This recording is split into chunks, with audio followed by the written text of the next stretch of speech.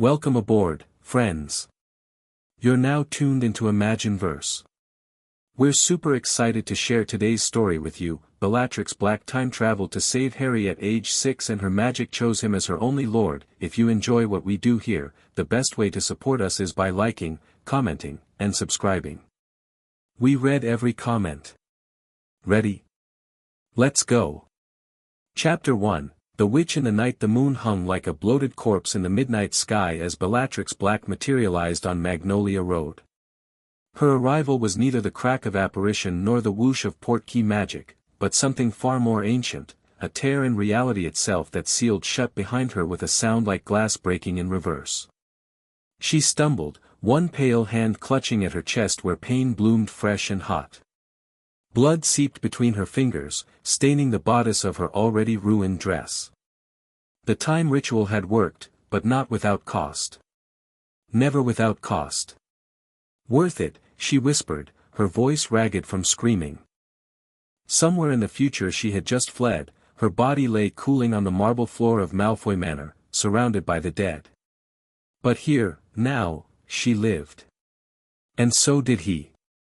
Bellatrix straightened, dark eyes scanning the pristine suburban street. Little whinging. 1986, the night air carried the mundane scents of cut grass and petrol. How ordinary this place looked, how unbearably muggle, to have housed the child who would one day be their salvation. And their destroyer. Memory flashed behind her eyes, a man with messy black hair and haunted green eyes, taller and harder than he had any right to be at 17. Blood streaming down his face as he looked at her without recognition in the room of requirement. It wasn't supposed to be like this, he told her, moments before her sister's killing curse struck him from behind. Bellatrix shook away the vision. That future was dead. She had killed it. The blood magic compass in her palm tugged insistently, pointing her toward Privet Drive. She glamored her appearance with a wave of her curved walnut wand, changing her wild black curls to a mousy brown, softening the harsh angles of her face. The wounds would have to remain, she hadn't the strength to heal them yet. Her boots made no sound as she walked, a ghost slipping between the pools of streetlight. There was no need for stealth, not really. No one hunted Bellatrix Black here, not yet. In this time, she was still locked away in Azkaban, half-mad and wholly faithful to a master who had never deserved her loyalty. The thought made her lips curl into a bitter smile. 14 years of imprisonment, followed by 2 years of servitude to a monster who had become something less than human. And for what? For him to fall, in the end, and take them all with him. Privet Drive appeared around the corner, a row of identical houses standing like soldiers at attention. So neat. So soulless. The compass burned hot, then disintegrated into ash as she approached number 4. Wards shimmered around the property, blood wards, old magic tied to sacrifice and family obligation. Dumbledore's work. Effective against those who meant deliberate harm to the boy, but useless against the systematic cruelty of neglect. Bellatrix closed her eyes, reaching out with senses honed by decades of dark magic. The wards recognized her intent, protection, not harm, and parted like curtains. Clever old man, she murmured. But not clever enough. The lock on the front door yielded to a silent Alhambra. Bellatrix stepped into the darkened hallway, nostrils flaring at the overwhelming scent of furniture polish and roast beef. The house felt wrong, its magic stagnant and suppressed. Something small and wounded lived here, its power bound up in fear. A child's crayon drawing hung framed on the wall, crude stick figures of 3 blonde people holding hands. No black-haired boy in sight. Photographs lined the hallway, each featuring a progressively larger blonde child, pink-faced and smiling. Again, no sign of the boy she sought. Bellatrix climbed the stairs, testing each step for creaks. The master bedroom door stood ajar, revealing the massive forms of Vernon and Petunia Dursley, snoring in discordant harmony. Farther down, a room overflowed with toys, broken model airplanes, a television with a cracked screen, games with missing pieces. The fat Dursley child slept there, sprawled across his bed like a landed whale. But there was no sign of Harry Potter. A cold certainty settled in her stomach as her eyes fell on the cupboard under the stairs. Surely not. Even these muggles couldn't be so cruel, so stupid. She descended silently, blood dripping forgotten from her fingertips. The tiny door was secured with an external latch. When she eased it open, the hinges protested with a gentle squeal. Inside, on a thin mattress stained with what might have been urine or tears, lay a boy so small he might have been 4 rather than 6. Black hair fell across his forehead in a familiar tangle, partially concealing the lightning bolt scar. His cheekbones stood out too sharply in his thin face. One arm was curled protectively around his middle, the other tucked beneath his head as a makeshift pillow. Harry Potter slept the shallow sleep of the perpetually alert, his breathing too quick for true rest. Something twisted in Bellatrix's chest, something she'd thought long dead.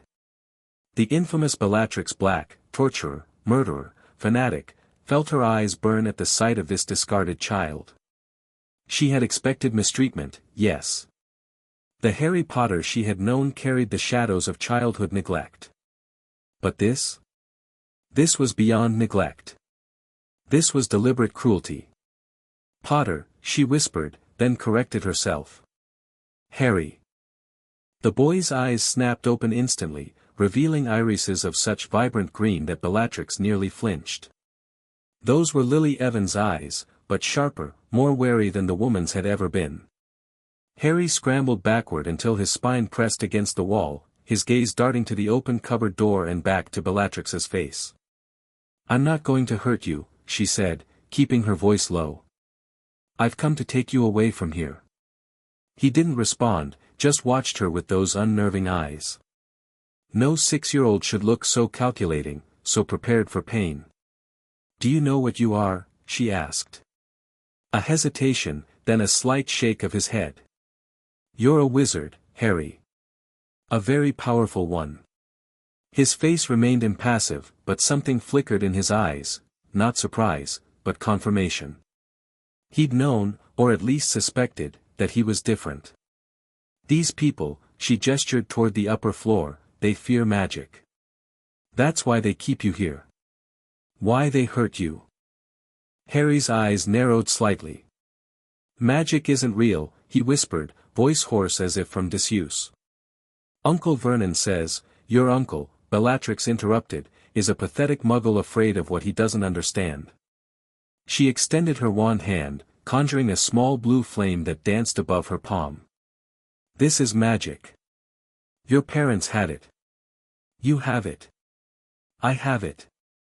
The boy's eyes widened, reflecting the dancing light. His fingers twitched as if he wanted to touch the flame. My parents died in a car crash, he said, but uncertainty crept into his voice. Is that what they told you? Rage flared hot in Bellatrix's chest. Your parents were murdered, Harry. By a dark wizard. They died protecting you. Too much, too soon. The boy's face shuddered, retreating behind the mask of indifference that had kept him safe among these people. Bellatrix silently cursed herself. This wasn't how she'd planned to begin. A heavy tread on the stairs overhead made them both freeze. Vernon Dursley, awakened perhaps by their voices or some sixth sense for disobedience. Boy. The word was a meaty snarl. Who are you talking to in there? Harry's eyes widened in genuine fear. Bellatrix made a swift decision. This confrontation was inevitable, better to control it than be caught unawares. Stay behind me, she instructed the child, rising to her full height and stepping out of the cupboard just as Vernon reached the bottom stair. The large man halted, piggy eyes blinking in confusion at the sight of a stranger in his home. He wore striped pajamas stretched tight across his enormous belly, and his mustache twitched like an agitated caterpillar. Who the devil are you? He demanded. How did you get in my house? Bellatrix smiled, a cold baring of teeth that had made grown men weep. Magic, she said simply, enjoying the way the color drained from his face. You're one of them, he hissed, glancing frantically toward the cupboard where Harry now stood, small face peering around Bellatrix's skirts. "Get out. We don't want your kind here." "Funny," Bellatrix twirled her wand between her fingers. "I was about to say the same to you." "Vernon?" Petunia's reedy voice called from upstairs. "What's happening?" "Call the police, Petunia." Vernon bellowed, seemingly bolstered by his wife's voice. He took a threatening step forward. "Listen here, you freak. We took the boy in out of the goodness of our hearts. We didn't ask for him or his abnormality. Whatever you people think, silencio," Bellatrix said almost lazily. Vernon's mouth continued moving, but no sound emerged. His face purpled in a most satisfying way. "I know exactly what you did," Bellatrix said, her voice dropping to a dangerous purr. "You locked a magical child in a cupboard. You starved him. You made him believe he was worthless."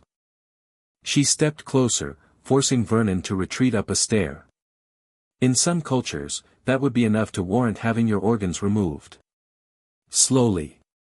She felt a small hand clutch at the fabric of her dress and glanced down to see Harry staring up at her with an unreadable expression. Not fear, something more complex.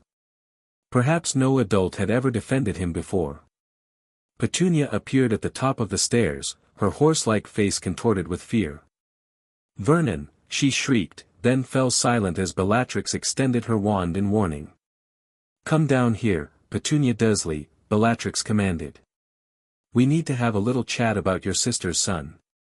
Petunia crept down the stairs, her bony hand clutching the banister as if it might save her. Her eyes darted from Bellatrix's face to Harry's and back, naked terror evident in every line of her body. "Please," she whispered. "Don't hurt Dudley. He's just a boy." "Interesting," Bellatrix's voice was ice. "You're concerned for your own son while you've treated your nephew like an unwanted pet." She gestured toward the cupboard.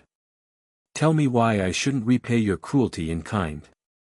Petunia's face crumpled. "We never wanted him. Dumbledore left him on our doorstep with nothing but a letter, no choice, no support. Just orders to keep him safe from those who would harm him. We didn't ask for this burden." Harry flinched at her words, a barely perceptible movement that sent fresh rage coursing through Bellatrix. Her free hand found the boy's thin shoulder and squeezed gently.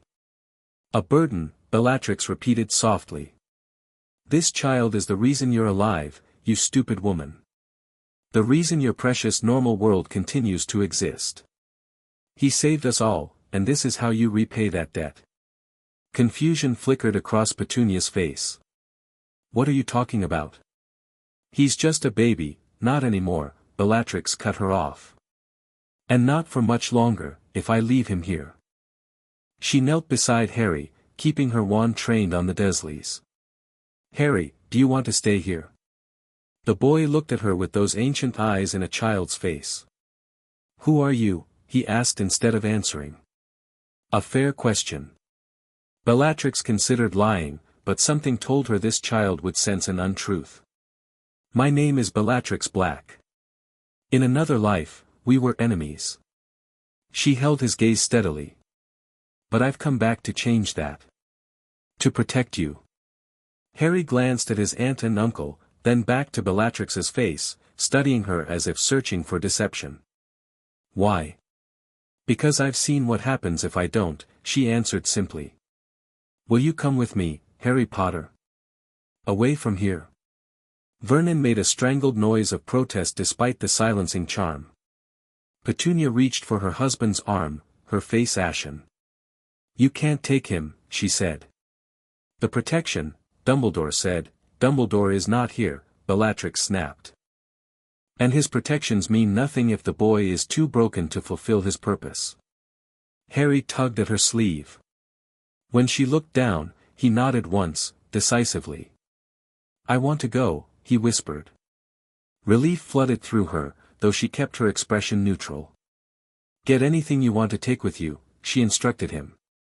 Harry disappeared into the cupboard, emerging moments later with pitiful belongings, a broken toy soldier, a tattered blanket that might once have been blue, and a paper bag containing what looked like a few stolen biscuits. Nothing else. No clothes, no books, no childhood treasures. Bellatrix straightened to her full height, fixing the Dursleys with a stare that promised retribution. If anyone comes looking for him, you will say he ran away. Nothing more. Petunia found her courage. And if we don't? If we tell them about you? Bellatrix smiled again, the expression never reaching her eyes. Then I'll come back. And you'll learn why the name Black was feared even among wizards. She raised her wand, and both Dursleys flinched. But instead of the curse they clearly expected, Bellatrix cast a modified memory charm, not erasing their memories, but muddling them, making the details of this encounter hazy and dreamlike. You won't remember my face, she told them. Just the warning. And the fear. She turned to Harry. Ready? The boy nodded, clutching his meager possessions to his chest. Bellatrix led him to the door, pausing on the threshold. A child this young couldn't apparate safely, and she hadn't the strength for side-along in her current condition. They would need to find alternate transportation. Can you walk a little way? She asked him. Harry nodded again. He hadn't spoken since agreeing to leave, as if afraid his voice might somehow reverse his good fortune. They stepped into the night, leaving the Dursleys frozen in their stairwell. The blood wards shimmered as they passed through, weakening but not breaking. They would hold just enough to keep the location hidden from those who searched, giving Bellatrix time to establish new protections elsewhere. Are you really a witch? Harry asked once they'd walked a block, his voice small in the darkness. Yes. One of the most powerful in Britain, once. And I'm really a wizard? Yes. With the potential to be even more powerful. He digested this in silence for several steps.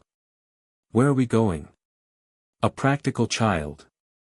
Good. That would serve him well in the years to come. For tonight, a safe place to rest. Tomorrow, we'll find somewhere more permanent. She looked down at him. I need to heal myself first. I'm injured from the magic that brought me here. Harry's eyes widened as he seemed to notice her blood-stained dress for the first time. Are you going to die? The genuine concern in his voice caught her off guard. No, little lord. It takes more than this to kill Bellatrix Black. The endearment slipped out unbidden, surprising them both. Bellatrix frowned, uncertain where it had come from. Harry looked equally puzzled but didn't comment. They reached the end of the residential area, where a small park bordered a commercial district. A bus stop stood empty beneath a flickering streetlight. Bellatrix guided Harry to the bench. Wait here, she instructed. I need to summon transportation. She stepped away, raising her wand. Accio night bus. Moments later, the distinctive purple triple-decker bus screeched into existence before them, materializing out of the night with a blast of displaced air. The doors opened to reveal a gangly young conductor in a purple uniform. Welcome to the night bus, he recited, emergency transport for the stranded witch or wizard. My name is Alfred Catamole, and I'll be your conductor this evening. He looked barely 20, with acne-scarred cheeks and a prominent Adam's apple that bobbed nervously as he took in Bellatrix's blood-stained appearance and the small boy clutching her hand. 11 sickles each, he said, visibly deciding not to ask questions. 13 if you want hot chocolate. Bellatrix reached into a hidden pocket, extracting a handful of gold galleons.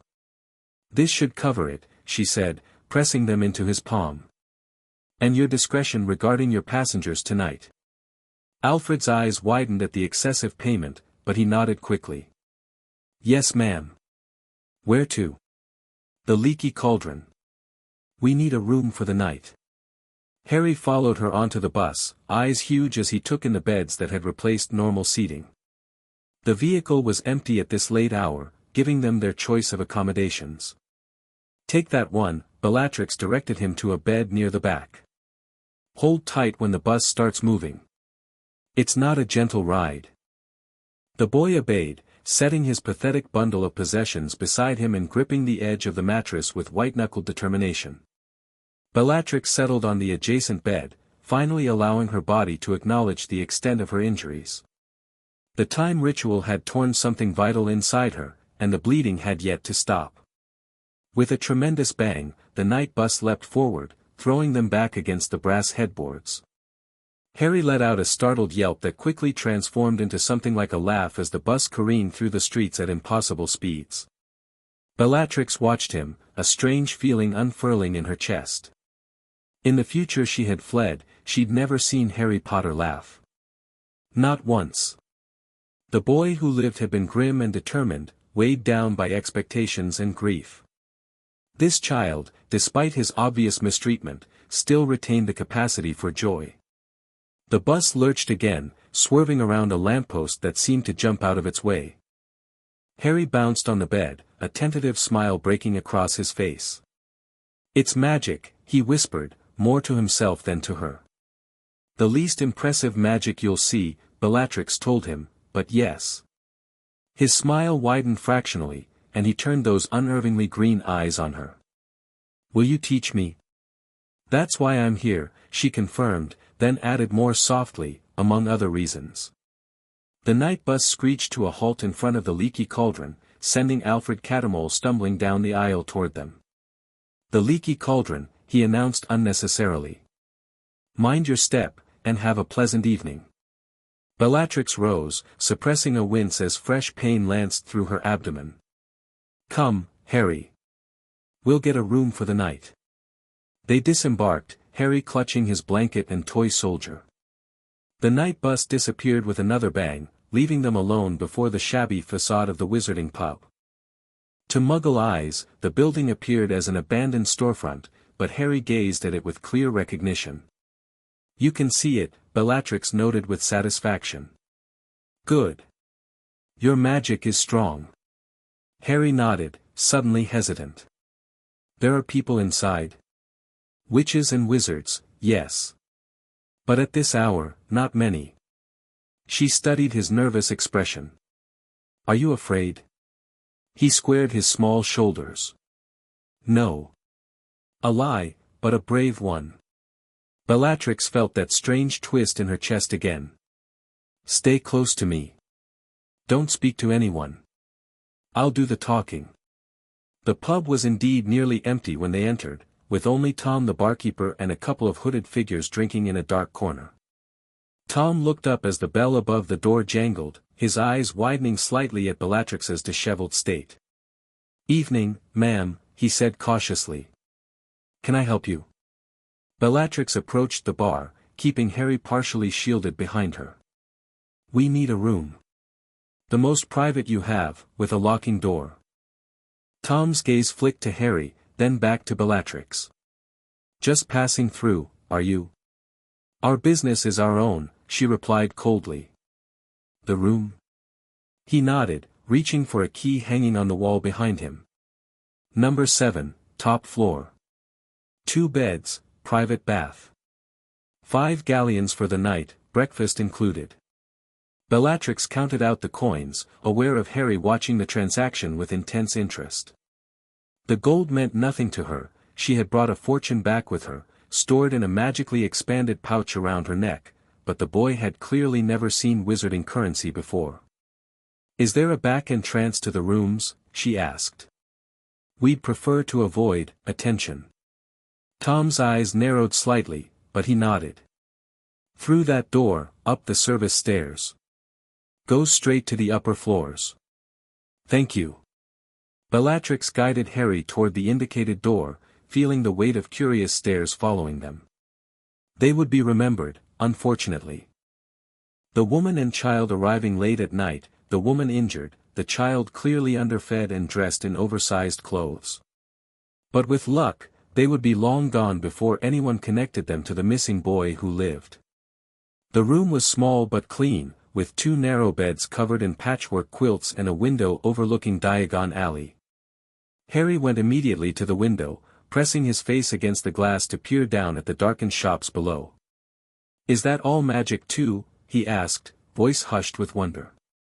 The entire street, Bellatrix confirmed, sinking onto the nearest bed with a barely suppressed groan. Shops for everything a witch or wizard might need. Wands, robes, books, potion ingredients. Harry turned from the window, his gaze falling on her blood-stained dress. "You're hurt badly," he observed, with the matter-of-factness of a child accustomed to pain. "Can magic fix it?" "Yes, but I need to rest first." Bellatrix drew her wand, casting a series of privacy and protection wards around the room. The spells drained her already depleted reserves, but security came first. "No one can hear us now, or enter without my permission." Harry nodded, accepting this as naturally as if he'd grown up surrounded by magic.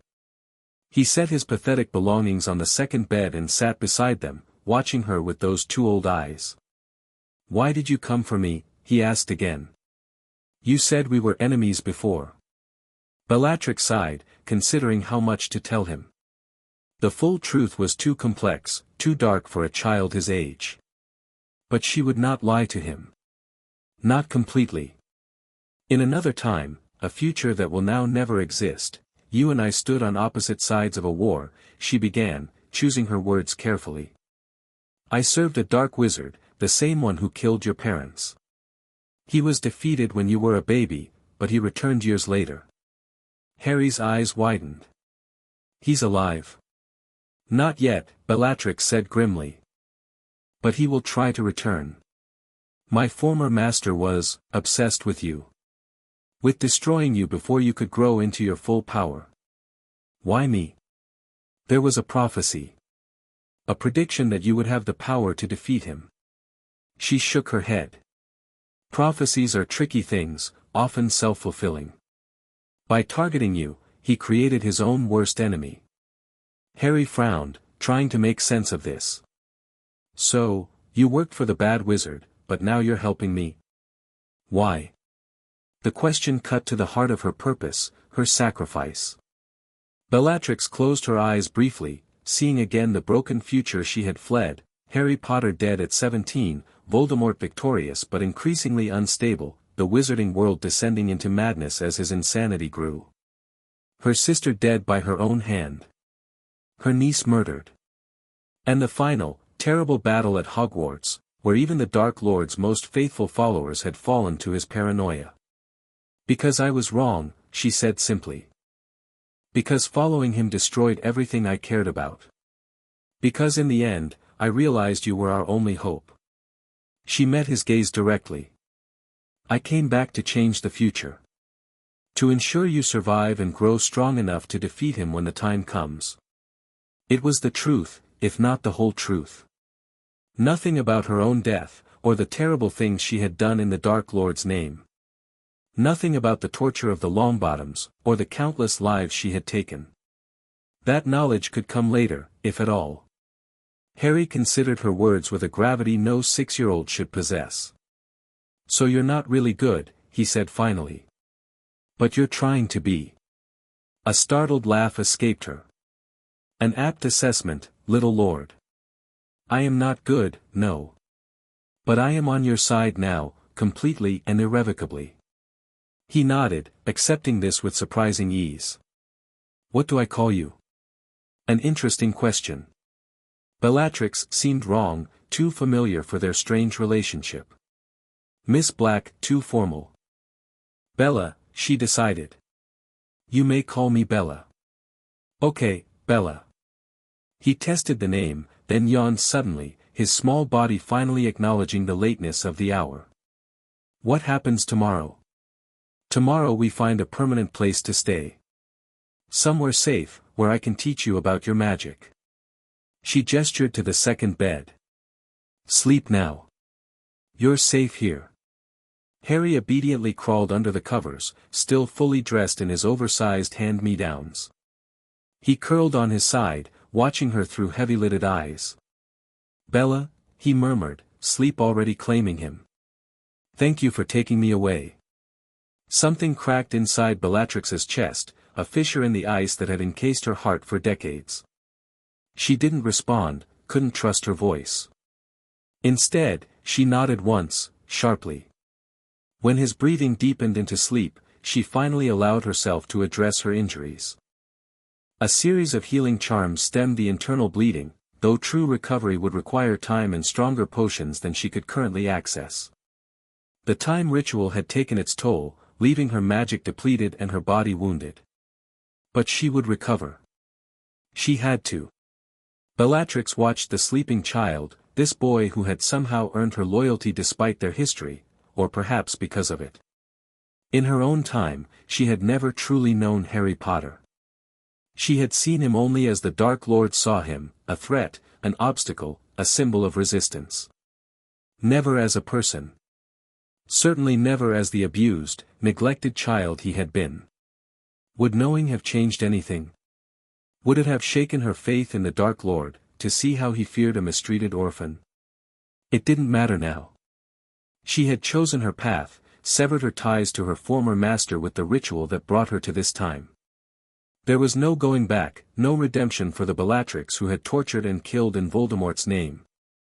But perhaps there could be purpose in what remained of her life. Purpose in protecting this boy, preparing him for the burden he would one day bear. "Sleep well, little lord," she whispered to the quiet room. "Tomorrow, we begin." Harry woke disoriented, sunlight streaming through unfamiliar curtains. For a moment, blind panic seized him. Had Uncle Vernon locked him somewhere new as punishment? Then memory flooded back, the strange woman in the night, the magical bus, the hidden pub. He sat up quickly, searching the room for his rescuer. Bella sat in a chair by the window, her dark eyes watching him with an intensity that should have been frightening but somehow wasn't. "You slept deeply," she observed. Her appearance had changed overnight, the bloodstains were gone from her dress, replaced by simple black robes. Her hair was tied back from her face, revealing sharp cheekbones and a strong jaw. In the daylight, she looked younger than he had first thought, perhaps 30, though something in her eyes spoke of far greater age. "What time is it?" Harry asked, suddenly aware of his rumpled clothes and messy hair. "Just past 9. I've ordered breakfast." She gestured to a covered tray on the small table between them. "Eat. We have much to do today." Harry slipped from the bed, approaching the table cautiously. When Bella removed the cover, revealing eggs, sausages, toast, and a tall glass of orange juice, his stomach growled audibly. Despite his hunger, he hesitated, glancing at Bella for permission. A shadow crossed her face. "It's yours, Harry. All of it. You never need to ask permission to eat." He nodded, still uncertain, and sat in the second chair. The first bite of toast nearly brought tears to his eyes. When had he last eaten a proper meal?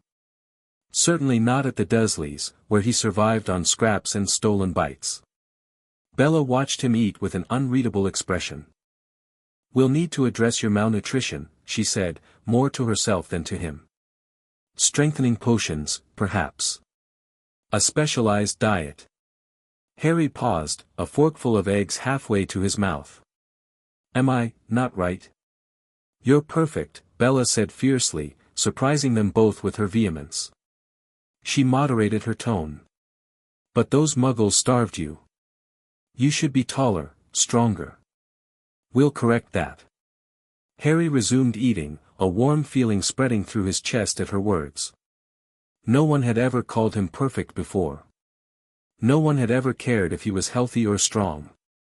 After breakfast, Bella continued, "We need to alter your appearance temporarily.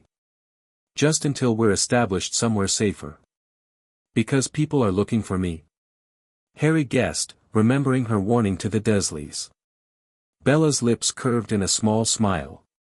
"Clever boy." "Yes. You're rather famous in our world, though you don't remember why." "Because I didn't die when my parents did." "Precisely. The wizarding world calls you the boy who lived. The only person ever to survive the killing curse." Harry frowned, setting down his fork. "I don't remember any of it. You were only a baby.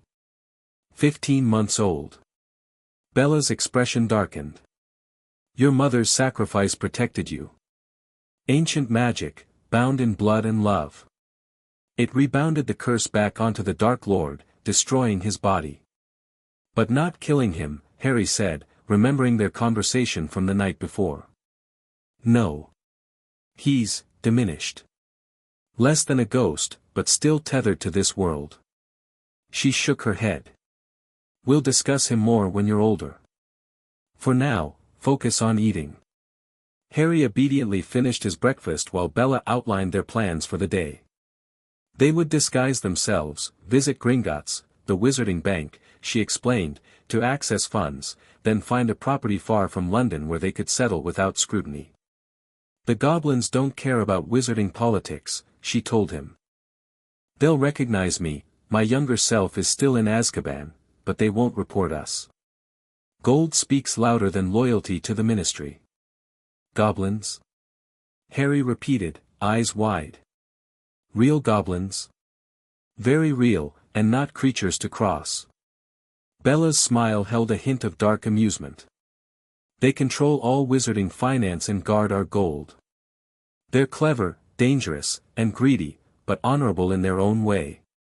When Harry had eaten his fill, less than half what a normal child his age might consume, Bella noted with concern. She drew her wand and approached him.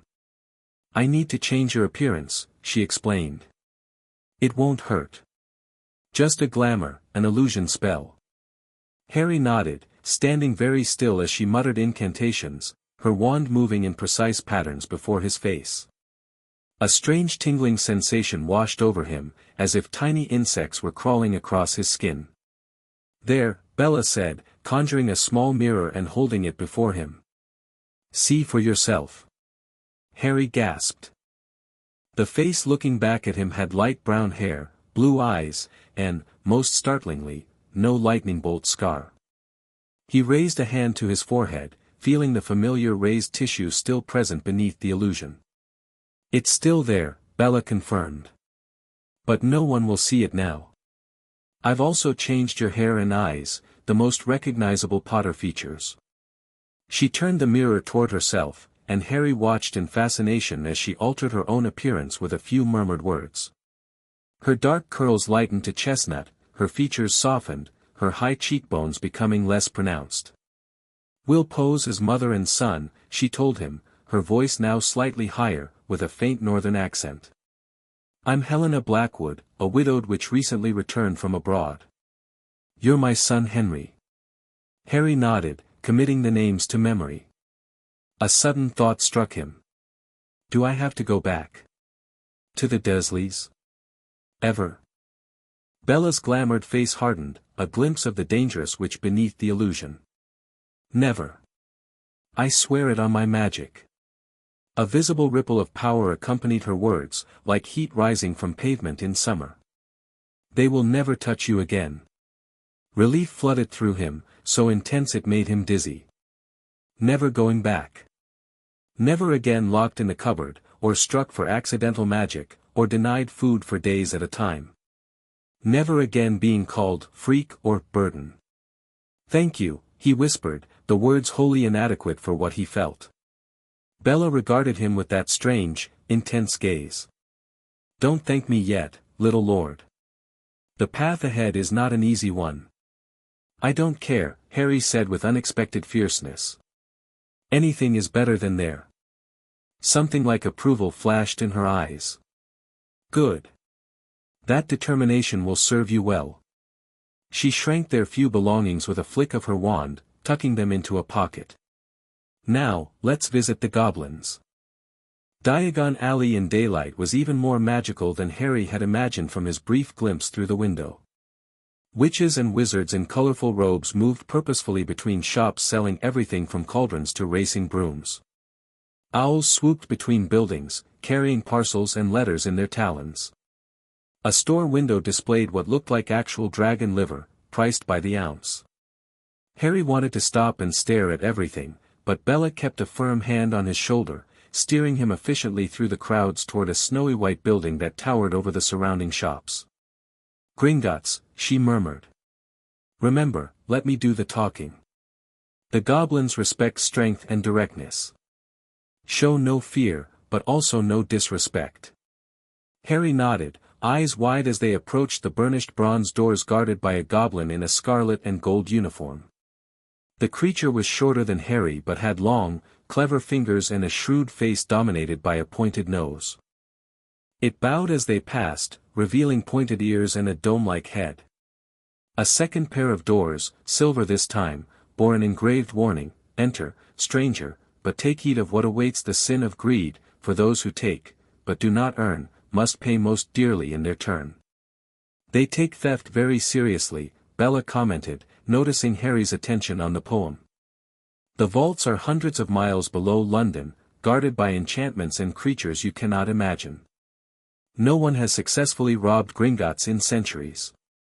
The interior of the bank was a vast marble hall, with long counters stretching along both sides.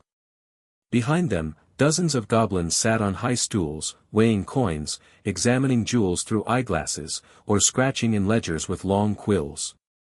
Countless doors led off from the hall, with yet more goblins showing customers in and out. Bella approached a free goblin, her posture straight and confident despite her glamoured appearance. "I wish to access my vault," she stated without preamble. The goblin peered down at her, then at Harry. "Key?" "I have no key. I require authentication by blood." The goblin's eyes narrowed fractionally. "Name?" "Bellatrix Black." A ripple seemed to pass through the nearest goblins, though none paused in their work. The goblin before them showed no surprise, merely reached beneath the counter and produced a small golden bowl and a ceremonial dagger. "3 drops will suffice," he said. Bella took the dagger without hesitation, pricking her finger and allowing exactly 3 drops of blood to fall into the bowl. The blood hissed on contact with the metal, turning silver before evaporating completely. The goblin nodded once. Identity confirmed. Blackwood is an interesting choice of alias. Bella's mouth quirked. "I thought it appropriate." "Indeed." The goblin rang a small bell, summoning another of his kind. "Gornik will take you to your vault. Will you require anything else today?" "Privacy," Bella said simply, placing a heavy gold coin on the counter between them. The goblin pocketed it smoothly. "Of course, Madam Blackwood. Gringotts prides itself on discretion." Gornik led them through one of the many doors into a narrow stone passageway lit with flaming torches. A small cart awaited them on rails that disappeared into darkness. "In," Gornik instructed curtly. Harry climbed into the cart eagerly, while Bella followed with more dignity. The moment they were seated, the cart took off, plunging into the depths beneath London at breakneck speed. Harry couldn't suppress a whoop of delight as they hurtled around corners, through a stalactite-filled cavern, and past an underground lake where something enormous broke the surface momentarily. "Was that a dragon?" he gasped. "Ukrainian iron belly," Gornik confirmed. "Guards the high-security vaults." The cart finally screeched to a halt before a small door set into the passage wall. "Vault 711, according to the silver plaque." Gornik approached it, pressing one long finger against the center. The door melted away, revealing a cavern filled with gold coins, silver, jewels, and artifacts. "The Black family vault," Bella explained, stepping inside. "One of many. This contains my personal inheritance, separate from the main family fortune." Harry remained in the doorway, overwhelmed by the sheer quantity of wealth before him. Bella moved efficiently through the piles, selecting specific items, several heavy bags of coins, a small wooden box inlaid with silver, and a velvet pouch that clinked softly as she picked it up. "This should suffice for now," she said, returning to the door. "We'll return when it's time to select your wand, but that won't be for some years yet." The return journey was equally exhilarating, and Harry found himself laughing aloud as the cart took a particularly steep dive. Even Bella's severe expression softened slightly at his obvious enjoyment.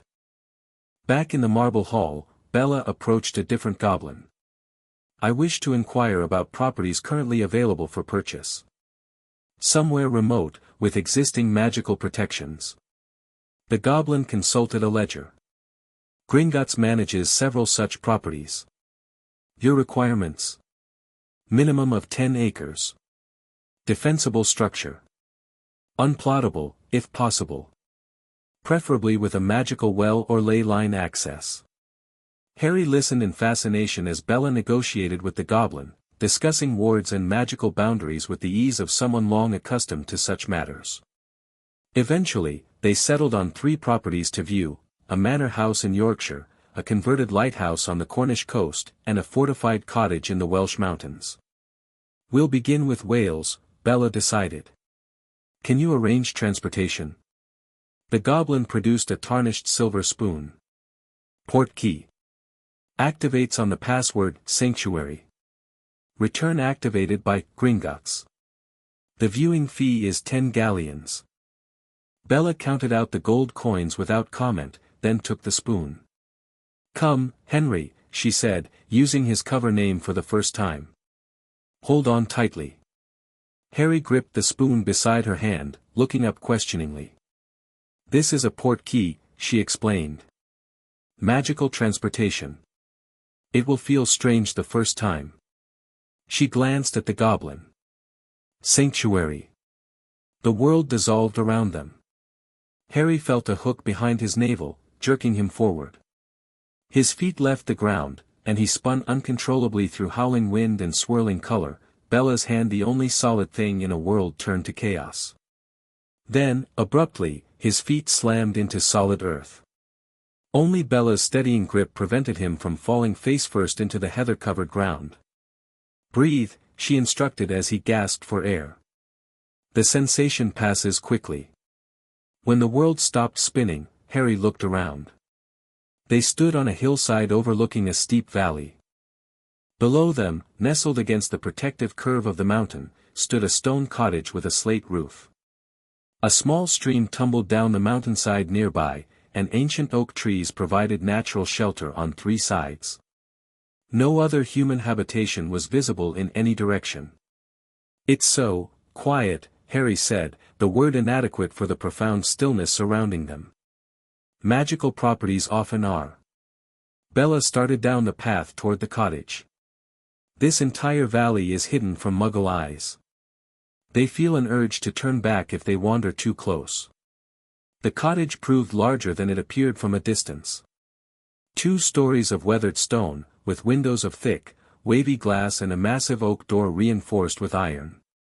Inside, the rooms were surprisingly spacious, a kitchen with a hearth large enough to stand in, a sitting room with built-in bookshelves, 3 bedrooms upstairs, and a cellar that extended beneath the entire structure. The previous owner was a dueling champion, Bella noted, examining wards carved into the doorframes. These protections are impressive. Ancient family magic, layered over centuries. She led Harry outside again, pacing the perimeter of the property. There, she pointed to a circle of standing stones half hidden in the trees. A focus point for the ley line that runs beneath the valley. Excellent for ritual magic and ward reinforcement. Harry trailed behind her, watching as she assessed the property with a critical eye. Despite her glamoured appearance, he was beginning to recognize her expressions, the slight narrowing of eyes that indicated approval, the barely perceptible nod when something met her exacting standards. What do you think? She asked finally, surprising him with the question. Harry considered seriously. The cottage felt solid, safe in a way he had never experienced. The valley was beautiful but isolated, no neighbors to stare or ask questions, no Dudley and his gang to chase him. I like it, he said simply. It feels right. Something softened in Bella's expression. Yes. It does. She removed the silver spoon from her pocket. Gringotts. The hook behind the navel, the whirling chaos, and then they stood once more in the marble hall of the bank. The same goblin awaited them, eyebrows raised in question. We'll take the Welsh property, Bella stated. Full payment, immediate transfer of ownership. The goblin's eyes widened fractionally, the only indication of surprise at the substantial purchase being completed without haggling or inspection reports. Very well. The paperwork will take approximately 1 hour. Would you prefer to wait? Yes. And I require a legally binding name change document for myself and my ward, to be filed with both Gringotts and the Ministry. The goblin produced a quill and parchment. Names: Helena Blackwood, formerly Bellatrix Black. Henry Blackwood, formerly Harry Potter. The quill scratched across the parchment of its own accord. When it finished, the goblin inspected the document, then passed it to Bella. Sign at the bottom. The boy must sign as well, being over 5 years of age. Harry accepted the quill nervously, looking to Bella for guidance. Your legal name will remain Harry Potter in the wizarding records, she explained quietly. But this creates an alternate identity that is equally valid, a protection against those who might search for you. Harry nodded and carefully signed his new name, Henry Blackwood. The ink shimmered gold briefly before settling into the parchment. Magic recognizes the intent, Bella murmured. Good. While they waited for the property transaction to complete, Bella arranged for several other services: household goods to be delivered to the cottage, specialized potions ingredients, books, and a set of basic magical tools suitable for a young wizard's education. The boy will need clothes, the goblin observed, eyeing Harry's oversized hand-me-downs. We'll handle that separately, Bella replied dismissively, though she shot Harry a considering look. Though perhaps a catalogue order would be more efficient than visiting Madame Malkin's. By early afternoon, they had completed their business at Gringotts. Harry was now legally Henry Blackwood to anyone who didn't specifically search for Harry Potter, and the Welsh cottage, Raven's Crest, according to its ancient deed, belonged to Helena Blackwood. Their next stop was a less conspicuous shop on a side alley branching off from Diagon Alley. Twilfit and Tattings, Bella explained. More exclusive than Madame Malkin's, and far more discreet. The interior was hushed and elegant, with rolls of fine fabric displayed on polished shelves and enchanted needles stitching garments with no apparent human direction. A tall witch with silver-streaked hair approached them immediately. Madame Blackwood, she greeted Bella, evidently forewarned by the goblins. How may we assist you today?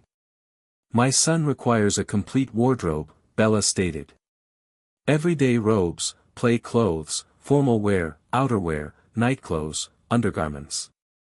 Everything. The witch's gaze swept over Harry, professionally assessing his size and build. Of course. And for yourself? 3 sets of everyday robes, 2 formal, 1 battle-ready. Harry blinked at the last item, but the shopkeeper merely nodded as if the request were perfectly ordinary. The next hour passed in a blur of measurements, fabric samples, and magical alterations. Harry stood patiently through most of it, occasionally answering questions about color preferences or comfort. By the time they finished, he had more clothing than he had ever imagined owning, all precisely fitted to his small frame. The everyday items will be delivered to your residence this evening, the shopkeeper assured them. The formal wear will follow within the week. Bella paid without quibbling over the substantial price, then led Harry back into the alley. One more stop, she told him, then we can go home. Home. The word sent a wave of emotion through Harry that he couldn't quite identify, a mixture of disbelief, hope, and wariness. He had never had a real home before. Their final destination was a small, dusty shop with no name displayed, tucked between a second-hand bookstore and an apothecary. The bell jangled discordantly as they entered, and an ancient wizard materialized from between towering shelves of miscellaneous magical objects. Madam, he wheezed, rheumy eyes studying Bella's glamoured face. How may I assist? Focus objects, Bella replied. For early magical training. And a pensieve, if you have one. The old wizard's eyebrows rose. A pensieve? Those are rare and costly. Price is no object. While the shopkeeper shuffled into a back room, Harry examined the strange items crowding the shelves, silver instruments that emitted puffs of colored smoke, crystals that hummed when touched, what appeared to be a mummified hand clutching a candle. Don't touch anything, Bella warned, noticing his fascination. Some of these objects are cursed. Harry hastily withdrew his hand from a particularly interesting box carved with runes. What's a pensieve? A magical basin that allows you to view memories, your own or others. An essential tool for what I need to teach you. The shopkeeper returned, carefully levitating a stone basin before him. It was carved with runes similar to those on the box Harry had almost touched, filled with a silvery substance that was neither liquid nor gas. 14th century, the old wizard wheezed. Goblin-wrought stone, extraordinarily pure. Belonged to a Hogwarts headmistress, or so the provenance claims. Bella examined it closely, running one finger along the runes. Acceptable. And the focus objects? The shopkeeper produced a velvet-lined case containing what looked like toys, a miniature broom, a crystal wand that sparked when touched, a set of balls that hovered inches above their case. For children showing early magical ability, he explained. Helps channel accidental magic into controlled forms. We'll take them all, Bella decided. Delivered to this address. She handed him a slip of parchment. The sun was beginning to set by the time they completed their shopping. Harry was exhausted, overwhelmed by more new experiences than he could process. Bella noticed his dragging steps and produced the portkey spoon once more. Ready to go home? She asked. Harry nodded, gripping the spoon tightly. Sanctuary, Bella said clearly, and the world dissolved around them. This time, Harry was marginally more prepared for the sensation of being yanked through space. They landed in the front garden of the cottage, their cottage, he reminded himself with a sense of wonder. Bella removed her glamour with a wave of her wand, then did the same for Harry. It felt strange to be himself again, though they had worn the disguises for less than a day. The glamours are tiring to maintain, she explained, moving toward the heavy oak door. Here, we needn't bother. The door recognized its new mistress, swinging open at her touch. Inside, the cottage was exactly as they had left it, stone floors, heavy wooden furniture, the lingering scent of herbs and wood smoke. But now, it was theirs. Bella moved through the rooms, lighting lamps with casual flicks of her wand.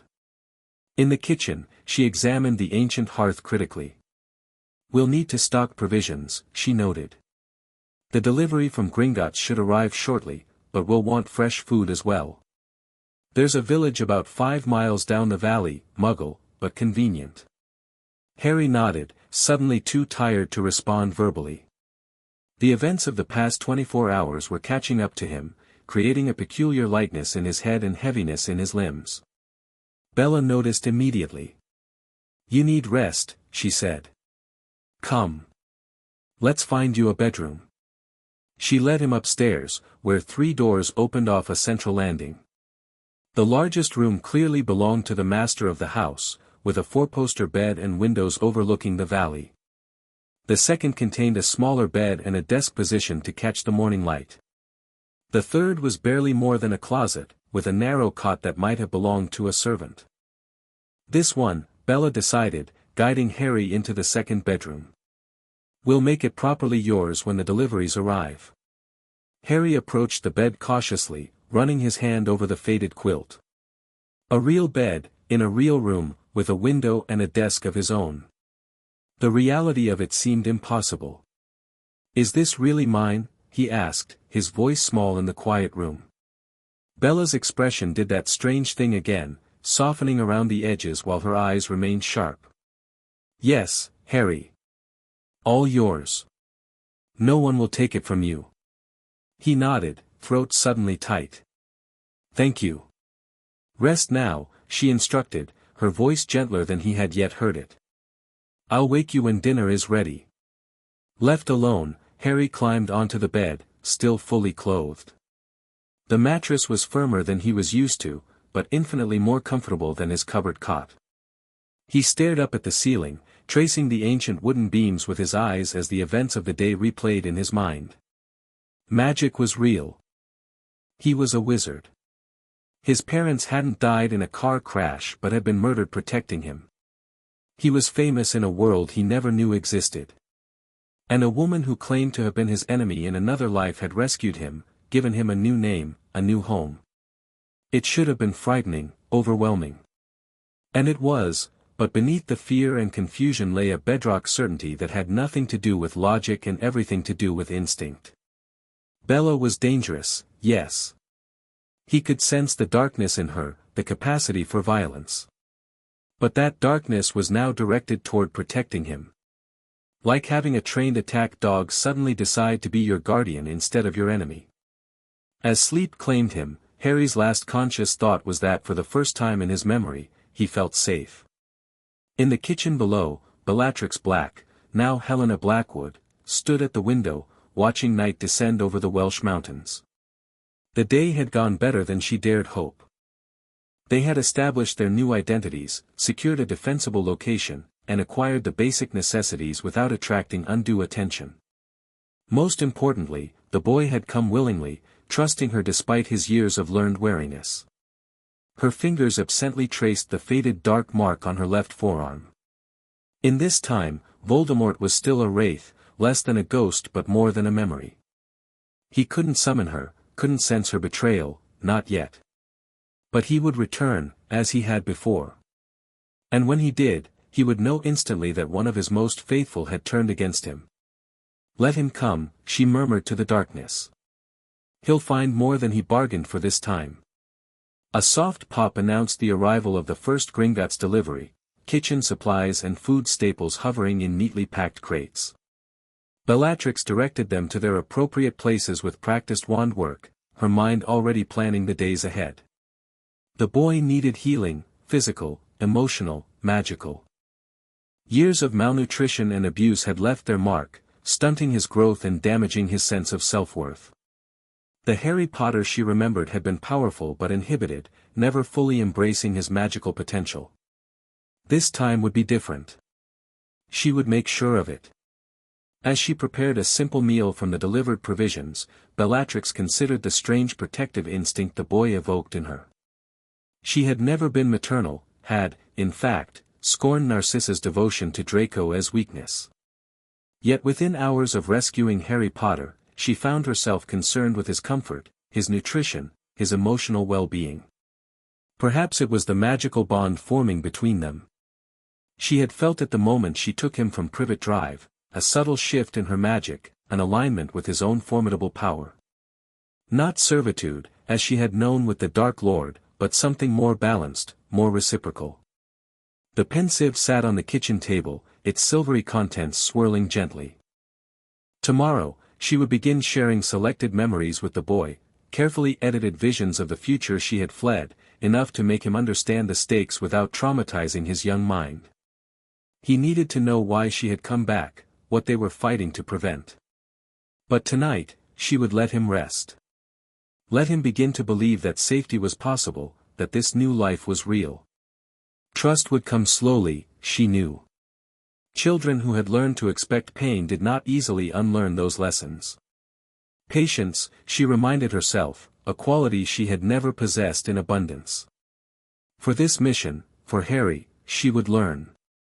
When the meal was ready, she ascended the stairs quietly, pausing in the doorway of his bedroom. Harry slept curled on his side, still fully clothed, his small face relaxed in a way it hadn't been while awake. In sleep, the resemblance to James Potter was even more pronounced, but those eyes, when open, were all Lily. For a moment, Bellatrix remembered them both as they had been in the First War, defiant, powerful, unbowed even in death. They had faced the Dark Lord without flinching, without begging. She had respected that, even while serving their murderer. "I'll protect him," she promised their memory. Better than Dumbledore did. Better than anyone has before. She approached the bed, gently shaking his shoulder. "Harry. Dinner is ready." He woke instantly, eyes flying open in momentary panic before recognition dawned. "Bella," he murmured, the truncated version of her name still strange to her ears.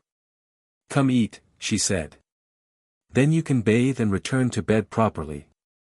He followed her downstairs, rubbing sleep from his eyes. In the kitchen, his eyes widened at the sight of the fully stocked pantry and the meal waiting on the table, simple fare by wizarding standards, but undoubtedly more than he was accustomed to receiving. The deliveries arrived while you slept, Bellatrix explained, gesturing for him to sit. More will come tomorrow. Harry ate with the careful restraint of a child accustomed to having food taken away, stopping frequently to gauge Bellatrix's reaction. She deliberately focused on her own meal, allowing him to eat without scrutiny, though she noted how little it took for him to feel full. Tomorrow, she said as they finished, we'll begin your education. Harry looked up, surprise evident in his face. But it's summer. And I'm only 6. Magical education begins earlier than Muggle schooling, Bellatrix explained. Not with wands, you won't have one of your own until you're 11, but with theory, history, and controlled focus exercises. Will I learn to do what you do? Harry asked, eyes bright with interest. Make things float and change how I look. Eventually, yes. And much more. Bellatrix considered him thoughtfully. You've already performed accidental magic, haven't you? When you were frightened or angry? Harry nodded slowly. I made my hair grow back after Aunt Petunia cut it all off. And once I ended up on the school roof when Dudley and his friends were chasing me. His expression grew troubled. Uncle Vernon locked me in my cupboard for a week after that. Bellatrix's hands clenched involuntarily, her magic responding to her anger by causing the dishes to rattle. With effort, she controlled herself. Such incidents are normal for magical children, she told him, keeping her voice level. What your relatives did was wrong, not what you did. Under my guidance, you'll learn to control these abilities, to direct them consciously rather than accidentally. Harry nodded, a new determination entering his expression. I want to learn everything. And you will, in time. Bellatrix stood, gathering their dishes with a wave of her wand. For tonight, rest. Tomorrow begins your new life properly. After showing Harry how to operate the enchanted bath, which filled with perfectly heated water at a tap of the wand, Bellatrix left him to his evening ablutions and returned to the kitchen. The pensieve called to her, its silvery contents reflecting the lamplight. With careful precision, she extracted a memory from her mind, a silver strand pulled by her wand from her temple. Not the war, not yet. Not the horrors of what might come. Instead, she selected a memory of Hogwarts as she had known it, the great hall with its enchanted ceiling, the moving staircases, the wonder of the castle at night. A glimpse of what awaited him, a promise of the magical world that was his birthright. Tomorrow, she would show him this gentle introduction to his heritage. Later would come the darker memories, the warnings of what they fought to prevent. But first, wonder. First, belonging. Bellatrix settled the memory into the pensieve and closed her eyes, reaching out with her magical senses to test the ward surrounding their new home. Strong, ancient, layered with centuries of protection, but not impenetrable. Nothing ever was. She would need to add her own enchantments, specialized wards keyed to her unique magical signature and to Harry's. Time enough for that tomorrow. Tonight, they were safe enough. As she prepared for her own rest, Bellatrix reflected on the strange turn her existence had taken. From the Dark Lord's most faithful servant to the protector of the boy prophesied to destroy him. From torturer to guardian. From death to a second chance at life. Not redemption, never that. Some crimes could not be forgiven, some stains never cleansed. But perhaps purpose. Perhaps, in the end, meaning. Sleep well, little lord, she whispered to the quiet house. Tomorrow, we begin. Chapter 2, Shadows of the Past. Again, Bellatrix commanded, her voice calm but unyielding. Harry closed his eyes, concentrating on the small crystal sphere resting on the table before him. 6 months of daily practice had taught him that frustration was his enemy. The harder he tried to force his magic, the more it slipped away like water through cupped fingers. Breathe. Focus. Intent. The mantra Bella had taught him echoed in his mind as he extended his awareness toward the crystal. He imagined his magic as a golden thread, connecting his core to the object, wrapping around it gently. Lift, he whispered, not really needing the word anymore but finding comfort in speaking his intention aloud. The crystal trembled, then rose an inch off the polished oak table. Harry held it there, sweat beading on his brow from the effort. 10 seconds. 20. His concentration wavered, and the sphere wobbled precariously. Steady, Bella murmured from somewhere behind him. You control it. Not the other way around. Harry clenched his jaw, focusing harder. 30 seconds now. The crystal rose another inch, then began to glow with a soft blue light. Not part of the exercise, but Harry's magic sometimes manifested visually when he was deeply focused. Excellent, Bella said as the 1-minute mark passed. Now, set it down gently. Harry visualized the golden thread slowly retracting, lowering the crystal to the table without a sound. When it touched the wood, he exhaled heavily, shoulders slumping as tension drained from his body. Better, Bellatrix observed, moving to stand beside him. Your control is improving. Though the light emission is still unintentional. I like it though, Harry said, looking up at his mentor with a tentative smile. Makes it prettier. Something flickered across Bella's face, amusement, perhaps, though she rarely displayed humor openly. Magic isn't about pretty, little lord. It's about power and control. Can't it be both? Harry asked, reaching for the glass of water she'd set out for him. 6 months under Bella's care had changed him in many ways, but hadn't diminished his tendency to question. Bellatrix considered this as she gathered the practice objects, crystal sphere, feather, small wooden cube, and returned them to their velvet-lined case. Perhaps, she conceded finally. Though in my experience, beauty in magic often masks danger. Outside, January snow blanketed the Welsh Valley in pristine white, transforming their isolated cottage into something from a fairy tale. The morning light streamed through frost-patterned windows, casting prismatic rainbows across the stone floor of what had become their training room, once the cottage's parlor, now converted into a space for Harry's education. 6 months since their escape from Privet Drive.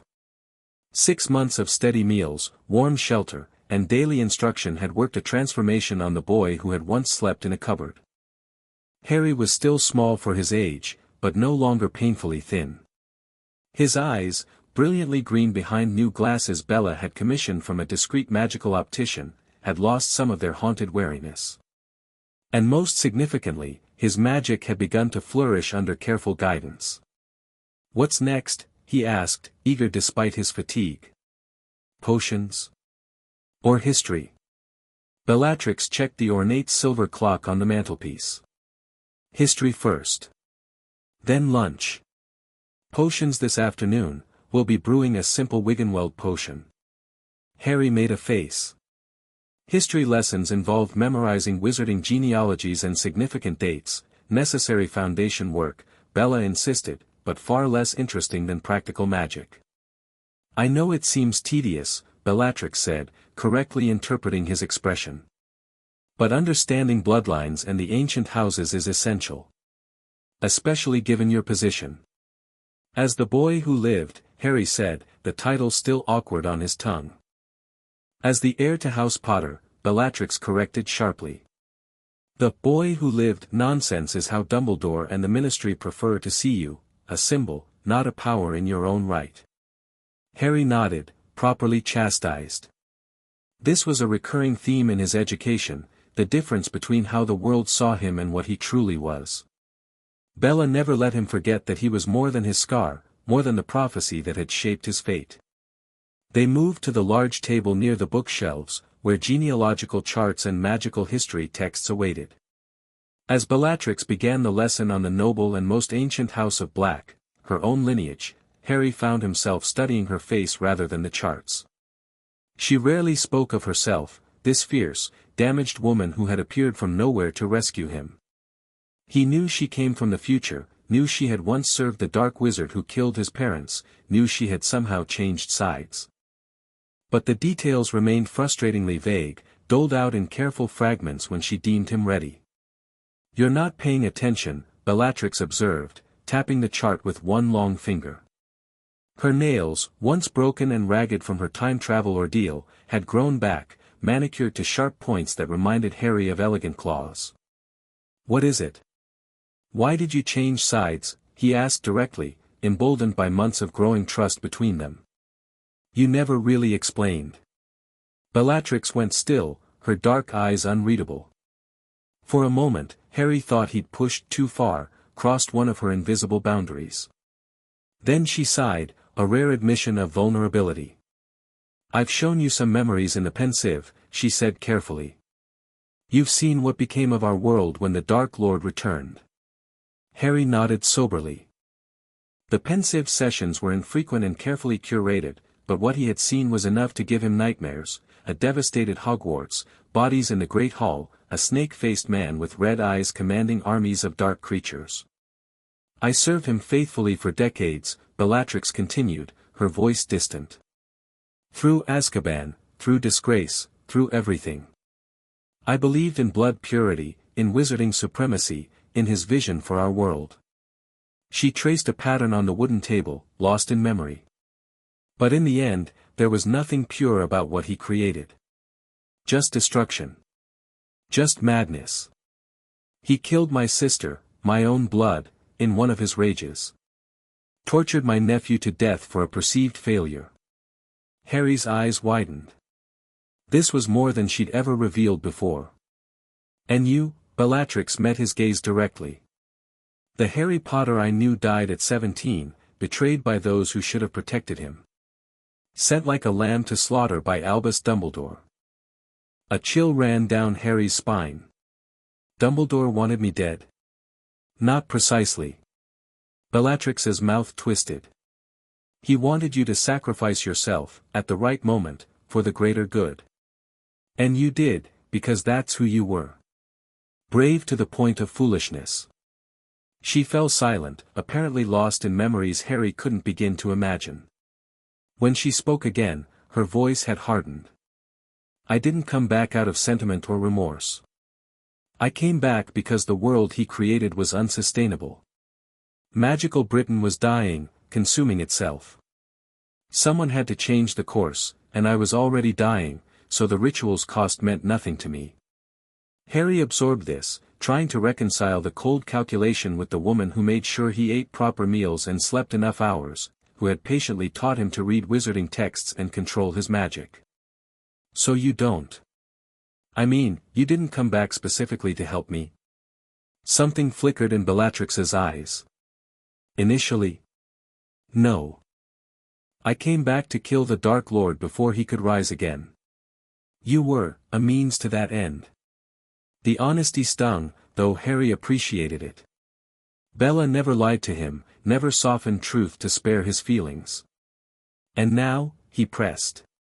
Bellatrix studied him, her expression softening almost imperceptibly. "Now, things are different. The moment I took you from those muggles, something changed." She rubbed her left forearm absently, where Harry knew the faded dark mark lay beneath her sleeve. "My magic recognized you. Bound itself to you in ways I'm still trying to understand. Is that why you call me Little Lord sometimes?"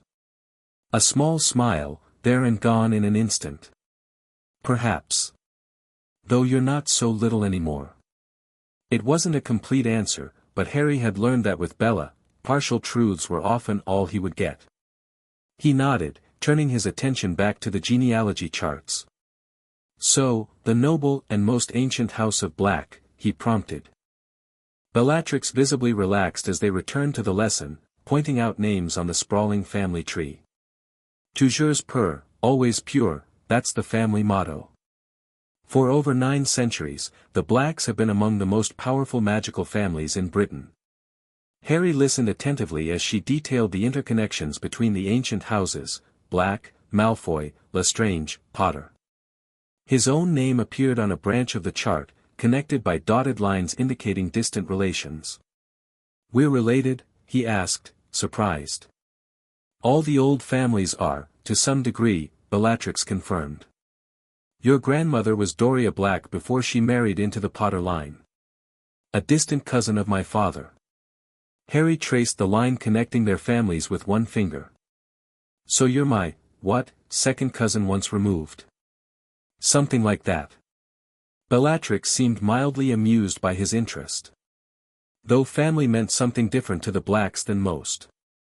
Loyalty to the bloodline above all else, unless you were disowned for betraying those values. She pointed to several names that had been burned off the chart. My cousin Sirius, for instance. Ran away at 16 to live with the Potters, rejected the family's values entirely. He lived with my father? Harry asked, intrigued by this new connection to his parents. Bellatrix's expression darkened. They were inseparable at Hogwarts. James Potter, Sirius Black, Remus Lupin, and Peter Pettigrew, called themselves the Marauders. Pranksters and troublemakers. What happened to them? To Sirius and the others? A hesitation. Sirius is in Azkaban, wizarding prison. Convicted of betraying your parents to the Dark Lord and murdering Pettigrew along with 12 muggles. Harry's eyes widened in horror. My father's best friend betrayed them. So everyone believes, Bellatrix said carefully. Though the truth is, more complicated. Before Harry could ask what she meant, a shrill alarm cut through the air. Bellatrix was on her feet instantly, wand drawn, her posture shifting from teacher to warrior in the space of a heartbeat. What is it? Harry asked, alarmed by her reaction. Perimeter ward, she said tersely. Someone's approaching the outer boundaries.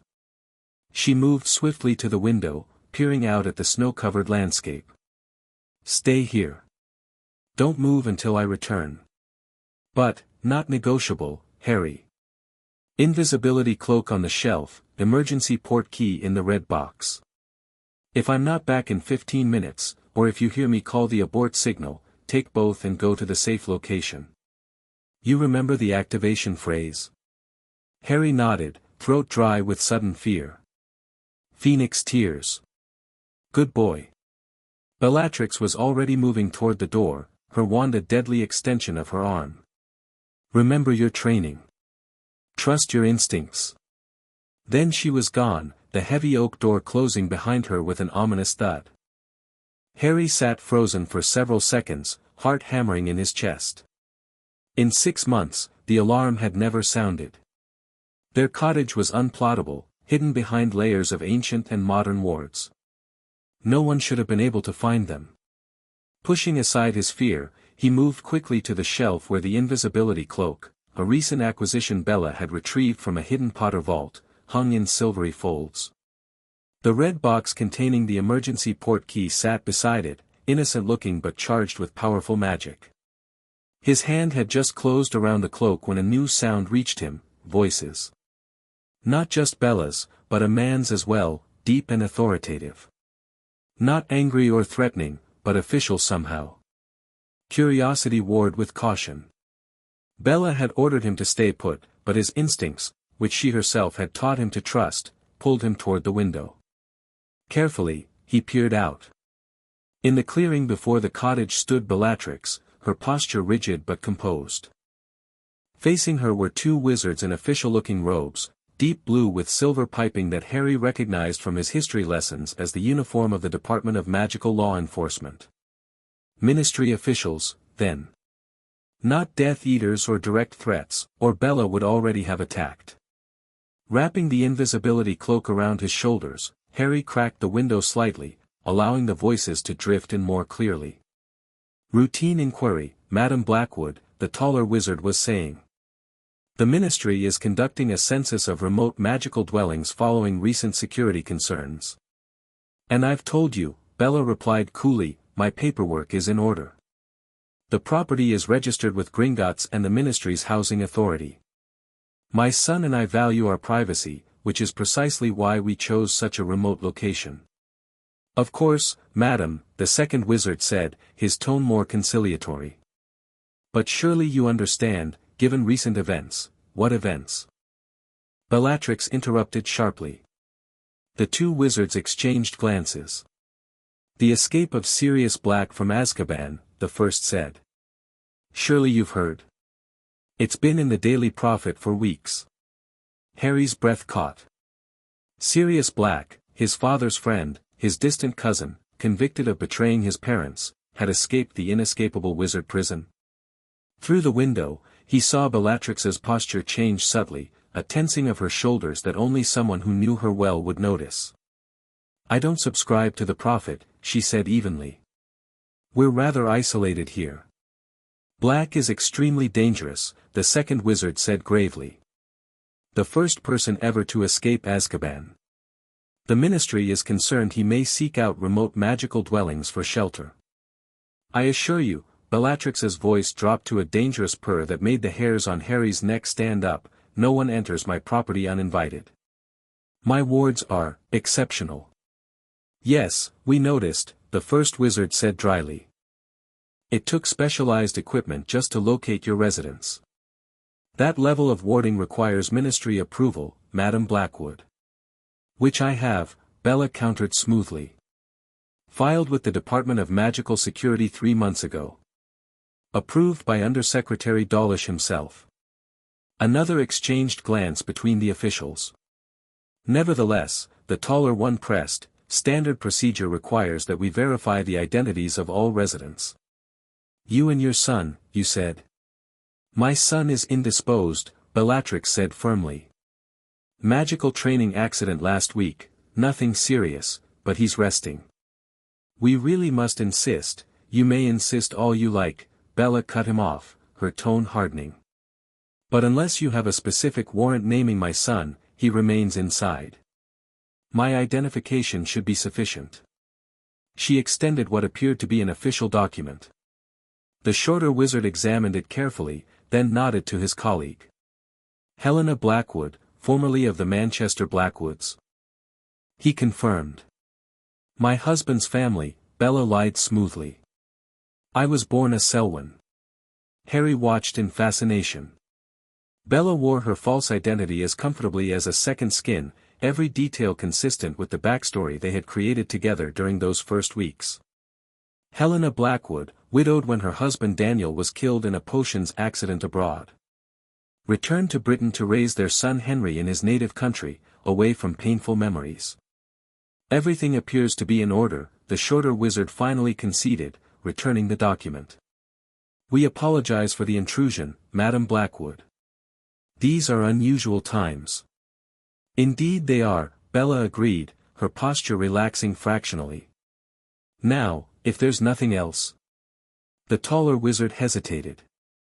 "There is one more matter. Albus Dumbledore has been making inquiries at the ministry about missing children, specifically, children who might have disappeared around the same time as Harry Potter." Harry's heart leapt into his throat. Even through the window, he could see Bella's expression freeze momentarily before smoothing into polite confusion.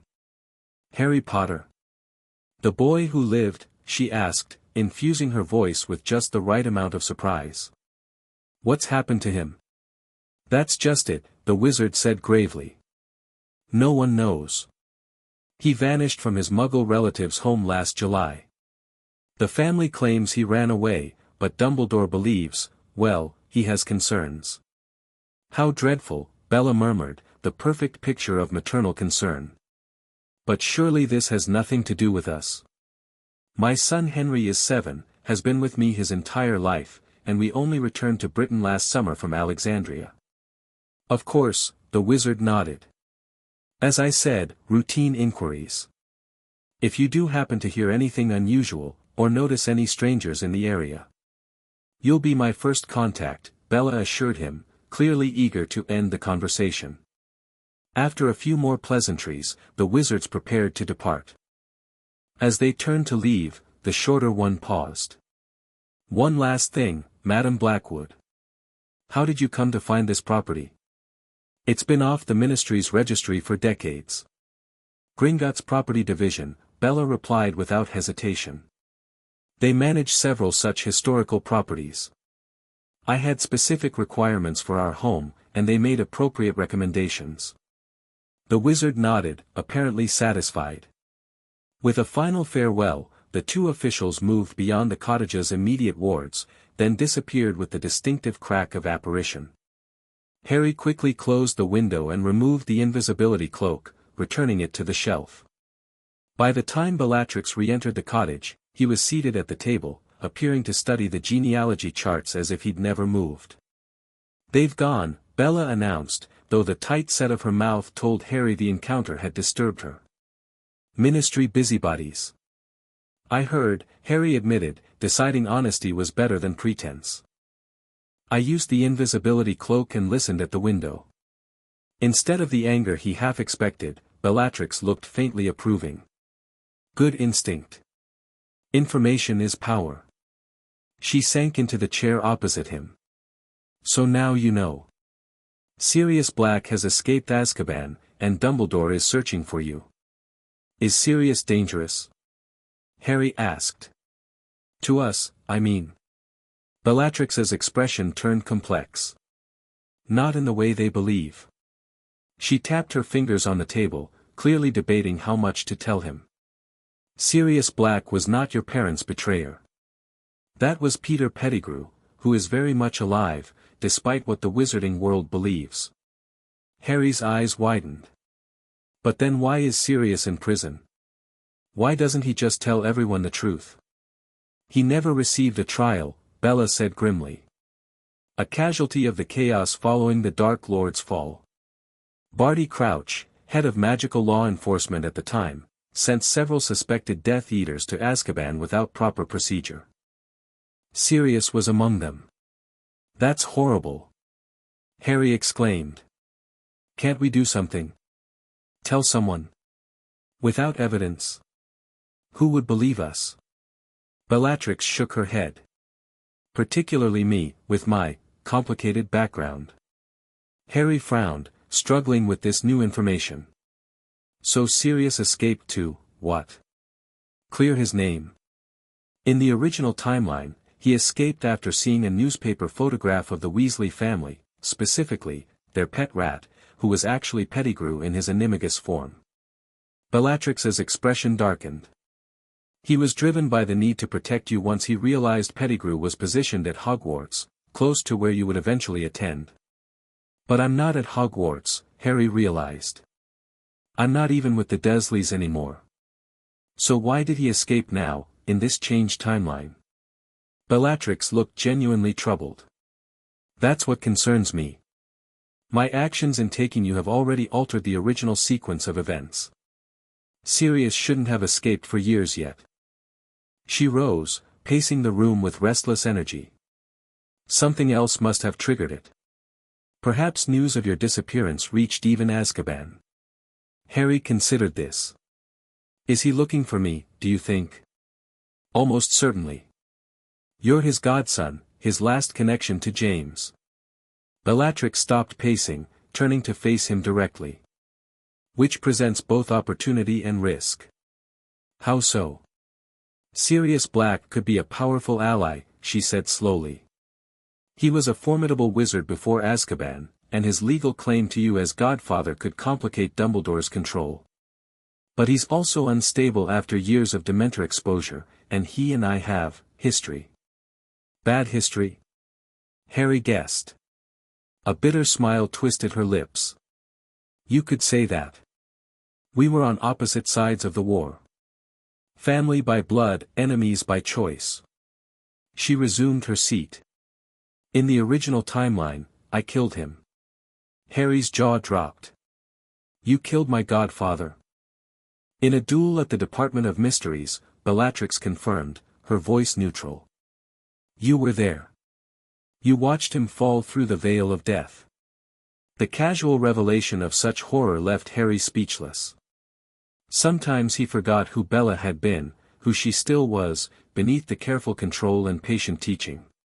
This was Bellatrix Black, who had tortured and killed in service to Voldemort. "You look frightened," Bella observed, no judgment in her voice. "Good.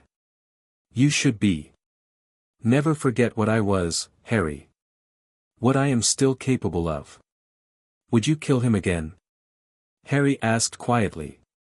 "If you had to." Bellatrix considered the question with unsettling seriousness. "If he threatened you?" "Yes, without hesitation." "If he simply appeared?" "No. That death served no purpose except the Dark Lord's entertainment. I have no interest in repeating pointless cruelty. Her honesty, while chilling, was also reassuring in its way. Bella never pretended to be something she wasn't. Never claimed redemption or moral transformation. She had simply changed allegiances, transferring her formidable loyalty from Voldemort to Harry. What about Dumbledore? Harry asked, changing the subject slightly. The Ministry wizard said he's looking for me. Of course he is. Bellatrix's expression hardened. Your disappearance disrupts his carefully laid plans. The blood wards at your relative's home were part of a larger strategy, keeping you isolated, ignorant of your heritage, malleable. But why? What does he want from me? Bellatrix hesitated, clearly weighing how much he could handle. There is a prophecy, she said finally. Made before your birth, concerning you and the Dark Lord. Dumbledore believes, correctly, that you are the only one who can ultimately defeat him. But his approach to preparing you was, questionable. Harry frowned. You mean he wanted me to sacrifice myself? You said that before. Yes. Though to be fair, I don't believe he initially intended that outcome. But when he discovered certain complications, he adjusted his strategy accordingly. What complications? Harry pressed. Bellatrix's gaze became distant. That's a conversation for when you're older, little lord. Suffice to say, the connection between you and the Dark Lord is complex and multi-layered. Some aspects even Dumbledore doesn't fully understand. Frustration welled in Harry. Always these half-answers, these promises of future knowledge. I hate when you do that, he said with unusual sharpness. I'm not a baby. I deserve to know what's happening to me, what people want from me. Instead of anger at his outburst, Bellatrix regarded him with something like respect. You're right, she acknowledged. You do deserve to know. But some knowledge is dangerous before you have the tools to protect yourself, particularly knowledge about the specific nature of your connection to the Dark Lord. She leaned forward, dark eyes intent on his face. I promise you this, I am not withholding information to control you, as Dumbledore did. I am teaching you in a sequence that will ensure your survival. Harry held her gaze, searching for deception and finding none. Finally, he nodded. Okay. But I want to know about Sirius. Everything. He's my godfather, and if he's innocent. We'll discuss him after lunch, Bellatrix conceded. Though I warn you, my knowledge is biased by our history. The meal passed in unusual silence, Harry's mind racing with all he'd learned. Sirius Black, escaped from prison. Dumbledore actively searching for him. The Ministry on alert. Their peaceful isolation suddenly seemed fragile, threatened from multiple directions. As promised, after lunch Bellatrix retrieved the pensieve from its cabinet in the study. The stone basin with its swirling silver contents had become a familiar tool in Harry's education, though Bella used it sparingly, careful of which memories she shared with him. Today, I'll show you Sirius as I knew him, she said, placing the basin on the table between them. Both before Azkaban and after his escape in the original timeline. Remember, these are my memories, colored by my perspective. Harry nodded, watching as she raised her wand to her temple, drawing out silvery strands of memory and depositing them in the pensieve. The surface rippled, images forming and dissolving too quickly to distinguish. Ready? She asked, and at his nod, they both leaned forward, touching their faces to the silvery surface. The familiar sensation of falling engulfed Harry, and then they stood in what appeared to be a grand dining room. A long table dominated the space, around which sat a family dressed in formal robes, dark-haired, aristocratic, with the same heavy-lidded eyes Bella possessed. Christmas at Black Manor, 1971, Bella's voice explained beside him. My family, including young Sirius before he broke with tradition. Harry spotted her immediately, a younger Bellatrix, perhaps 18, beautiful in a fierce, sharp-edged way. Beside her sat a blonde girl who resembled her strongly, and on the other side, a younger dark-haired sister. My sisters, Bella confirmed, following his gaze. Narcissa and Andromeda. At the far end of the table sat a sullen boy of about 11, with elegantly tousled black hair and a rebellious set to his jaw. Sirius, Harry breathed, studying his godfather's young face with fascination. Already showing signs of defiance, Bella observed. He'd just started Hogwarts, been sorted into Gryffindor instead of Slytherin, the first Black in centuries to break tradition. My Aunt Walburga was furious. As if on cue, an imposing woman at the head of the table snapped at young Sirius. Sit up straight. You represent the noble house of Black, regardless of your shameful sorting. Yes, mother, young Sirius muttered, though his expression remained mutinous. The scene dissolved, reforming as a Hogwarts corridor. An older Sirius, perhaps 15 now, strode along with 3 other boys. One, with untidy black hair and glasses, was so obviously Harry's father that his breath caught. James Potter, Sirius Black, Remus Lupin, and Peter Pettigrew, Bella narrated. The self-styled marauders. This memory is borrowed from Severus Snape. Actually, I was no longer at Hogwarts by this time. Harry watched hungrily as the 4 boys laughed together, carefree and confident. His father looked so alive, so present, that it physically hurt to see him. They were inseparable, Bella continued. More brothers than friends. When Sirius finally ran away from home at 16, it was to the Potters he went. They took him in, treated him as a second son. The scene shifted again, darker now. A street, destroyed as if by an explosion. Bodies lay scattered, muggles caught in magical crossfire. In the center of the devastation stood 2 wizards, a younger, wilder Sirius Black, and a small, mousy-haired man. Peter Pettigrew, Bella identified the second wizard. Moments before he faked his death and framed Sirius. As they watched, Pettigrew shouted for all to hear, Lily and James, Sirius. How could you?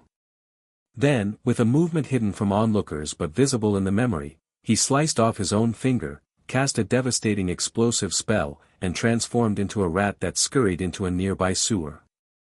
The scene froze on Sirius's face, shock giving way to manic laughter, the laugh of a man who has lost everything and broken under the strain. They found him like this, Bella said softly.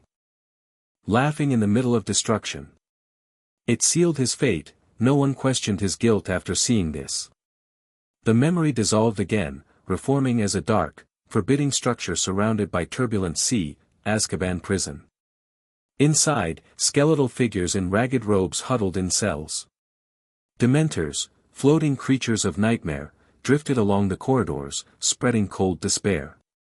I spent 14 years here, Bella said, her voice tight. As did Sirius. The difference was, I deserved it. He did not. They approached one particular cell, where a man sat motionless on a stone bench. His once handsome face was gaunt, his black hair matted and filthy, his eyes hollow but still burning with some inner fire. How did he stay sane? Harry whispered, horrified by the conditions. His animagus ability provided some protection from the Dementor's effects, Bella explained. And his conviction of his own innocence. It wasn't a happy thought, so the Dementors couldn't feed on it or take it from him. The scene shifted once more, a shabby room that Harry recognized as part of the Shrieking Shack from previous pensive sessions. Here stood an older Sirius, still gaunt but free, confronting a terrified Pettigrew while a teenage Harry, Ron, and Hermione watched. This is where the truth came out, Bella narrated. Where you learned your godfather was innocent. In the original timeline, Pettigrew escaped that night, preventing Sirius from being properly exonerated. Harry watched his older self interact with Sirius, saw the immediate connection between them, the offer Sirius made for Harry to live with him once his name was cleared. You wanted to live with him, Bella observed. The first adult who offered you a real home. What happened? Harry asked, already dreading the answer. Pettigrew escaped. Sirius was recaptured, nearly received the Dementor's kiss before you helped him escape again. He spent the next 2 years in hiding, trying to support you from afar. Bella's voice grew distant. Until the Department of Mysteries. Until our duel. One final scene formed, a vast room with a stone archway on a dais, through which fluttered a tattered veil. Spells flew as black-robed Death Eaters dueled members of what Harry now recognized as the Order of the Phoenix. In the center, Bellatrix, wild-haired and wild-eyed, laughing manically, dueled Sirius. A red spell struck him in the chest. He fell backward in a graceful arc, surprise etched on his features as he passed through the veil and vanished. A teenage Harry screamed, held back by Remus Lupin as he tried to run after his godfather. It wasn't even the killing curse, Bella said quietly. Just a stunner that knocked him through the veil. A stupid, pointless death. The memory dissolved, and they were back in their cottage, the pensive swirling between them. Harry sat heavily in his chair, overwhelmed by what he had seen. Sirius Black, his father's best friend, his godfather, an innocent man who had suffered unimaginably, was out there somewhere, possibly looking for him. He loved you, Bellatrix said, breaking the silence. More than his own life. Even in Azkaban, his primary concern was your welfare. Harry looked up at her, conflicted emotions churning inside him. And you killed him. Yes. No excuses, no justifications. Just acknowledgement of the truth. Would you help me find him now? Harry asked hesitantly. Before the Ministry does. Bellatrix's expression turned guarded. That would be exceedingly dangerous. For all of us. But he's innocent. And he's my godfather. And I am the woman who killed him in another timeline, Bella reminded him sharply. Do you think you would simply overlook that fact? Trust me with his godson's care. Harry hadn't considered that complication. But that was the old you. The Death Eater you. A bitter smile twisted her lips. I assure you, Harry, Sirius Black will see no difference.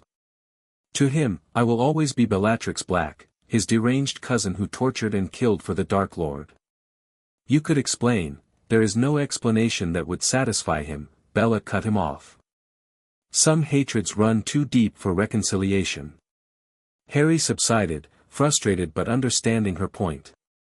Still, the image of Sirius, gaunt but determined, innocent but condemned, haunted him. Somewhere out there, the man who should have raised him was fighting for survival, possibly searching for him. I don't want him captured, he said finally. Or killed. He deserves better.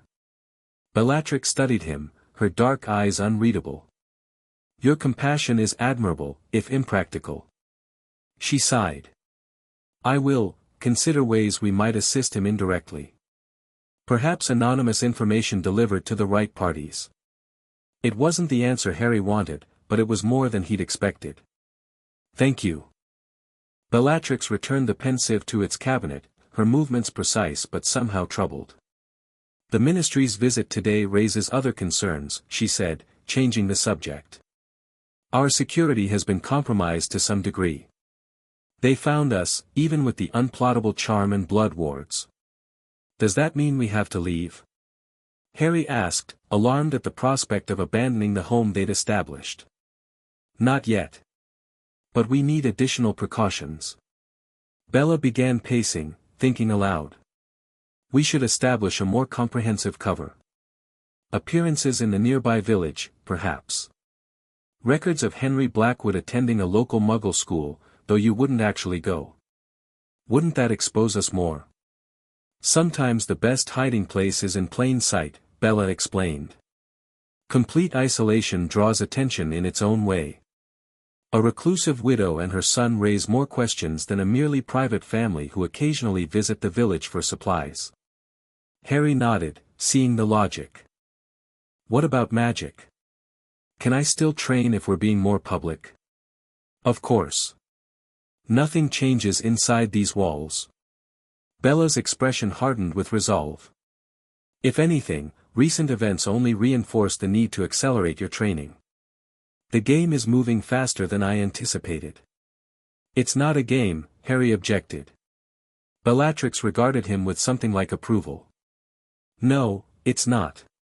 It's war, cold for now, but warming. Pieces are moving that should have remained still for years yet. She tapped her fingers against the tabletop, thinking. We need more information. More allies, eventually, though I'm hesitant to trust anyone yet. What about your sister?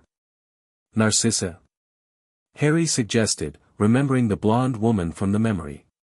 You said she survived until the end. Narcissa is complicated. Bella's expression turned distant.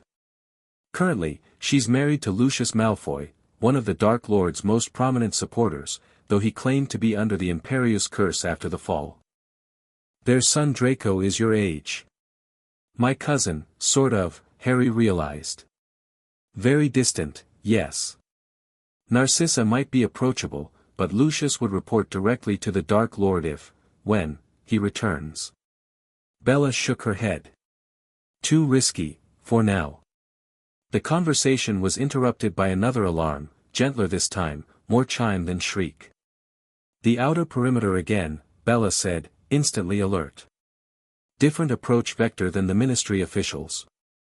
Harry was already moving toward the window, invisibility cloak in hand. But Bella stopped him with a raised palm. No.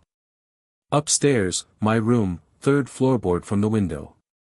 There's a concealment space beneath. Take your emergency kit and hide there until I call the all clear. But I can help, not negotiable, Harry. Her voice brooked no argument. We discussed this. Until you're properly trained and armed, you follow protocol during potential threats. Frustration welled in him, but Harry complied, grabbing the small pack they kept prepared with emergency supplies and basic survival gear. As he headed for the stairs, Bella called after him. Remember, if I don't give the all clear within 30 minutes, or if you hear fighting, use the secondary port key. No heroics. Harry nodded grimly and continued upstairs. In Bella's austere bedroom, he located the loose floorboard easily. They had practiced this drill monthly since moving in. The space beneath was magically expanded, large enough for him to sit comfortably while remaining completely hidden from magical and mundane detection. As he settled into the hiding place, pulling the floorboard back into position above him, Harry strained to hear what was happening below. The cottage's thick stone walls muffled sound effectively, but he caught the heavy thud of the front door opening, then voices, Bella's controlled contralto and another, male voice, hoarse as if from disuse. A chill ran down Harry's spine. He knew, somehow, who their visitor was even before he heard Bella's voice rise in uncharacteristic shock. How did you find this place, Sirius? Bellatrix stood in the cottage doorway, wand aimed unerringly at the heart of the gaunt man before her. Sirius Black looked even worse than in her memories, skeletal thin, his once handsome face ravaged by Azkaban, his dark hair a tangled mess falling to his elbows. But his eyes burned with the same fierce intelligence she remembered, the same stubborn determination that had characterized him since childhood. Hello, cousin, he rasped, making no move to draw his own wand, though she noted he held one loosely at his side, likely stolen. You look well for someone who should be locked in Azkaban. And you look terrible for someone who just escaped it, she replied evenly. How did you find me, Sirius? This location is unplottable. A ghost of his old roguish smile crossed his face. Family magic, Bella.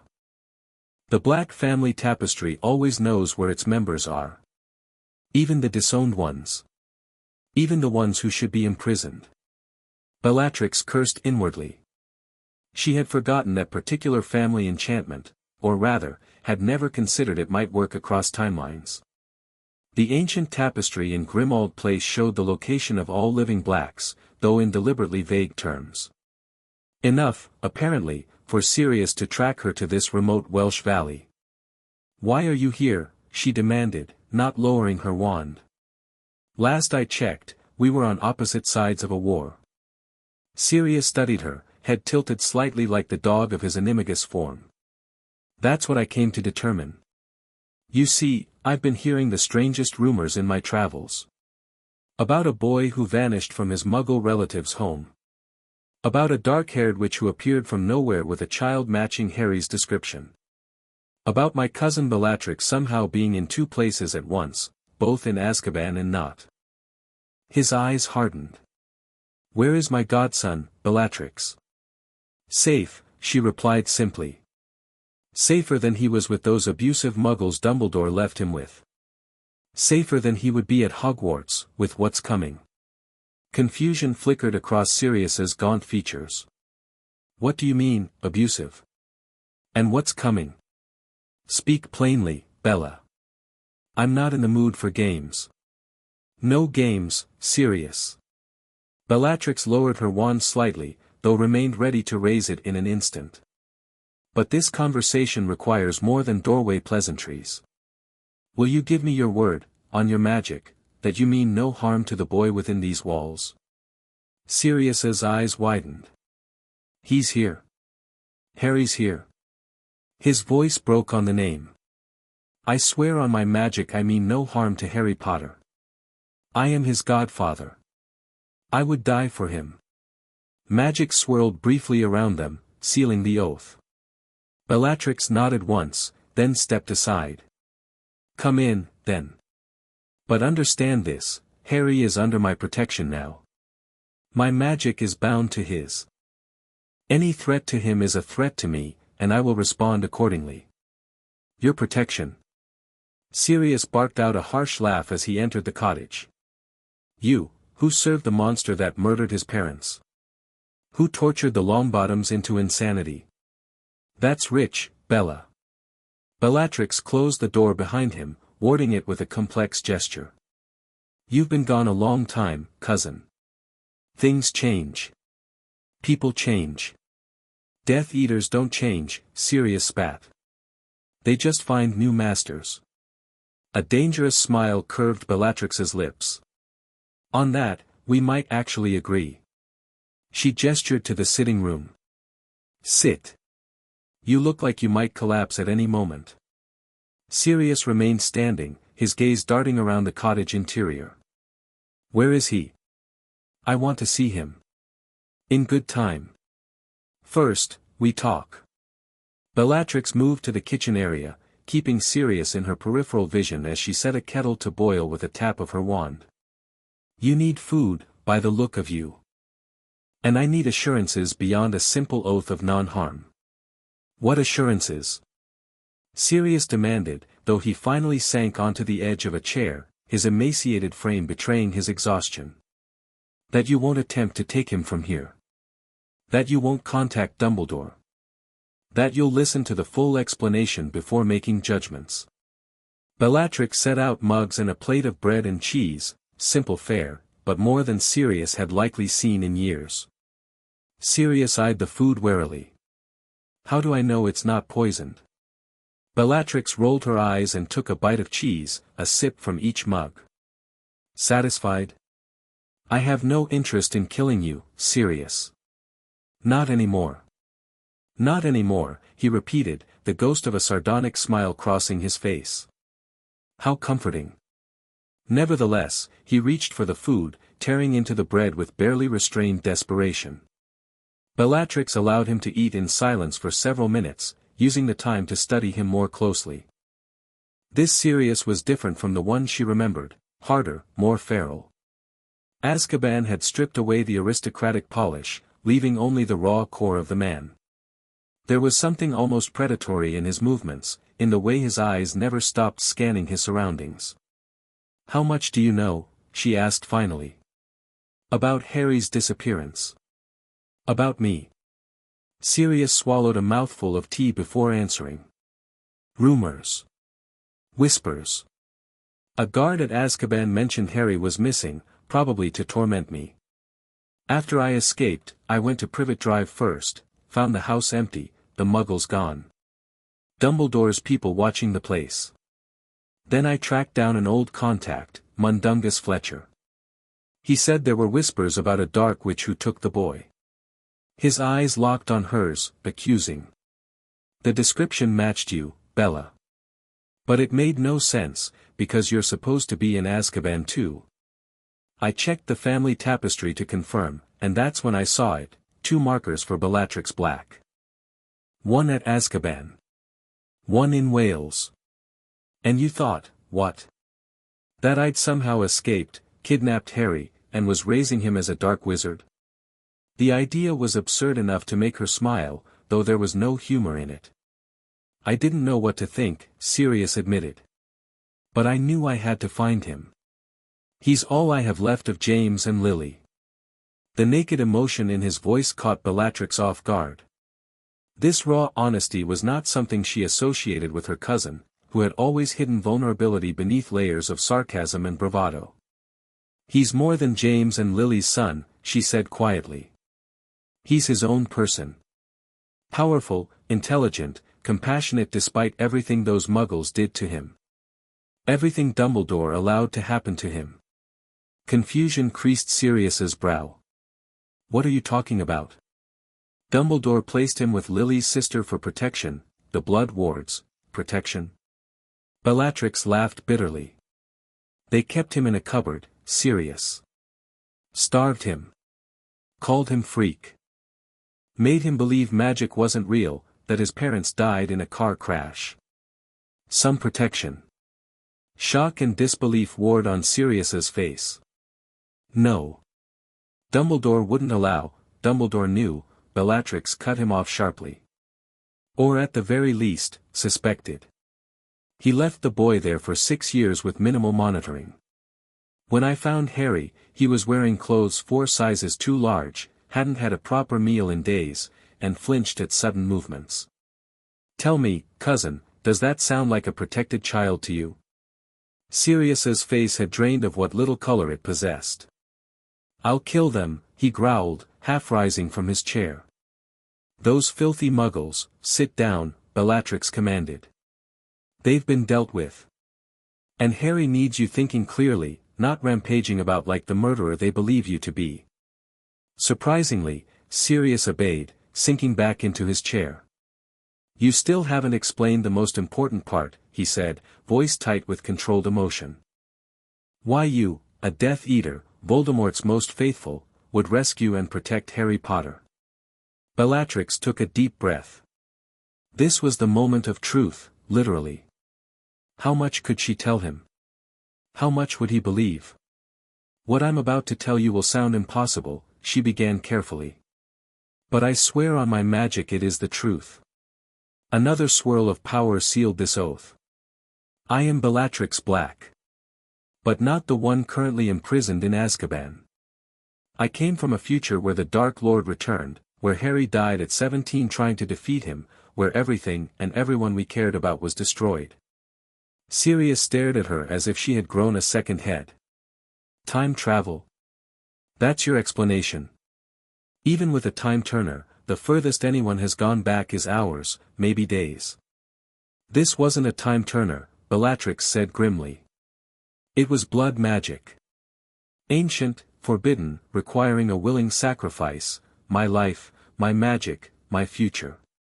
I was dying already when I cast it. In that timeline, I had nothing left to lose. And I'm supposed to believe you sacrificed yourself out of the goodness of your heart? Sirius's skepticism was palpable. The Bellatrix I knew didn't have a heart. Not goodness, Bellatrix corrected. Necessity. The world the Dark Lord created was destroying itself. Magical Britain was dying.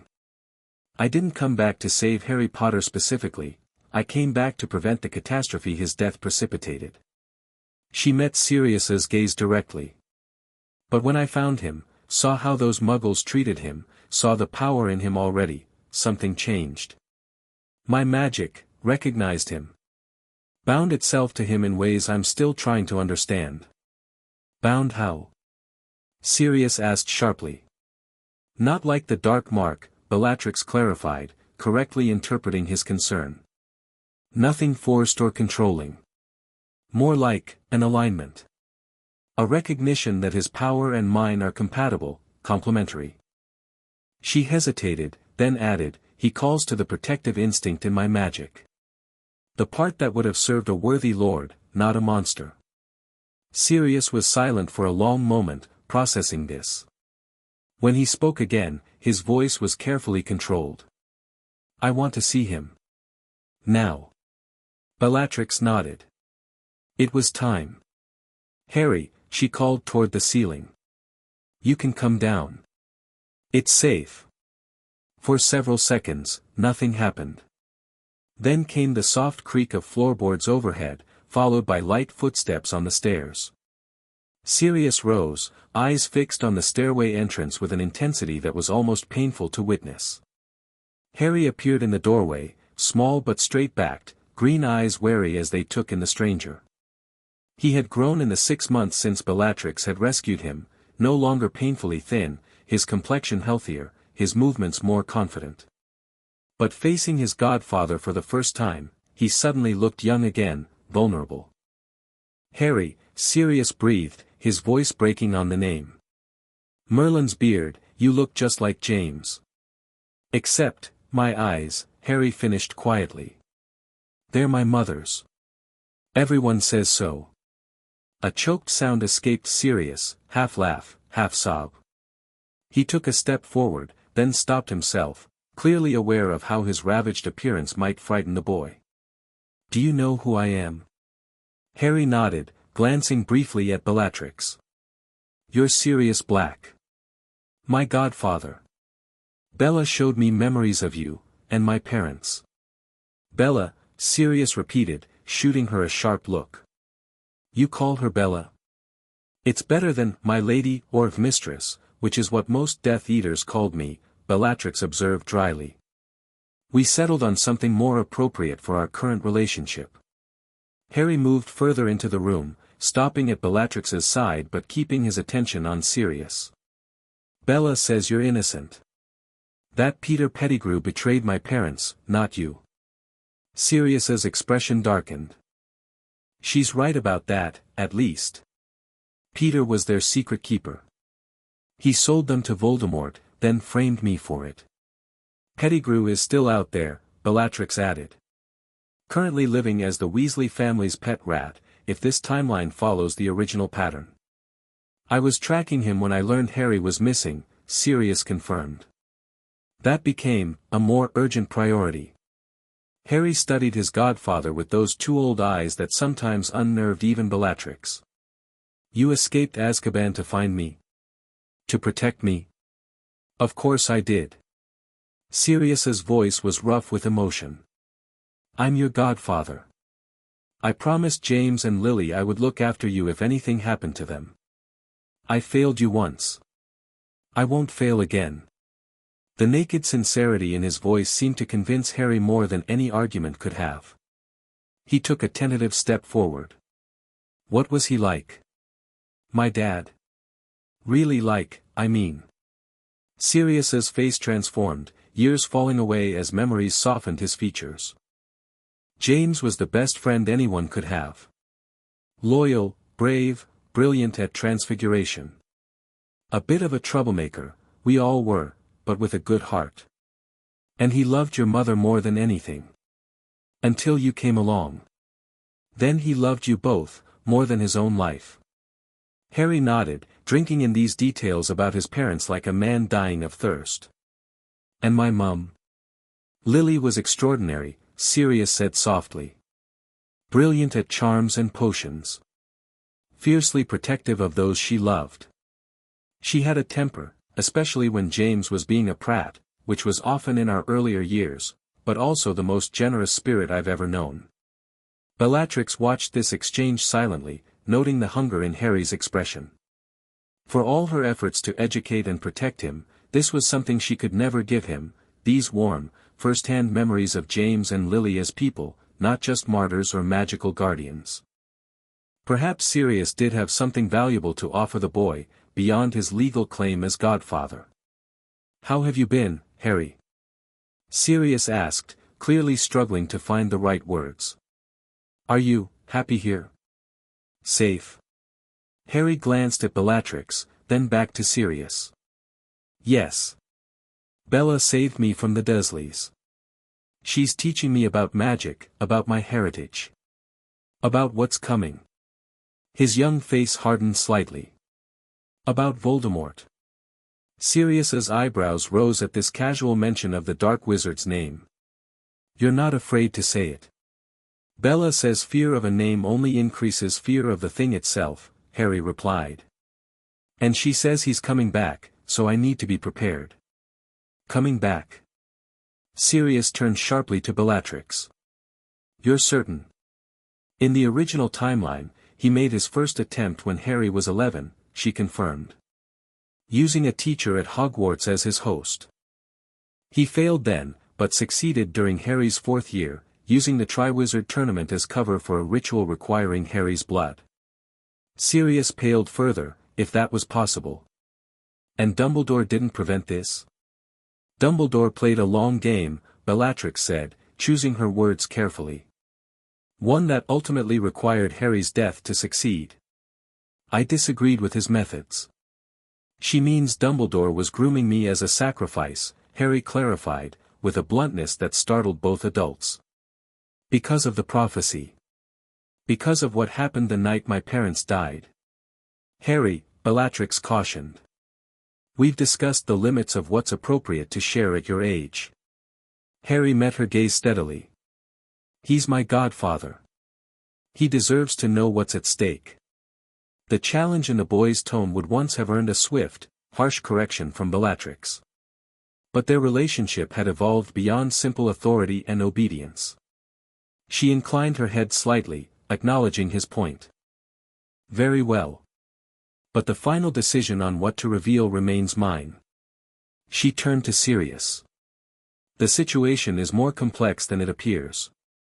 There are aspects of Harry's connection to the Dark Lord that make conventional protection insufficient. That's why I removed him from Dumbledore's influence, why I'm training him differently. Sirius looked between them, clearly struggling to reconcile the devoted teacher before him with the sadistic Death Eater he remembered. And I'm just supposed to trust that you, of all people, have Harry's best interests at heart? No, Bellatrix replied simply. Trust your own judgment. Stay. Observe. If you find my care lacking, we can renegotiate arrangements. Her casual offer clearly caught Sirius off guard. You'd allow me to stay? After everything between us? Not for your sake, Bellatrix clarified. For his. Harry needs connections to his parents, to his true heritage. You can provide that in ways I cannot. She fixed him with a hard stare. But understand this, cousin, any attempt to take him from me, to contact Dumbledore or the Order, and our truce ends. Immediately and permanently. The threat hung in the air between them, all the more potent for being understated. Sirius held her gaze for a long moment before turning to Harry. What do you want, Harry? He asked quietly. Do you want me to stay? Harry didn't hesitate. Yes. I want to know you. I want to learn about my parents. And. He glanced at Bellatrix, something like guilt crossing his young face. I think Bella could use help protecting me. She doesn't sleep much. Worries too much. Bellatrix blinked, surprised by his perception. She had thought her nighttime vigilance, her constant monitoring of the wards, had gone unnoticed by the boy. Sirius's mouth quirked in the ghost of a smile. Always was a control freak, our Bella. To Harry, he added, I'd be honored to stay, if you'll have me. Though I should warn you, I'm not exactly house-trained these days. You can have the third bedroom, Harry offered. It's small, but it's private. The casual way he offered hospitality, as if the cottage were his to share, warmed something in Bellatrix's chest. 6 months ago, he had been a frightened child who owned nothing, controlled nothing. Now he spoke with the easy confidence of a boy secure in his place, in his right to welcome others to his home. There are conditions, Bellatrix interjected. Beyond the obvious prohibition against contacting Dumbledore. You'll need to submit to a magical oath ensuring you cannot reveal our location, even under duress.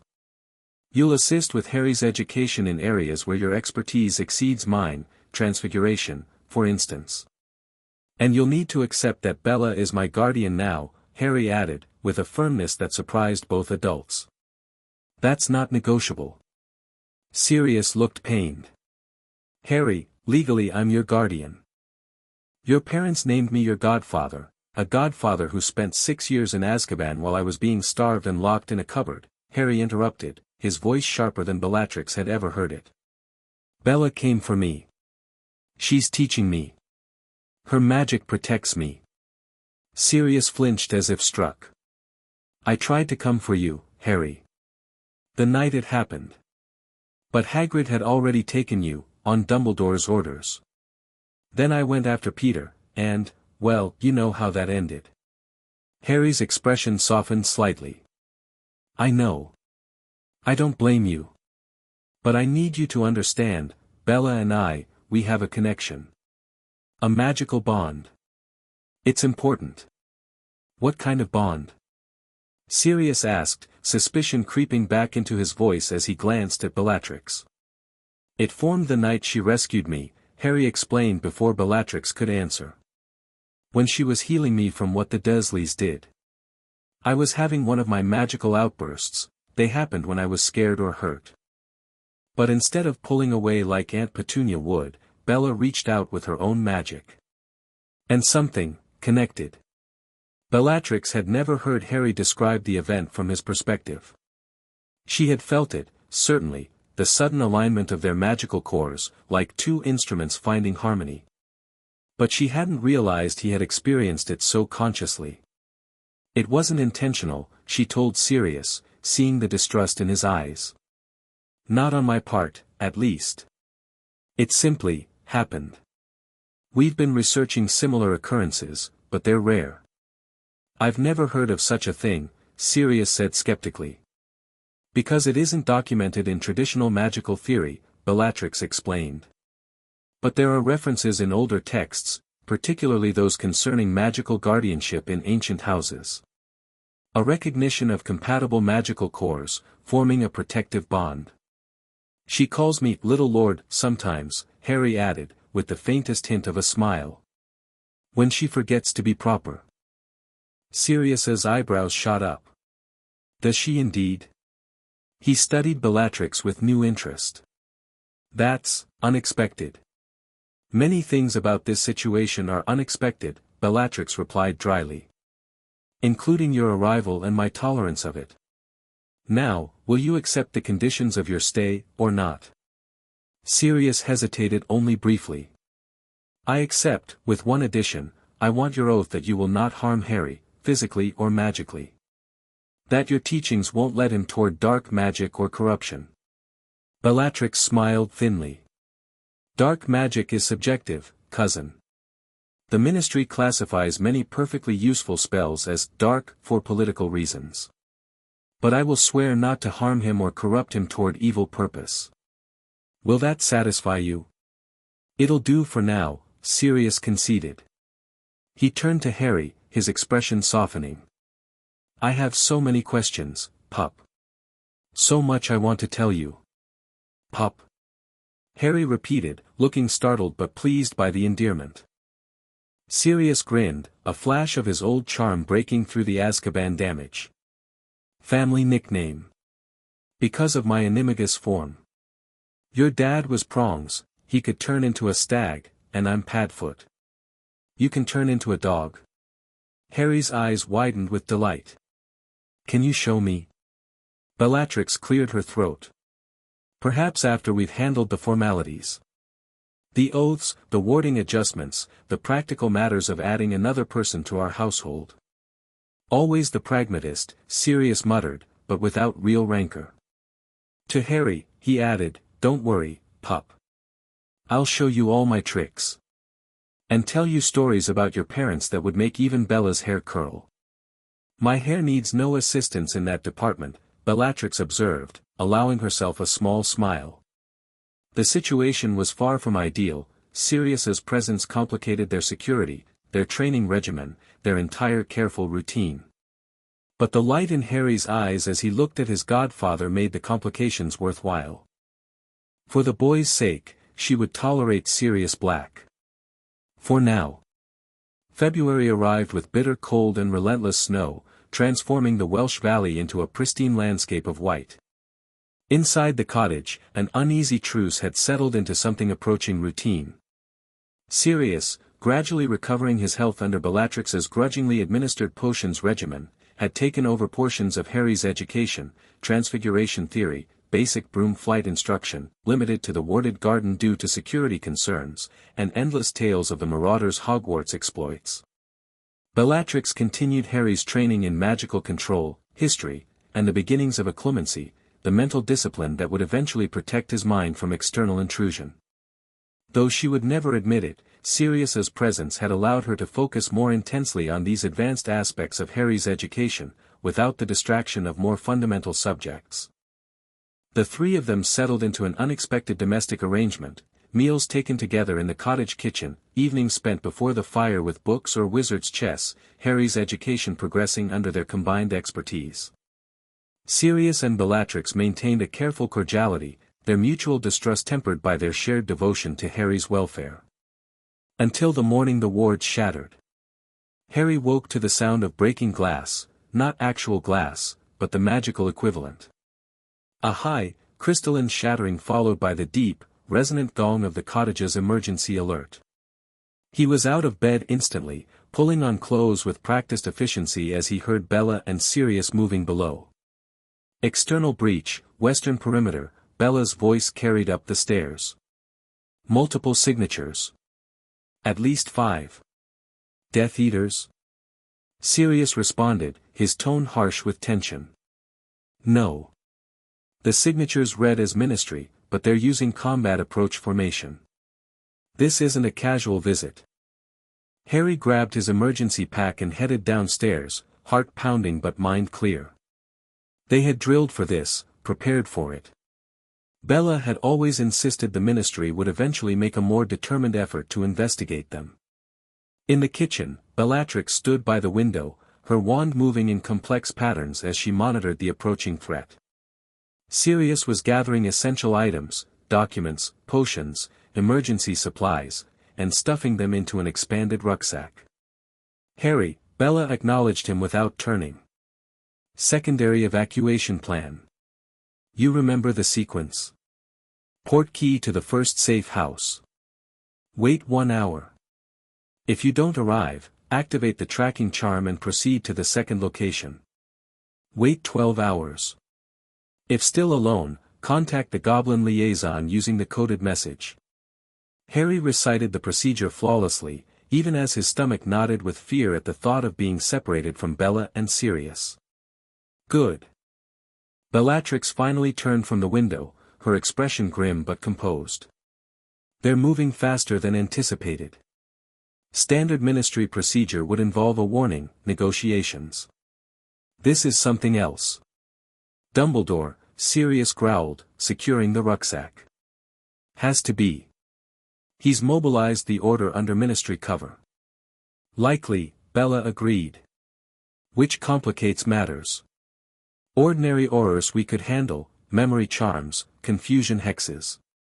Order members are more resistant, more prepared for combat. Harry moved to her side, peering out the window.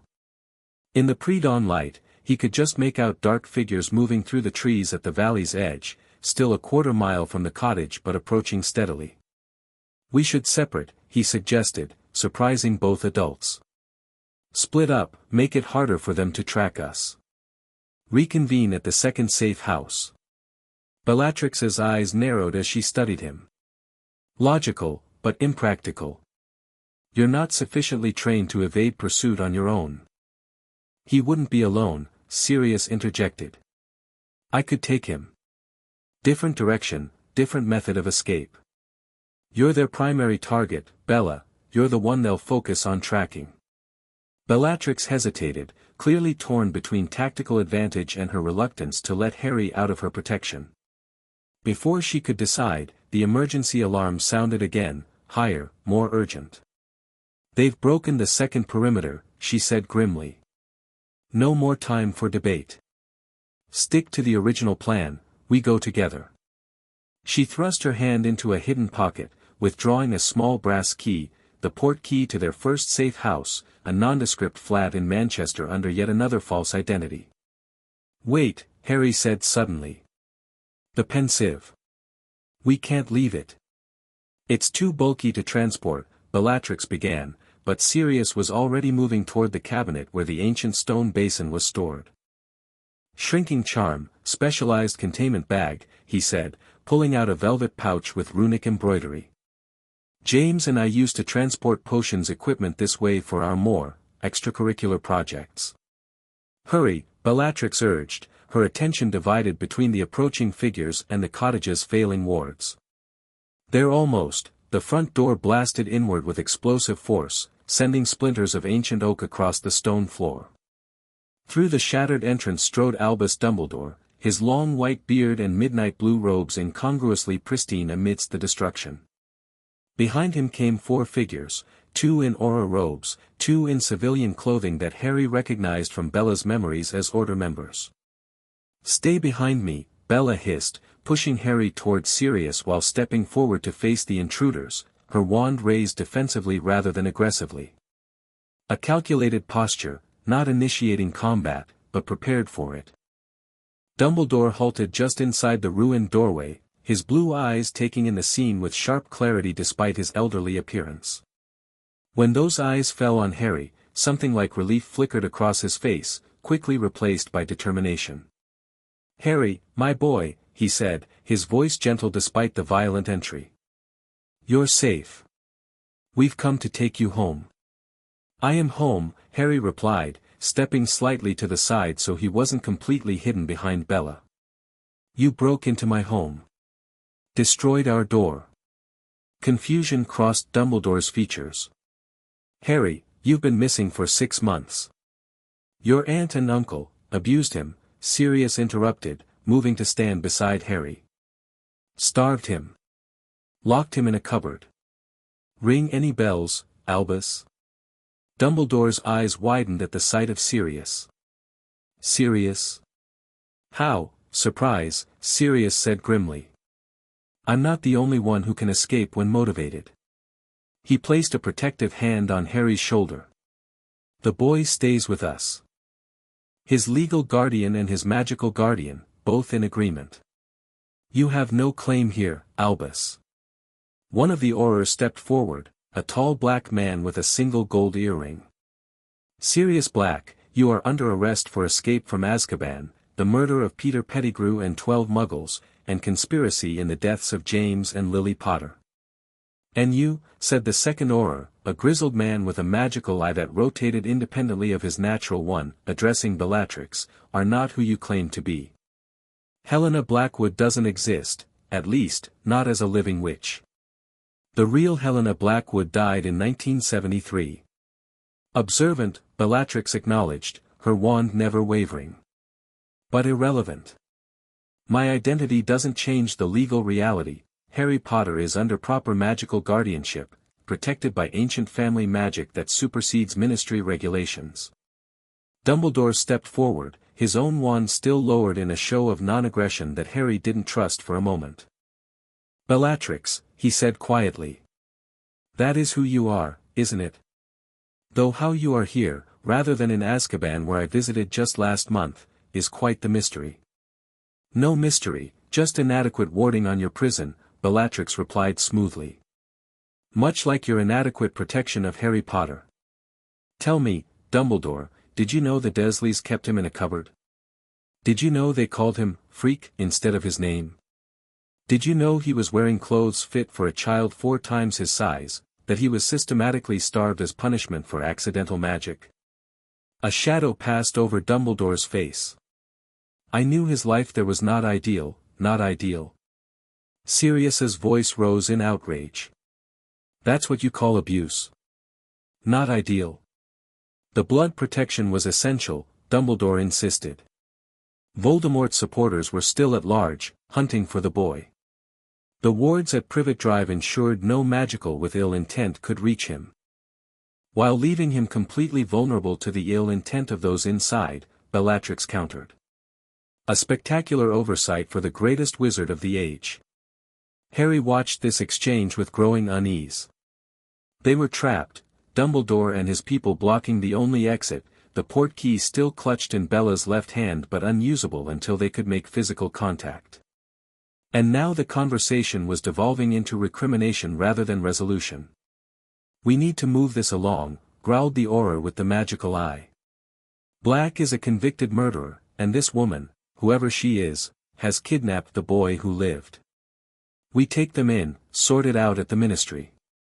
"No," Harry said, stepping forward despite Bella's restraining hand. "I wasn't kidnapped. I went willingly. Bella rescued me from people who hurt me, gave me a home, taught me about my heritage. Things you should have done," he added, looking directly at Dumbledore. The old wizard's expression softened. "Harry, I understand your feelings. But you are too young to make such decisions for yourself. And these people, they have histories you cannot possibly understand." "I understand more than you think," Harry replied, drawing himself up to his full height, still small for 7, but with a dignity beyond his years. "Bella has shown me memories, of the future, of what happens if Voldemort returns. Of what happens to me under your guidance." Alarm flashed across Dumbledore's face. "Memories of the future? Impossible.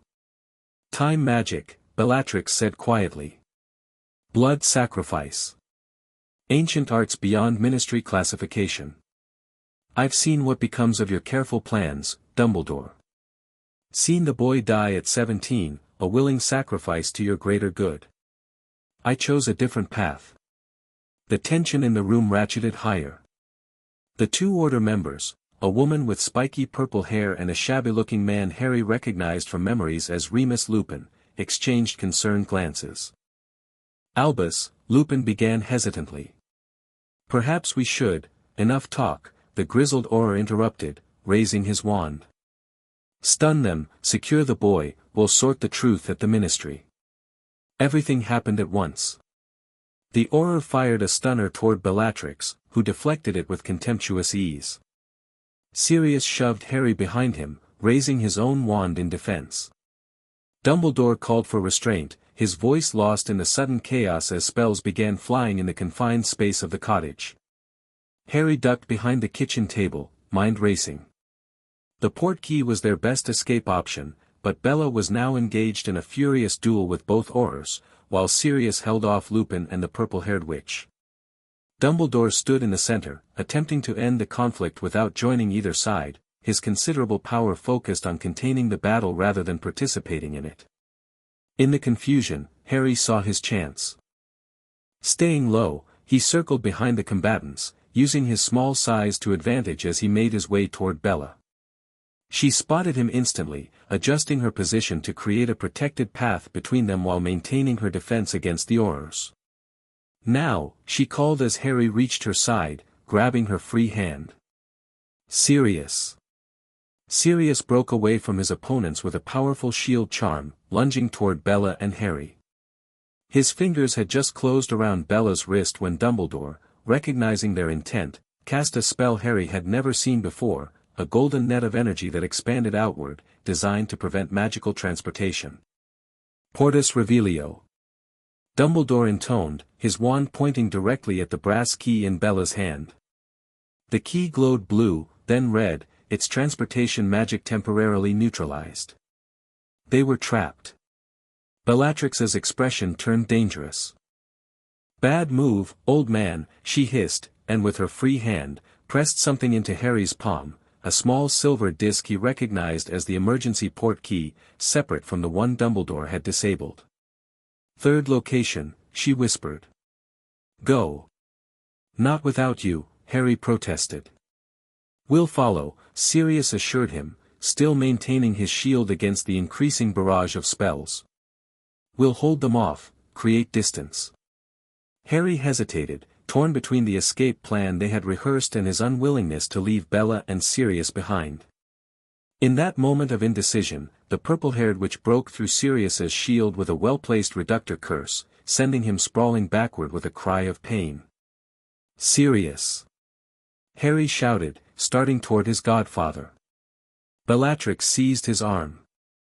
"Activate it," she commanded. Now.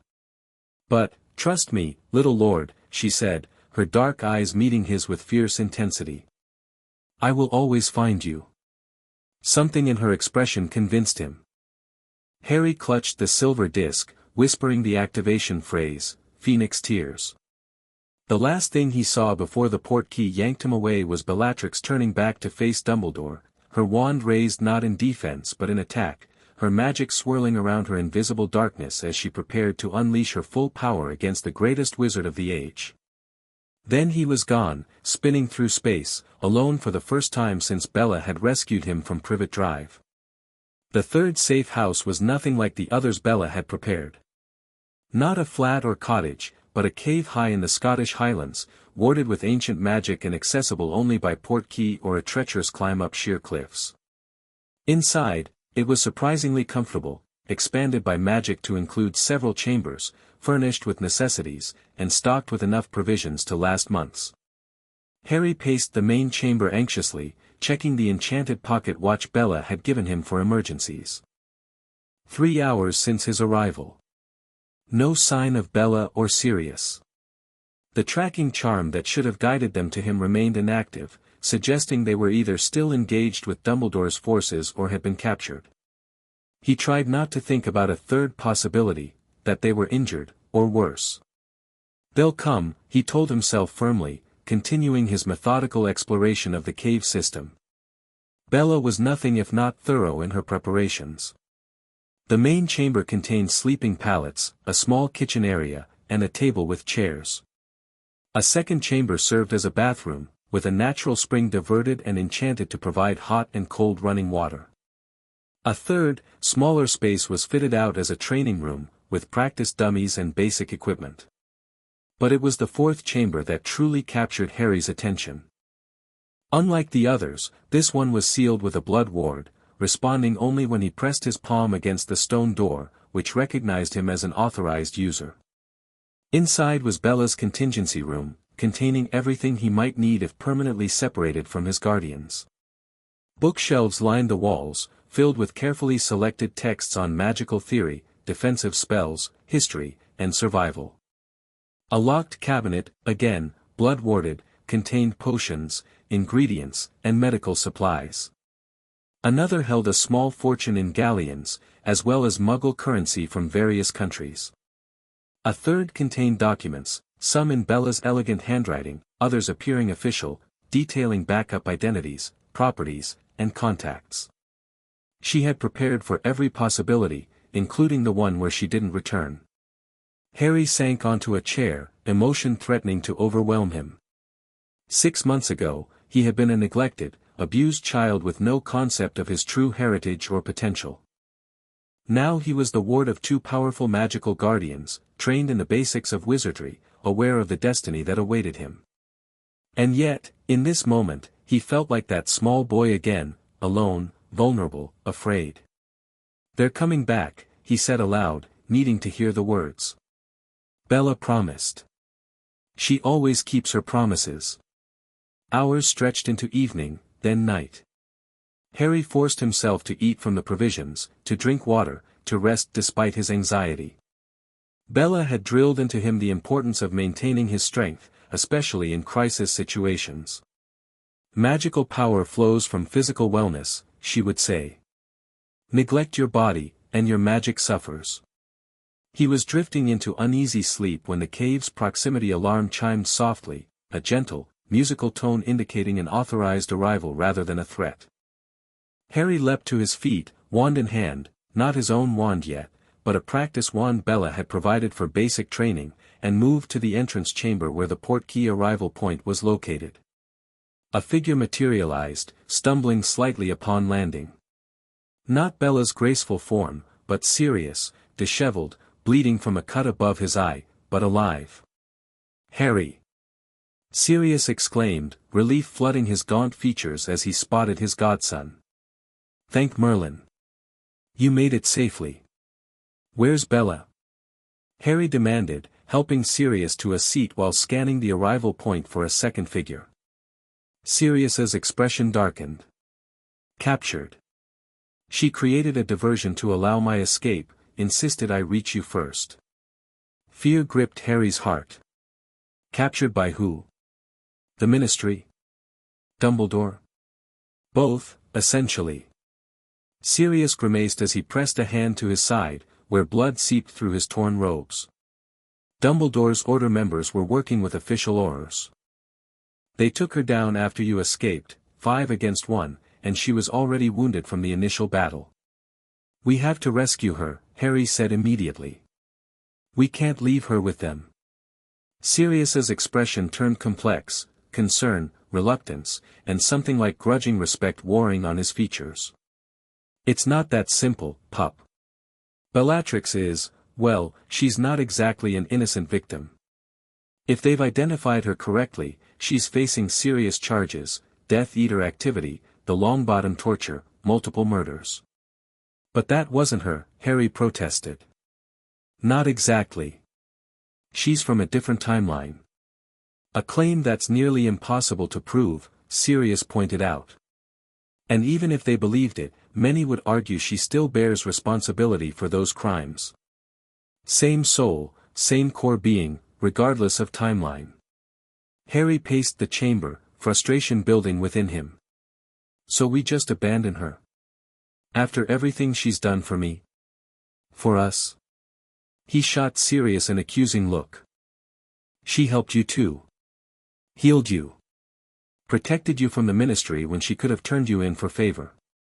Sirius held up his hands placatingly. I'm not suggesting we abandon her, Harry.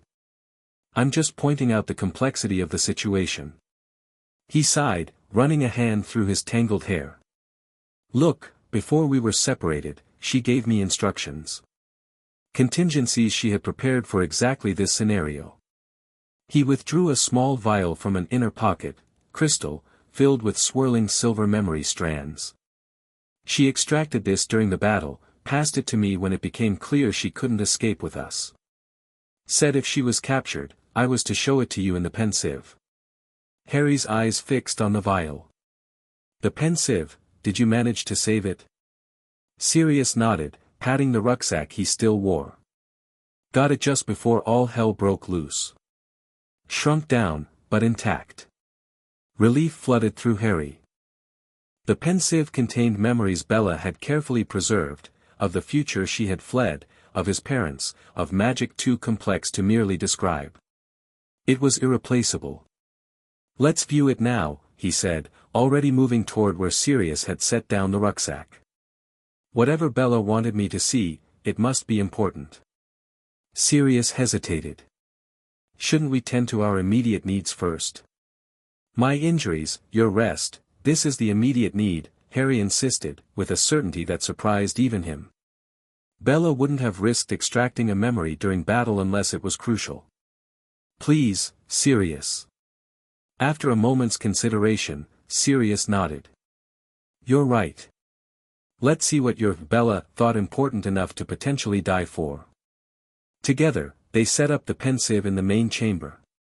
Sirius unstopped the vial and poured the silvery contents into the basin, where they swirled and settled into a reflective pool.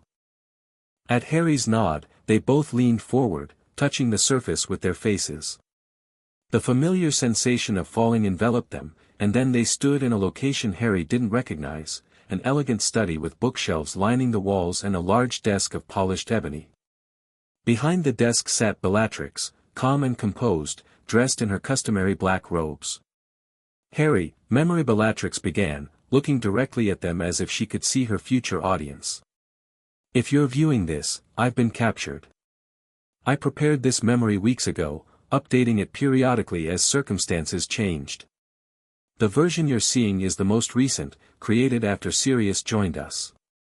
She leaned forward, her dark eyes intense. First, do not attempt to rescue me. I repeat, do not attempt to rescue. The risk is too great, and frankly, unnecessary. I have planned for this contingency since the beginning. Harry felt a protest rising in his throat, though he knew the memory couldn't hear him. My capture was always a statistical probability, Bella continued pragmatically. As was Dumbledore's eventual location of you. That he found us sooner rather than later suggests information leakage somewhere in our security protocols, something to investigate when I return. When, not if, Sirius murmured beside Harry. Confident, isn't she? With good reason, Memory Bellatrix said, as if anticipating the comment. By now, Sirius will have told you I was taken by Ministry forces, likely operating under Dumbledore's influence. This presents both challenges and opportunities. She rose from behind the desk, pacing with the restless energy Harry knew so well. The Ministry will attempt to determine my identity, which will prove interesting, given that another Bellatrix currently resides in Azkaban. They'll likely conclude I'm an imposter using polyjuice, or perhaps a relative using glamours. Dumbledore, however, will suspect something closer to the truth. She paused, considering her next words carefully. In either case, I will neither confirm nor deny any theory they propose. My official position will be that I am Helena Blackwood, widowed witch, who rescued Harry Potter from abusive muggles after witnessing concerning incidents while monitoring the area. That's pretty close to the truth, Harry observed. A good lie always is, Sirius replied grimly. Memory Bellatrix continued her instructions. Within 3 days of my capture, an associate will contact you, a wizard identifying himself as Mr. Tanner. He's a solicitor I retained months ago, under the Blackwood identity. He doesn't know my true nature, but is bound by magical contract to represent my interests regardless of what he might learn. He will initiate legal proceedings for my release and, more importantly, to secure your legal guardianship. She smiled thinly. The wizarding legal system has fascinating loopholes regarding magical guardianship. When a magical bond forms between an adult witch and an underage wizard of a noble house, ancient statutes can supersede modern ministry regulations. Mr. Tanner has the necessary documentation to pursue this angle. She really did think of everything, Sirius muttered, looking reluctantly impressed. Meanwhile, Bella continued, you are to remain at the third safe house for precisely 2 weeks. If I have not returned or sent word by then, proceed to the fourth location, coordinates in the sealed envelope in the contingency room. Sirius knows the blood unlocking sequence. Sirius nodded in confirmation, though he looked surprised that Bella had trusted him with such information. Your education must continue, regardless of my availability, Bella insisted. The cabinet in the training room contains lesson plans and materials sequenced for the next 6 months. Sirius is capable of guiding you through most of the practical work, though his theoretical knowledge has gaps. A ghost of a smirk crossed her face. Cheeky witch, Sirius grumbled. Bellatrix's expression turned more serious. Harry, listen carefully. The most important thing now is protecting your mind. You've begun basic occlumency training with me, but events may force you into Dumbledore's presence before you're fully prepared. He is a skilled legilimens, a mind reader, essentially, and will not hesitate to use this ability on a child if he believes it serves his greater good. Harry felt a chill at this warning. Bella had mentioned Dumbledore's abilities before, but never with such urgency. In the contingency room, you'll find a small silver box containing occlumency aids, specialized potions and a meditation focus crystal. Use them daily, following the instructions precisely. They'll help shield your most important memories, particularly those concerning my true origins and the future I've described. She paused, then added more gently, I know you're frightened, little lord. But remember what I've taught you, fear is natural, but control is essential. I have not abandoned you, nor will I. This separation is temporary. The memory began to fade around the edges, indicating it was nearly complete. Bellatrix returned to her desk, placing both hands flat on its surface as she leaned forward, her gaze intense. One last thing. If Dumbledore attempts to return you to the Dursleys, invoke the blood protection override. Sirius knows the ritual.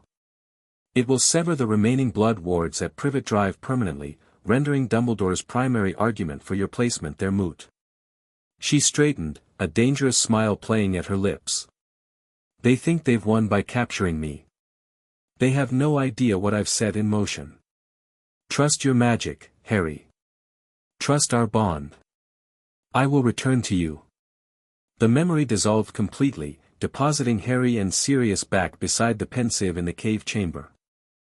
Harry stood silently for several moments, processing Bella's instructions and the absolute confidence with which she had delivered them. She planned for her own capture, Sirius said, breaking the silence. Had legal representation ready, contingencies in place. That's disturbingly thorough. That's Bella, Harry replied simply. She never leaves anything to chance. Sirius studied him with concern. You really trust her, don't you? Completely. Harry met his godfather's gaze steadily. Yes. Don't you? After these months with us? Sirius's expression turned conflicted. I trust that she cares for you, in her way. That she's committed to protecting you. But Bella was never straightforward, even before she became a Death Eater. She always had layers of plans, hidden motives. She's been honest with me, Harry insisted. More honest than Dumbledore, anyway. She tells me hard truths, doesn't pretend everything is simple or good. And that's what you need. Hard truths at 7. Better than comfortable lies. Harry turned away, moving toward the contingency room. We should check the occlumency aids she mentioned. And you need healing for those injuries. Sirius followed, his expression softening. You know, you remind me of your mother when you get that determined look. Lily never suffered fools or falsehoods either. The comparison warmed Harry, momentarily distracting him from his worry about Bella. Tell me more about her. While we work. Of course, pup. Sirius placed a gentle hand on his shoulder. Though first, let's tend to these cuts. Your Bella would have my hide if I bled all over her carefully prepared safe house. As they gathered medical supplies and began examining the occlumency aids Bella had left, Sirius shared stories of Lily Evans, her brilliance at charms, her fierce loyalty to friends, her legendary temper when confronted with injustice. Harry absorbed every detail, even as his mind worked through Bella's instructions and the implications of her capture. She had prepared for everything, anticipated Dumbledore's moves, created legal countermeasures. Her confidence was reassuring, but Harry couldn't quite shake a nagging worry. What if this was the one scenario Bella hadn't truly prepared for? What if Dumbledore was more formidable than even she had calculated?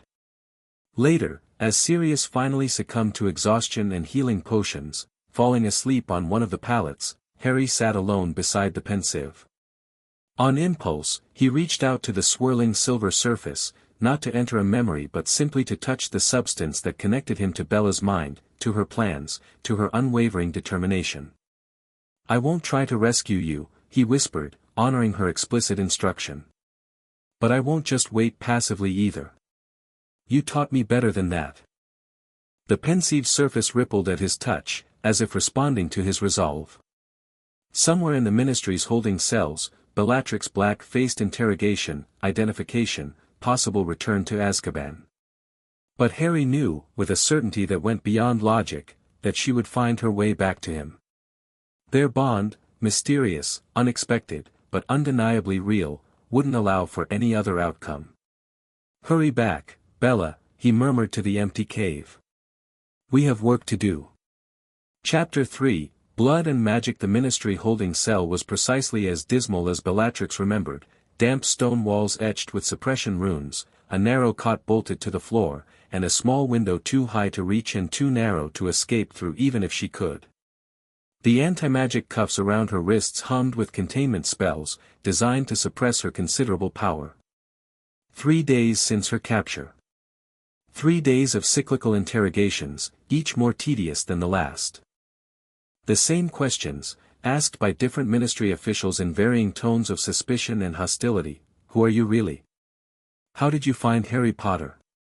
What have you done to him? Where is Sirius Black? Why does magical testing show you share DNA with Bellatrix Lestrange? To each, she gave the same carefully constructed answers, maintaining her Helena Blackwood identity with unwavering consistency. She had witnessed the Potter boy's mistreatment while investigating the area for a potential home. She had rescued him from abuse, established legal guardianship through Gringotts. Sirius Black had found them afterward, proving his innocence to her satisfaction. Your story remains remarkably consistent, Madam Blackwood, Amelia Bones observed, closing the folder before her with a snap. The head of magical law enforcement had personally conducted this latest interview, a sign of the case's significance. Too consistent, some might say. Bellatrix offered a thin smile. Truth requires no embellishment, Madam Bones. Indeed. Bones studied her with shrewd eyes. Yet we find ourselves at an impasse. Your magical signature bears undeniable similarities to a current Azkaban inmate. Your documentation, while technically flawless, shows discrepancies when examined by our historical verification specialists. And your knowledge of Harry Potter's circumstances suggests information no ordinary witch should possess. Perhaps your verification specialists need retraining, Bellatrix suggested mildly. As for the boy, I observed, I acted, I learned. Nothing mysterious about maternal concern for an abused child. Bones' expression remained impassive, but her eyes narrowed slightly. There are those who wish to administer veritaserum. Or employ legilimency. Both illegal without a Wisengamot order, which you don't have. Bellatrix leaned forward, dropping the pretense of docility. My solicitor has filed for emergency hearing regarding my unlawful detention and separation from my ward. You have no evidence of wrongdoing beyond suspicion and coincidence. Your solicitor is remarkably well connected for a widow recently returned from abroad. Money opens doors, Madam Bones. As I'm sure you're aware. A knock interrupted their standoff. A junior Auror entered, looking distinctly uncomfortable. Madam Bones, there's a situation in the atrium. Involving the Malfoys. They're demanding to see the prisoner. Bones' eyebrows rose. The Malfoys? On what grounds? Lucius claims family prerogative. Says his wife has identified the prisoner as a relative presumed dead. Interesting. Bellatrix kept her expression neutral, though internally her mind raced. Narcissa's involvement wasn't part of her calculated scenarios. A complication, or an opportunity. Bones sighed, gathering her papers. Maintain maximum security. No visitors without my explicit authorization. To Bellatrix, she added, this discussion isn't finished, Madam Blackwood. Or whatever your real name might be. After Bones departed, Bellatrix settled back on her cot, analyzing this development. Narcissa's intervention was unexpected but potentially useful. Her sister had always been the politically savvy one, deftly navigating pure-blood society while maintaining plausible deniability regarding her husband's darker associations. If Narcissa had somehow identified her, recognized her magical signature perhaps, or heard rumors of her appearance, she might prove a valuable ally. Or a dangerous complication, depending on her motives. Bellatrix closed her eyes, mentally reviewing her contingency plans. The countdown had begun the moment she was captured. Mr. Tanner would have contacted Harry and Sirius by now. The legal proceedings were underway. And most importantly, the magical bond between herself and Harry remained intact, muted by distance and suppression spells, but undeniably present. She could feel him, a warm presence at the edge of her consciousness. Worried but safe. With Sirius, following her instructions. Preparing. Good boy, she thought, allowing herself a small smile. Dumbledore had no idea what he was dealing with. Focus, Harry. Clear your mind. Harry sat cross-legged on the stone floor of the cave's training room, eyes closed, breathing measured. Before him rested the acclimancy focus crystal Bella had left, a deep purple amethyst that seemed to pulse gently in time with his heartbeat. I'm trying, he murmured, frustration edging his voice. It's just hard to stop thinking about Bella. Sirius sighed, adjusting his position opposite his godson. I know, pup. But that's precisely why this skill is crucial. Your connection to her, whatever its nature, makes you vulnerable to those who might exploit it. A week had passed since Bella's capture. 7 days of following her meticulous instructions, continuing Harry's education, preparing for the various legal and magical contingencies she had anticipated, awaiting contact from her mysterious associates. Mr. Tanner had arrived on the 3rd day, exactly as Bella had predicted. A thin, precise wizard with wire-rimmed spectacles and a perpetual expression of mild disapproval, he had outlined the legal strategy with clinical detachment. Magical guardianship claims filed with the Wisengamot. Abuse allegations against the Dursleys submitted to magical child welfare. Formal complaints regarding unlawful detention lodged against the DMLE. The wheels are in motion, he'd assured them. Madame Blackwood's preparations were exhaustive. Now, Harry struggled to master perhaps the most important skill Bella had emphasized, occlumency, the art of shielding one's mind from external intrusion. Without Bella's direct guidance, the task fell to Sirius, whose own skills in the area were rudimentary at best. "Maybe we're approaching this wrong," Sirius said after another failed attempt. "The traditional method clearly isn't working for you." Harry opened his eyes, rubbing his temples where a headache was forming. "What's the traditional method?" "Emptying your mind. Creating blankness." Sirius grimaced. "It's how I was taught by my charming family, and how Snape teaches at Hogwarts, according to what I've heard." Harry noted the slip, the near mention of Bella's name. Despite their months living together, Sirius still struggled to reconcile the woman who had rescued and taught Harry with the Death Eater he had known. "But there are other approaches," Sirius continued. "James, your father, could never master traditional occlumency. Too many thoughts, too much energy. So Lily taught him her method." Harry leaned forward eagerly. "My mother knew occlumency." "Brilliant at it," Sirius confirmed, a fond smile softening his gaunt features. "She didn't empty her mind, she organized it. Created a mental library, with thoughts and memories sorted into books. Intruders would find themselves lost among the stacks, reading false volumes while her true thoughts remained secured in a restricted section." The metaphor resonated with Harry immediately. "A library," he murmured. "I could do that. Worth trying. Close your eyes again. Imagine a space you know well, this cave, perhaps, or the cottage. Transform it mentally into your library. Create shelves, sections, organization that makes sense to you." Harry closed his eyes, concentrating. Rather than fighting to empty his mind, he visualized the Welsh cottage, their home, transforming its rooms into a library. The kitchen became reference materials, practical knowledge. The training room housed defensive information. The study contained personal memories, carefully shelved and categorized. And deep below, in a hidden chamber like the contingency room of the cave, he created a vault for his most precious and dangerous knowledge, everything about Bella's true origins, the future she had fled, the nature of their bond. "Good," Sirius murmured, sensing the change in Harry's concentration. "Now, imagine an intrusion, a stranger entering your library. How would you direct them? What would you allow them to see?" Harry imagined Dumbledore, with his twinkling blue eyes, browsing his mental shelves. He created a public reading room filled with innocuous memories, flying lessons with Sirius, history studies, simple magical exercises. Nothing revealing, nothing dangerous. "I'd show them what they expect to see," Harry said slowly. "A boy learning magic, missing his guardian." "Excellent strategy," Sirius approved.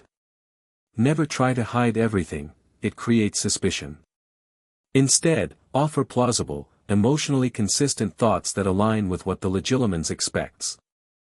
They practiced for another hour, Harry growing more comfortable with his mental library, learning to shift memories between sections, to create decoy volumes that seemed important but contained misleading information. "You're a natural," Sirius observed as they finally took a break. "Just like your mother." Pride warmed Harry's chest at the comparison. Tell me more about her. And my dad? Were they good at this kind of thing, planning, preparing? Sirius leaned back against the cave wall, eyes distant with memory. James was brilliant at improvisation, quick thinking, adapting on the fly. Lily was the strategic one. Together, they were formidable. His expression darkened. Should have been enough to. He trailed off, but Harry understood the unspoken thought. Should have been enough to save them. To defeat Voldemort without sacrifice. It wasn't their fault, Harry said quietly. Bella explained about Pettigrew, about the prophecy. About how sometimes even the best plans fail if you don't have all the information. Sirius studied him with a mixture of sadness and wonder. You're very wise for 7, pup. Almost 7, Harry corrected. My birthday's next week. He paused, realizing suddenly. I'll be 7, and Bella won't be here.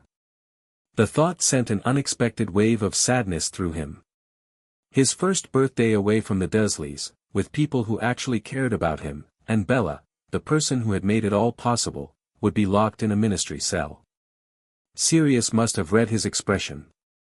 We'll celebrate properly when she returns, he promised. But we'll make the day special, regardless. It's an important milestone. Before Harry could respond, a soft chime echoed through the cave, the proximity alert signaling an approaching visitor. Both were instantly alert, Sirius drawing his wand while Harry moved to his designated position behind a concealed barrier. Identification ward activated, Sirius murmured, checking the magical sensor Bella had installed. It's Merlin's balls, it's Narcissa Malfoy. Harry's eyes widened. Your cousin. Bella's sister. The very one. Sirius's expression was a complex mixture of suspicion and curiosity. How in 7 hells did she find this place? Should we let her in? Harry asked, remembering Bella's contingency instructions. Narcissa hadn't been specifically mentioned, but neither had she been listed as a definite threat. Sirius hesitated, clearly torn. Let me speak with her first. Stay hidden until I determine her intentions. Harry nodded, slipping deeper into his concealment space as Sirius moved to the cave entrance. Through a small observation gap, he watched his godfather cast additional shielding charms before partially disabling the entrance wards. A moment later, a tall, elegant blonde woman entered the cave, her expensive robes incongruous against the rough stone surroundings. Her aristocratic features, so similar to Bella's, yet softened by a different kind of hardness, registered mild disdain as she surveyed the space. Charming accommodations, cousin, she drawled. Prison clearly improved your housekeeping skills. Skip the pleasantries, Narcissa, Sirius growled, keeping his wand trained on her. How did you find us? What do you want? Narcissa removed her traveling cloak, draping it fastidiously over a nearby projection to avoid contact with the cave floor. So hostile, Sirius. And after I've spent considerable political capital helping your companion. Bellatrix, Sirius said flatly. Let's not pretend we don't both know who she is. Though the how remains a fascinating question. Indeed. Narcissa seated herself on the only chair in the entrance chamber, somehow making the simple wooden piece look like a throne. The ministry holds a witch identical to my sister in every measurable way, yet my sister simultaneously remains in Azkaban. Quite the conundrum. You haven't answered my questions, Sirius pressed. How did you find us? What do you want? Narcissa sighed, as if explaining to a particularly slow child. I found you through family magic, of course. The same way you likely found her. The Black family tapestry has been behaving strangely for months now. 2 Bellatrix markers. And recently, it showed you and a small marker labeled Potter at this location. She smoothed an invisible wrinkle from her robes. As for what I want, information, naturally. And to deliver a message from Bellatrix. Harry stiffened in his hiding place. A message from Bella? Sirius's posture remained wary. Why would she trust you with a message? Last I checked, you were married to Lucius Malfoy, Death Eater extraordinaire. Allegedly former Death Eater, according to the Wizengamot, Narcissa corrected primly. And she trusted me because we're sisters. Because blood matters, as you well know despite your best efforts to reject your heritage. Her ice-blue eyes scanned the cave deliberately. I know the boy is here, Sirius. I can sense his magic. Rather remarkable for his age, actually. From his concealment, Harry felt a strange tingling, as if Narcissa's attention had physically touched him. Not intrusive like the probing he practiced resisting with Sirius, but a gentle recognition, almost familial. After a tense moment, Sirius lowered his wand slightly. If you've spoken with Bellatrix, you know she's protective of the boy.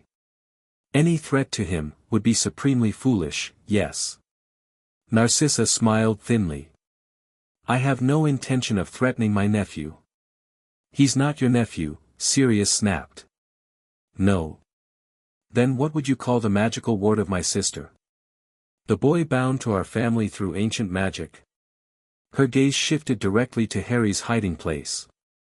You might as well come out, young Mr. Potter. I mean you no harm. Quite the opposite, in fact. Harry hesitated, looking to Sirius for guidance. His godfather's expression was conflicted, but after a moment, he nodded reluctantly. It's all right, Harry.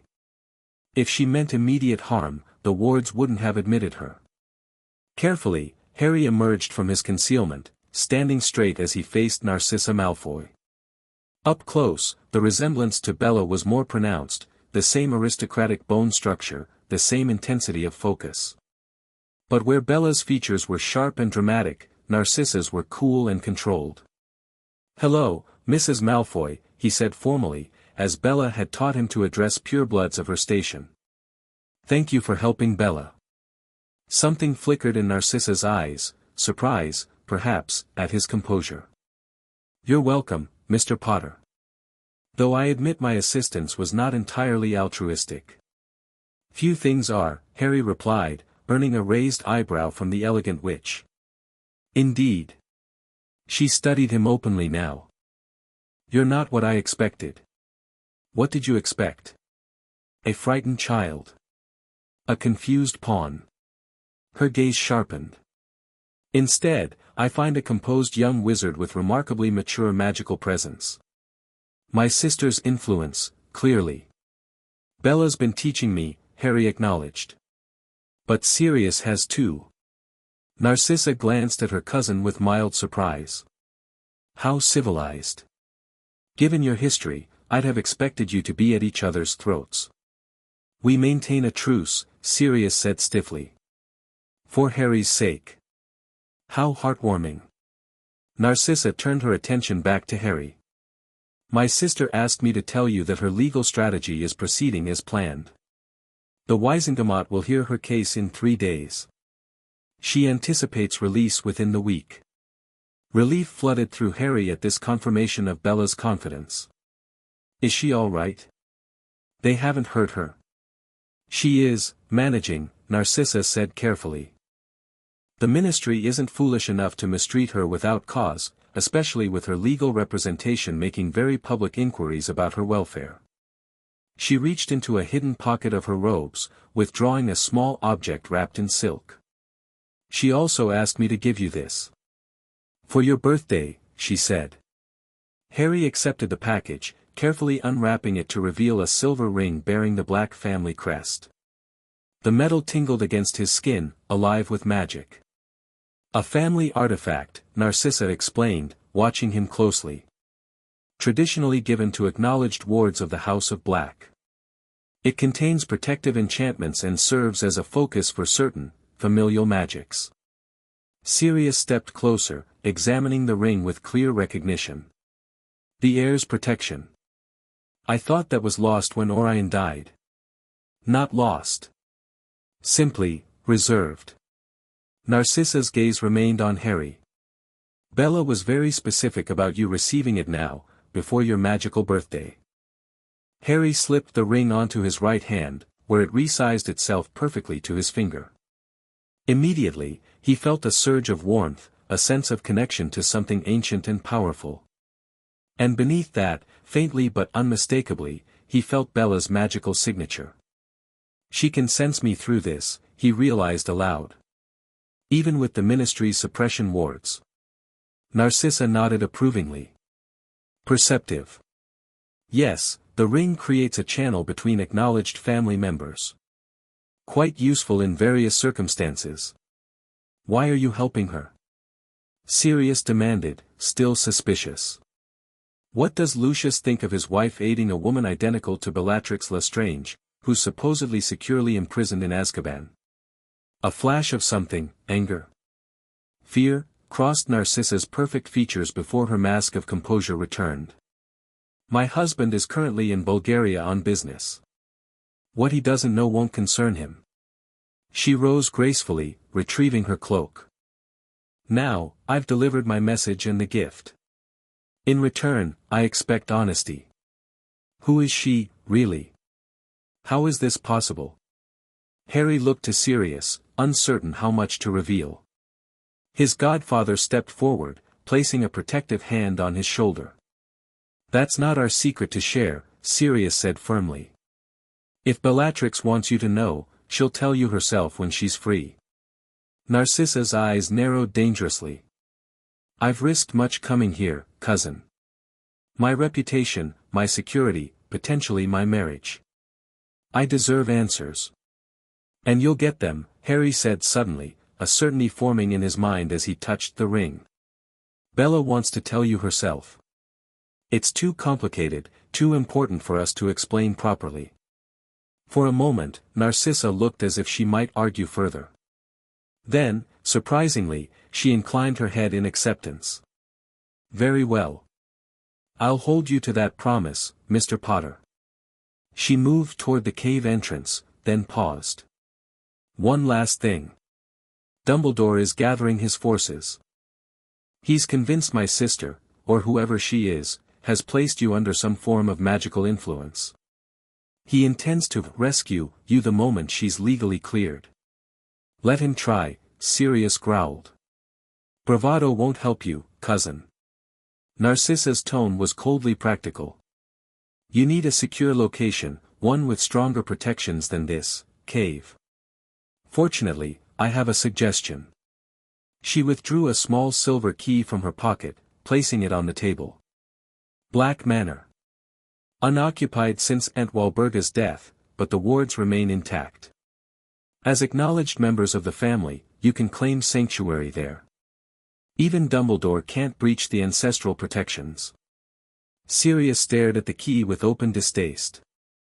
I swore I'd never set foot in that house again. Then remain a fugitive in a cave, Narcissa replied indifferently. The choice is yours. But consider what's best for the boy. With that parting statement, she swept from the cave, leaving behind the key and a tension-filled silence. Harry studied the key thoughtfully. What's Black Manor like? Sirius grimaced. Number 12 Grimald Place. Dark, dreary, filled with unpleasant memories and probably more dark artifacts than the average Ministry evidence locker. He sighed heavily. But Narcissa's right about one thing, its protections are formidable. And as the last male Black, I can control the wards completely. Then we should go, Harry said decisively. Before Dumbledore finds us here. It's not that simple, pup. That house, it's not a healthy environment. My family was, worse than the Dursleys. Harry challenged. Sirius flinched. Different kind of awful. But I take your point. He ran a hand through his hair, conflict evident in his expression. We'll discuss it with Bella when she returns. For now, we're secure enough here. Harry nodded, though privately he began planning for their potential relocation. The ring on his finger hummed with reassuring magic, connecting him to Bella despite their separation. She had planned for this, had ensured he would receive this protection on his birthday. Whatever came next, they would face it together. Exactly 1 week after Narcissa's visit, on the morning of Harry's 7th birthday, the cave's proximity alarm chimed again, this time with a distinctive pattern indicating an authorized key holder. Harry and Sirius, who had been reviewing defensive spells in the training room, both froze momentarily before rushing toward the entrance chamber. Bellatrix Black materialized at the arrival point, looking thinner and paler than when they'd last seen her, but very much alive and free. Her dark eyes immediately found Harry, a rare smile transforming her austere features. Right on time, she observed, as if she'd merely stepped out for an errand rather than endured 2 weeks in ministry custody. "Happy birthday, little lord." Harry launched himself forward without hesitation, wrapping his arms around her waist in an unprecedented display of physical affection. After a startled moment, Bella's hand came to rest lightly on his head, the closest she typically came to returning such gestures. "You're back," he said unnecessarily, his voice muffled against her robes. "Of course. I told you I would be." She glanced up at Sirius, who hung back watching their reunion with an unreadable expression. "Black. You kept him safe." "Thank you." The simple acknowledgement seemed to catch Sirius off guard. He nodded once, curtly. "How did you manage it?" "Your release." Bellatrix gently disengaged from Harry's embrace, moving further into the cave. "Legal maneuvering, primarily. The ministry had no substantial charges that would stick. Kidnapping falls rather flat when the victim vocally opposes his alleged rescue. Child endangerment requires evidence of actual harm." A cold smile curved her lips. "Meanwhile, my solicitors gathered quite extensive evidence of harm at the Dursleys." "But your identity," Sirius pressed. "They must have realized, they suspected, certainly. But proving I'm somehow the same Bellatrix currently residing in Azkaban presents certain logical challenges." She shrugged elegantly. In the end, they settled on a compromise, monitoring charms and regular check-ins with magical law enforcement in exchange for dropping all charges. "Monitoring charms?" Harry asked, alarmed. "Won't they track us here?" "They would, if I hadn't disabled them immediately upon leaving ministry grounds." Bellatrix sounded almost bored. "Honestly, their security enchantments are embarrassingly rudimentary. It's as if they expect people to simply comply with restrictions on principle." Sirius barked a laugh despite himself. "Some of us do, you know. It's called having a conscience." "How tedious for you." Bellatrix's tone was light, but her eyes had already moved to the silver key on the table, the one Narcissa had left. "I see my sister paid you a visit." "She brought your message," Harry confirmed. "And the ring." He held up his hand, showing the Black family crest now adorning his finger. Bellatrix nodded with satisfaction. "Good. It's working as intended, then. I could feel your presence more clearly once you wore it." "She suggested we relocate to Black Manor," Sirius added, watching Bella carefully. "Said Dumbledore is planning to rescue Harry the moment your legal issues are resolved." "Narcissa's intelligence is generally reliable," Bellatrix acknowledged. "And the suggestion has merit. Grimald Place offers protections we could benefit from. It's also a miserable, dark pit infested with cursed objects and a deranged house elf," Sirius countered. "All manageable issues." Bellatrix dismissed his concerns with a wave. "The location is strategically valuable, hidden in Muggle London yet connected to the Fleur network, spacious enough for continued training, and protected by blood wards that recognize both of us as family." She turned to Harry, her expression softening marginally. "But such decisions can wait. Today is for celebration. 7 is a magically significant birthday in our world, little lord. The first milestone in a wizard's development." Harry hadn't expected Bella to acknowledge his birthday at all, let alone prioritize it over tactical discussions.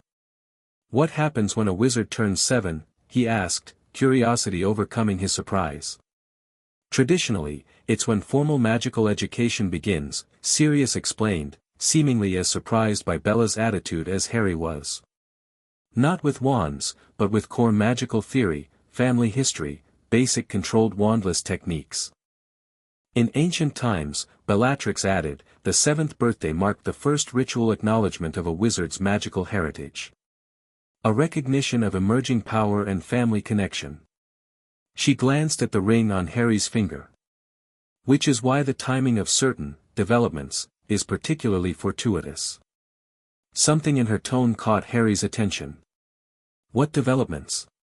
Instead of answering directly, Bella withdrew her wand, a new one, Harry noticed, not her original walnut wand, and cast a series of privacy wards around the cave entrance. Only when the magic settled into place did she turn back to them. The Ministry's efforts to identify me had an unexpected consequence, she said, eyes gleaming with dark humor. They conducted extensive magical analysis, heritage spells, core resonance tests, even blood magic under special dispensation from the Wisengamot. And? Sirius prompted when she paused dramatically. And they proved, quite conclusively, that I am indeed Bellatrix Black, but not Bellatrix Lestrange.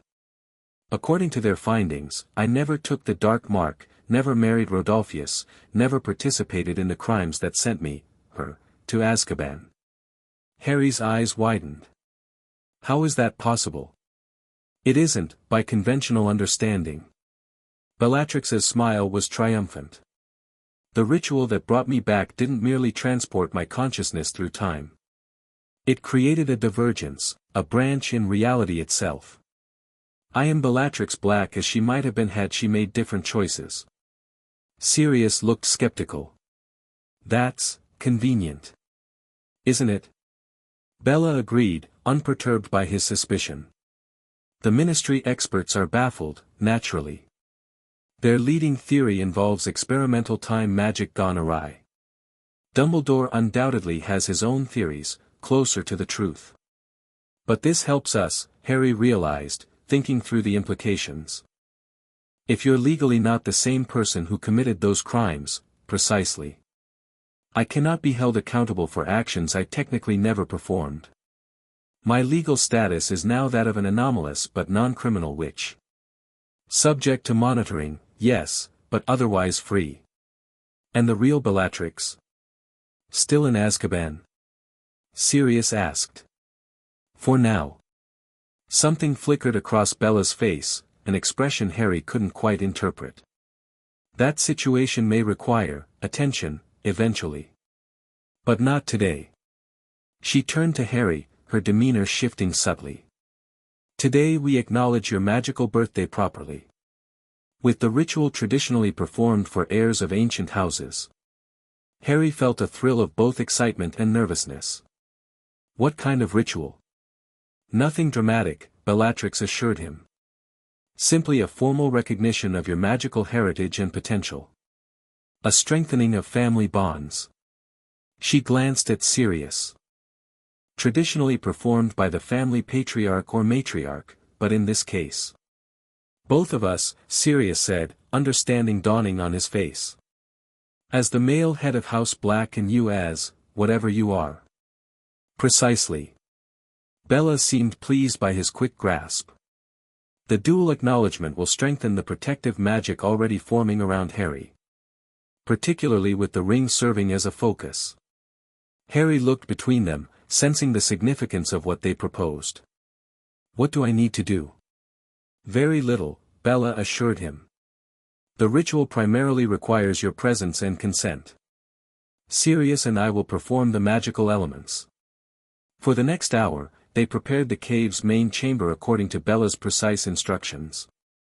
Sirius conjured a ritual circle marked with ancient runes, while Bellatrix arranged 7 black candles at specific points around the perimeter. Harry watched in fascination as they worked together with surprising coordination, their mutual distrust temporarily set aside in service to the ritual's requirements. Now, Bella said when the preparations were complete, we need a drop of blood from each of us. Freely given, to activate the familial connection. Sirius frowned. Blood magic, Bella. That borders on, not dark, she interrupted firmly. Ancient, yes. Powerful, certainly. But this is protective magic, not manipulative. The distinction matters. After a moment's hesitation, Sirius nodded. For Harry, then. The ritual itself was both simpler and more profound than Harry had anticipated.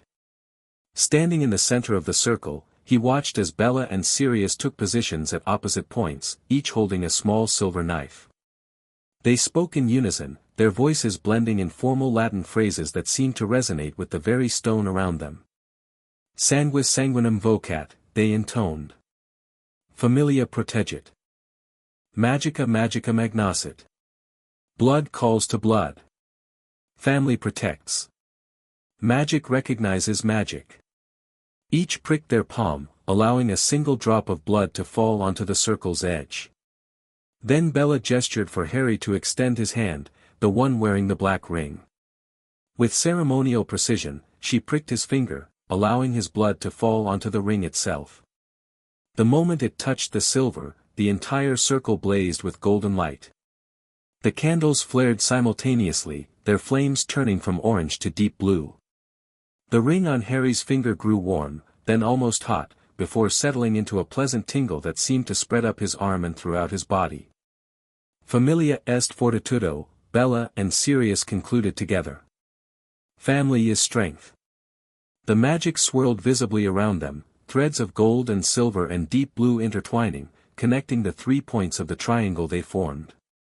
Harry gasped as he felt something shift inside him, not painful, but profound. As if pieces of a puzzle were finally aligning, clicking into place with satisfying precision. And then, most surprisingly, he felt Bella's presence in his mind, not invasive like the legilimency they had practiced defending against, but a warm, familiar connection. A sense of her thoughts, her emotions, carefully controlled but distinctly present. The bond, he whispered, understanding blossoming. It's stronger now. Bella nodded, her dark eyes reflecting the ritual's fading light. As intended. The familial acknowledgement reinforces what began naturally the night I rescued you.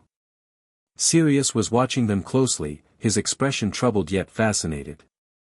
What exactly is this bond? I've never seen anything quite like it. Because it's rare, Bellatrix explained, stepping out of the ritual circle. Documented in the oldest family grimoires, but rarely manifested in modern times. A magical guardian bond, formed when a powerful witch or wizard recognizes and protects a magical child with compatible core resonance.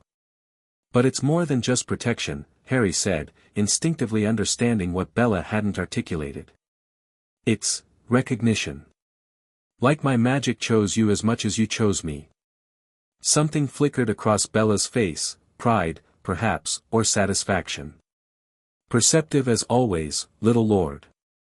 Yes, the bond forms only with mutual magical acceptance. It cannot be forced or falsified. And what does it mean, practically speaking? Sirius pressed. What can it do? Various benefits, Bella said vaguely. Enhanced magical synchronicity. Easier training transference. Certain protective elements against hostile magic. She paused, then added more reluctantly, and a limited awareness of each other's general state and location, regardless of distance. Sirius looked alarmed at this last point. Like the dark mark? A magical leash? Not remotely, Bellatrix snapped, genuine anger flashing in her eyes. The dark mark was parasitic, one-directional, draining. This is symbiotic, mutually beneficial, freely entered.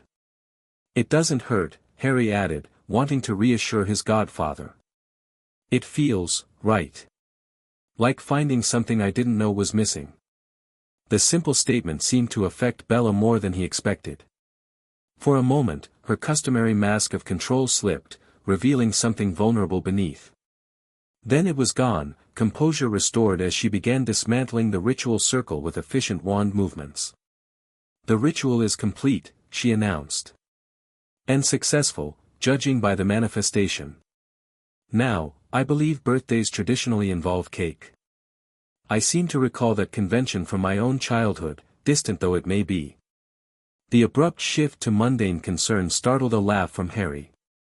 You got cake for your birthday? The noble and most ancient house of Black observed all proper pure-blood traditions, Bella confirmed dryly. Including excessively elaborate birthday celebrations for its heirs. Though I doubt Sirius could conjure anything approaching the standards of our family house elves. Challenge accepted, Sirius retorted, seemingly relieved by the return to lighter topics. With an elaborate flourish of his wand, he conjured a modest but appealing chocolate cake adorned with 7 flickering candles. Not bad for a man who spent 6 years eating prison gruel. Harry stared at the cake, his first proper birthday cake ever, with undisguised delight. It's brilliant, he declared, earning a pleased grin from Sirius. Make a wish, pup. It's tradition. Harry closed his eyes, considering seriously before blowing out all 7 candles in one breath. When he opened them again, he found both Bella and Sirius watching him with expressions he couldn't quite decipher, something between pride and wistfulness, though vastly different in each of them. What did you wish for? Sirius asked. He can't say, Bella admonished. Or it won't come true. Even muggles know that basic magical principle. As they shared the cake, Bella taking only the smallest slice, while Sirius enthusiastically carved himself a generous portion, Harry reflected on the strange family they had formed. A time-traveling former Death Eater, an escaped convict, and the boy who lived, bound together by magic and necessity and something that felt increasingly like genuine affection, at least between certain pairs. It wasn't what anyone would call normal. But it was his. And for the first time in his young life, Harry felt truly, completely claimed. 3 days after Harry's birthday, they relocated to number 12 Grimald Place, Black Manor, as Narcissa had called it. Sirius's warnings about the house proved entirely justified.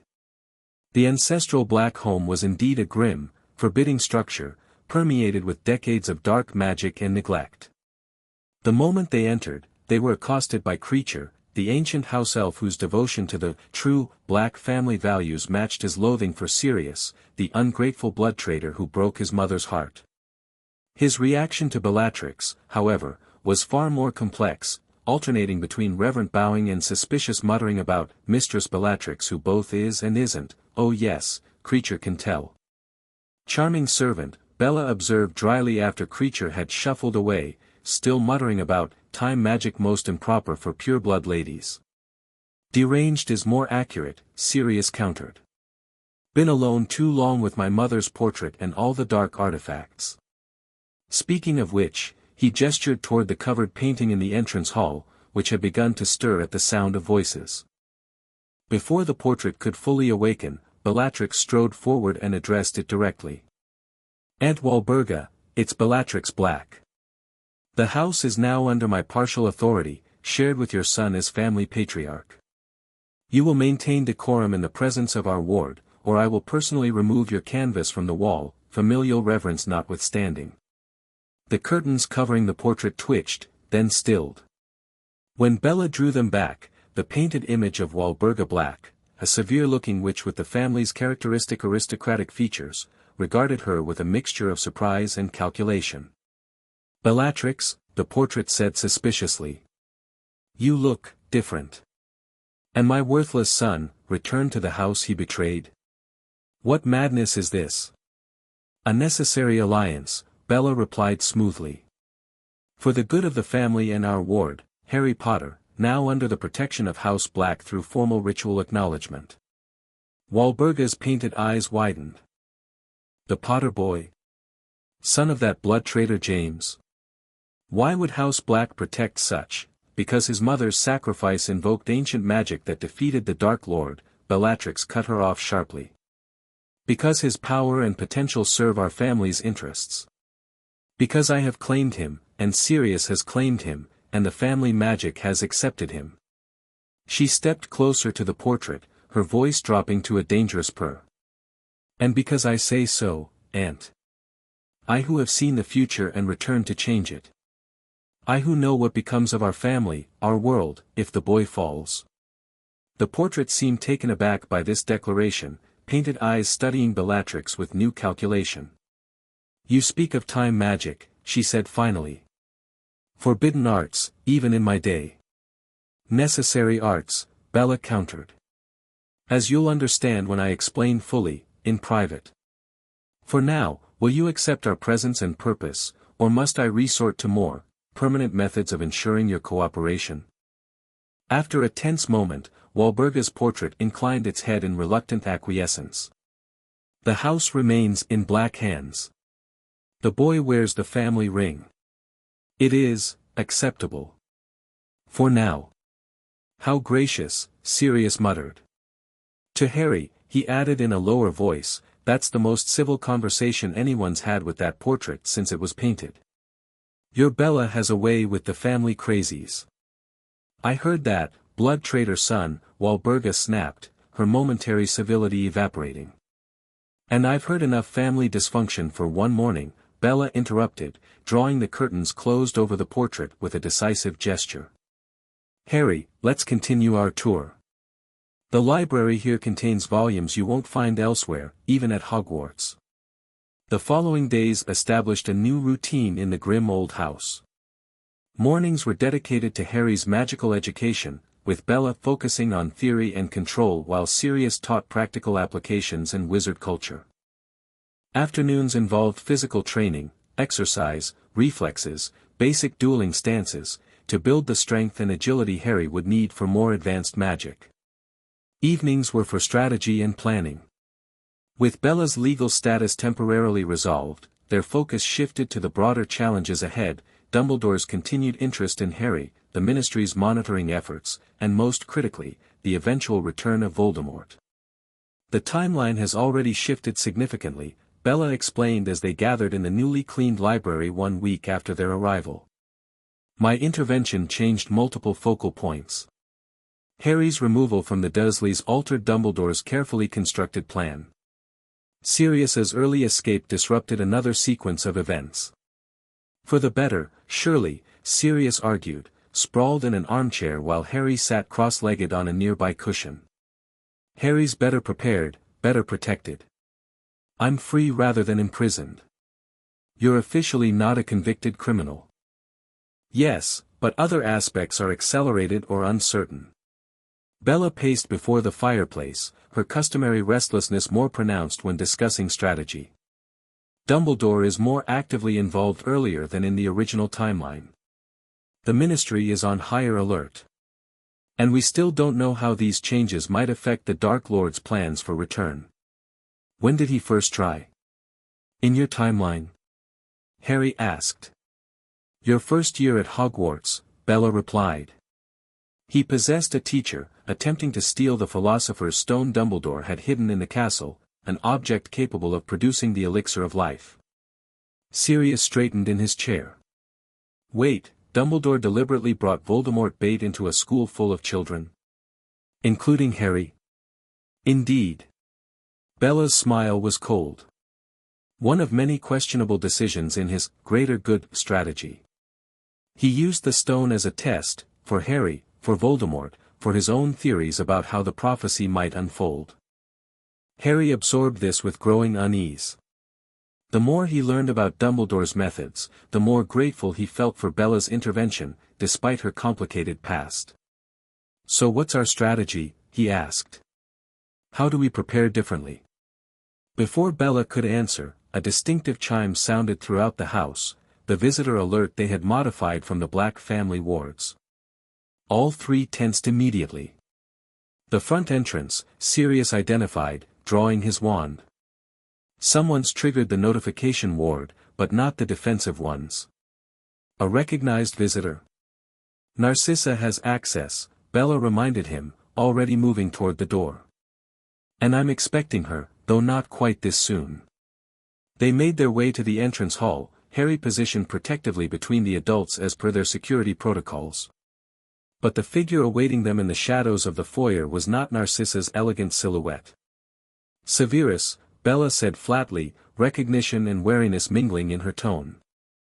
How unexpected. Severus Snape stepped forward into the dim light, his black robes making him seem like an extension of the house's shadows. Lank hair framed a sallow face dominated by a hooked nose and penetrating dark eyes that fixed immediately on Harry. Potter, he said, the single word laden with complex emotions. Then, shifting his gaze to Bellatrix, the Ministry's tests were most illuminating.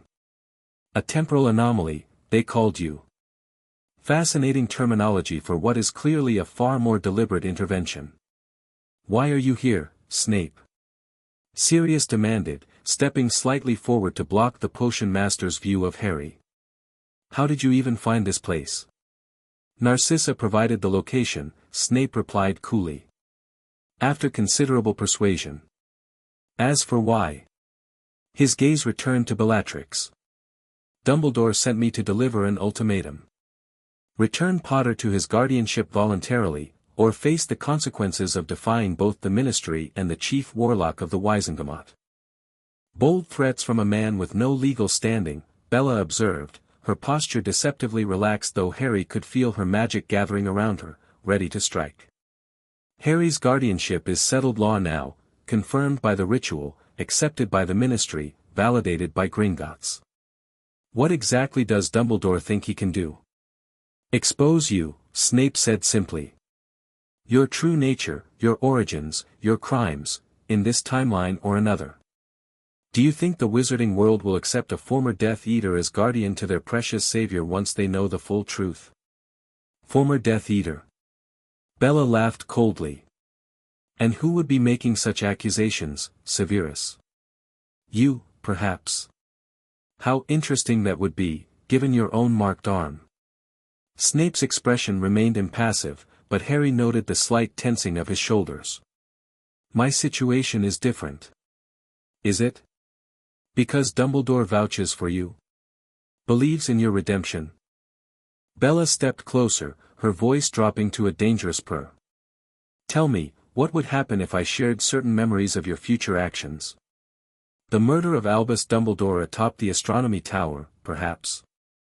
Shock registered briefly on Snape's face before he controlled it. Lies. Truth, Bella countered. From a future you'll never know, thanks to my intervention. A future where you played your part in Dumbledore's grand design, right up until the old man's carefully orchestrated death by your hand. Harry watched this exchange with growing fascination. Bella had mentioned Snape in her lessons, Hogwarts potions master, former Death Eater turned spy, a man with complex allegiances, but had never detailed his role in the future she'd fled. You expect me to believe, Snape began. I expect nothing from you, Bella interrupted. Except perhaps the intelligence to recognize a stalemate when you see one. You cannot force Harry from our protection without exposing yourself. Dumbledore cannot move openly against us without raising questions about his own past decisions regarding the boy's welfare. She gestured dismissively. Return to your master. Tell him Harry Potter remains under the protection of House Black, as is his right by blood and magic.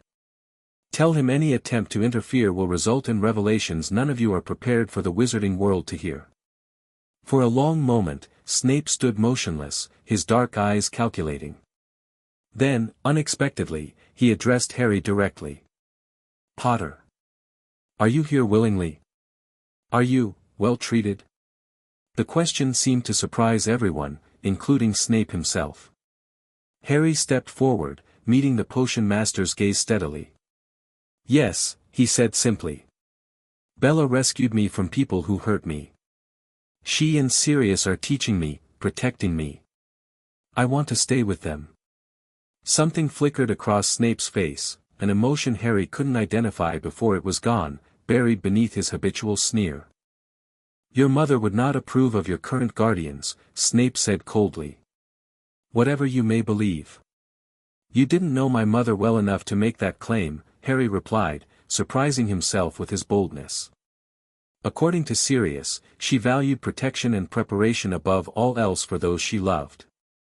That's what Bella and Sirius provide. Snape's eyes narrowed, but before he could respond, Sirius stepped forward. That's enough, Snevelis. You've delivered your message, and we've given our answer. The wards will escort you out now. As if on cue, the house's magic stirred, a pressure building in the entrance hall that pushed insistently toward the door. Snape stood his ground for a moment longer, his gaze moving from Harry to Bellatrix with calculation evident in his expression. "This isn't finished," he said finally. "No," Bella agreed, her voice almost pleasant. "It's merely beginning. Give my regards to Dumbledore, Severus. Tell him I look forward to our next encounter." After Snape departed, ejected more by the house's magic than his own volition, they returned to the library in thoughtful silence. It was Harry who finally spoke, voicing the question uppermost in his mind. Why did Snape care if I was well treated? He seemed to hate me on sight, but then asked if I was okay. Bella and Sirius exchanged a glance loaded with unspoken communication, a rare moment of alignment between them. "That," Sirius said carefully, "is a complicated story involving your mother." "Snape loved her," Bella elaborated, more direct as always. "Obsessively, some might say. His hatred for your father and his devotion to your mother have shaped most of his adult decisions, including his eventual turn against the Dark Lord." Harry's eyes widened. "He loved my mum. But you said he was a Death Eater. People are rarely simple, little lord." Bella settled into a chair, studying Harry with unusual intensity. "Snape's visit changes our immediate strategy. Dumbledore is moving more aggressively than I anticipated. We need to consolidate our position, legally, magically, and publicly." "What do you mean, publicly?" Sirius asked, looking wary. "I mean we need to control the narrative." Bella's expression turned calculating. "If Dumbledore intends to expose me, we should preempt him. Present our own version of events to the wizarding world. One that casts us as Harry's legitimate protectors and Dumbledore as the man who left their savior with abusive muggles." "The press," Sirius realized. "You want to go to the Daily Prophet?" "More specifically, I want to give an exclusive interview to Rita Skeeter." At their shocked expressions, Bella smiled coldly. "I'm aware of her particular talents and weaknesses. In my timeline, she proved quite malleable when properly motivated." Harry frowned, trying to follow this strategic shift. "Won't appearing publicly make us more vulnerable?" "We've been hiding for months." "Hiding is no longer viable," Bella explained. "Dumbledore knows where we are. The Ministry is monitoring my movements, however ineffectively. Our best defense now is visibility, the protection of public opinion and scrutiny." She leaned forward, her dark eyes intent on Harry's face. "The wizarding world has been fed a story about you since that Halloween night, the orphan savior, safely hidden away until his triumphant return to Hogwarts. Dumbledore has controlled that narrative entirely. It's time they heard the truth, about your mistreatment, about Dumbledore's negligence, about our legitimate claim to your guardianship." "And about you?" Harry asked quietly. "Will you tell them everything?" A shadow crossed Bella's face. "Not everything. A version of the truth, that I'm Bellatrix Black but not the one who served the Dark Lord. That magic brought me to this time with purpose. That our bond is ancient and legitimate magic, recognized by Gringotts and family ritual. It's risky," Sirius warned. "Once you go public, there's no going back. Every Death Eater still loyal to Voldemort will know where to find us, find Harry. They would find us eventually regardless," Bella countered. "Better on our terms, with preparation, than on theirs." She turned back to Harry. "But the decision must be yours, little lord. You're old enough to understand the stakes." Harry considered carefully, feeling the weight of both adults' attention. The ring on his finger warmed slightly, the connection to Bella pulsing with reassurance. Through it, he sensed not coercion but genuine deference to his choice, a respect for his agency that neither Dumbledore nor the Dursleys had ever shown. "We do it," he decided finally. "We tell our story. But together, all three of us. A united front." Pride flashed briefly across Bella's features. "Exactly right. Division is what Dumbledore hopes for, to separate you from us, to sow doubt about our intentions. Together, we present a formidable alliance that even the great Albus Dumbledore must reckon with." Sirius looked less convinced but nodded his agreement. If we're doing this, we do it completely. I'll formally claim Harry as my heir in the same interview, the Black and Potter lines united. That adds another layer of political protection.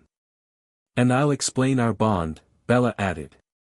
Frame it properly as ancient protective magic, endorsed by family ritual and goblin validation.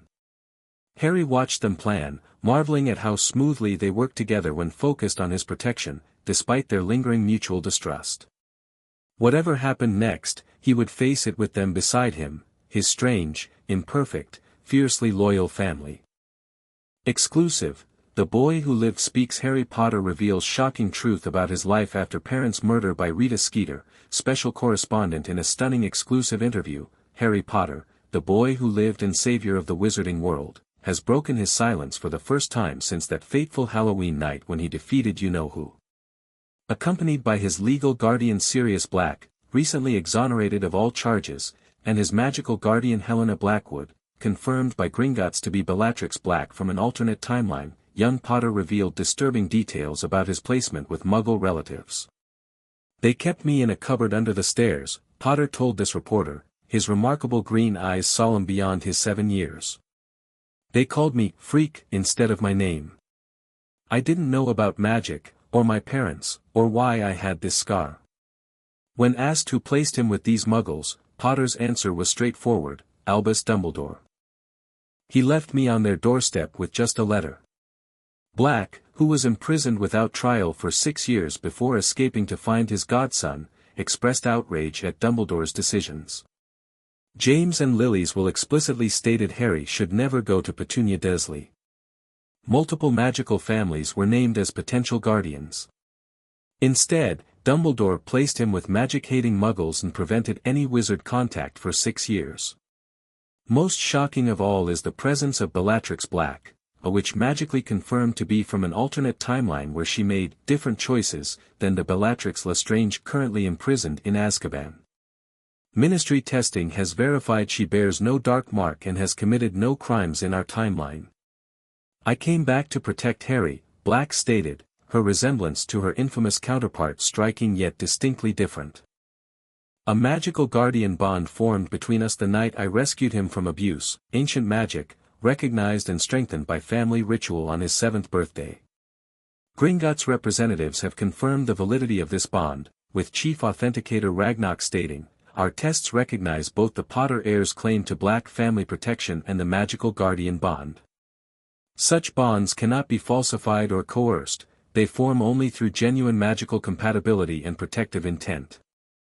When asked about allegations from certain quarters that the boy has been kidnapped or improperly influenced, Potter responded with surprising maturity, "I chose to go with Bella when she rescued me. I choose to stay with her and Sirius now. They teach me about my heritage, prepare me for the challenges ahead, and most importantly, they tell me the truth, even when it's difficult."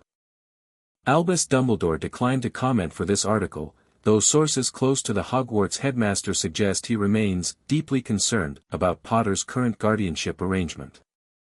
The boy who lived, however, appears anything but concerned. "I have a family now," he told this reporter, the faintest smile lighting his famous features.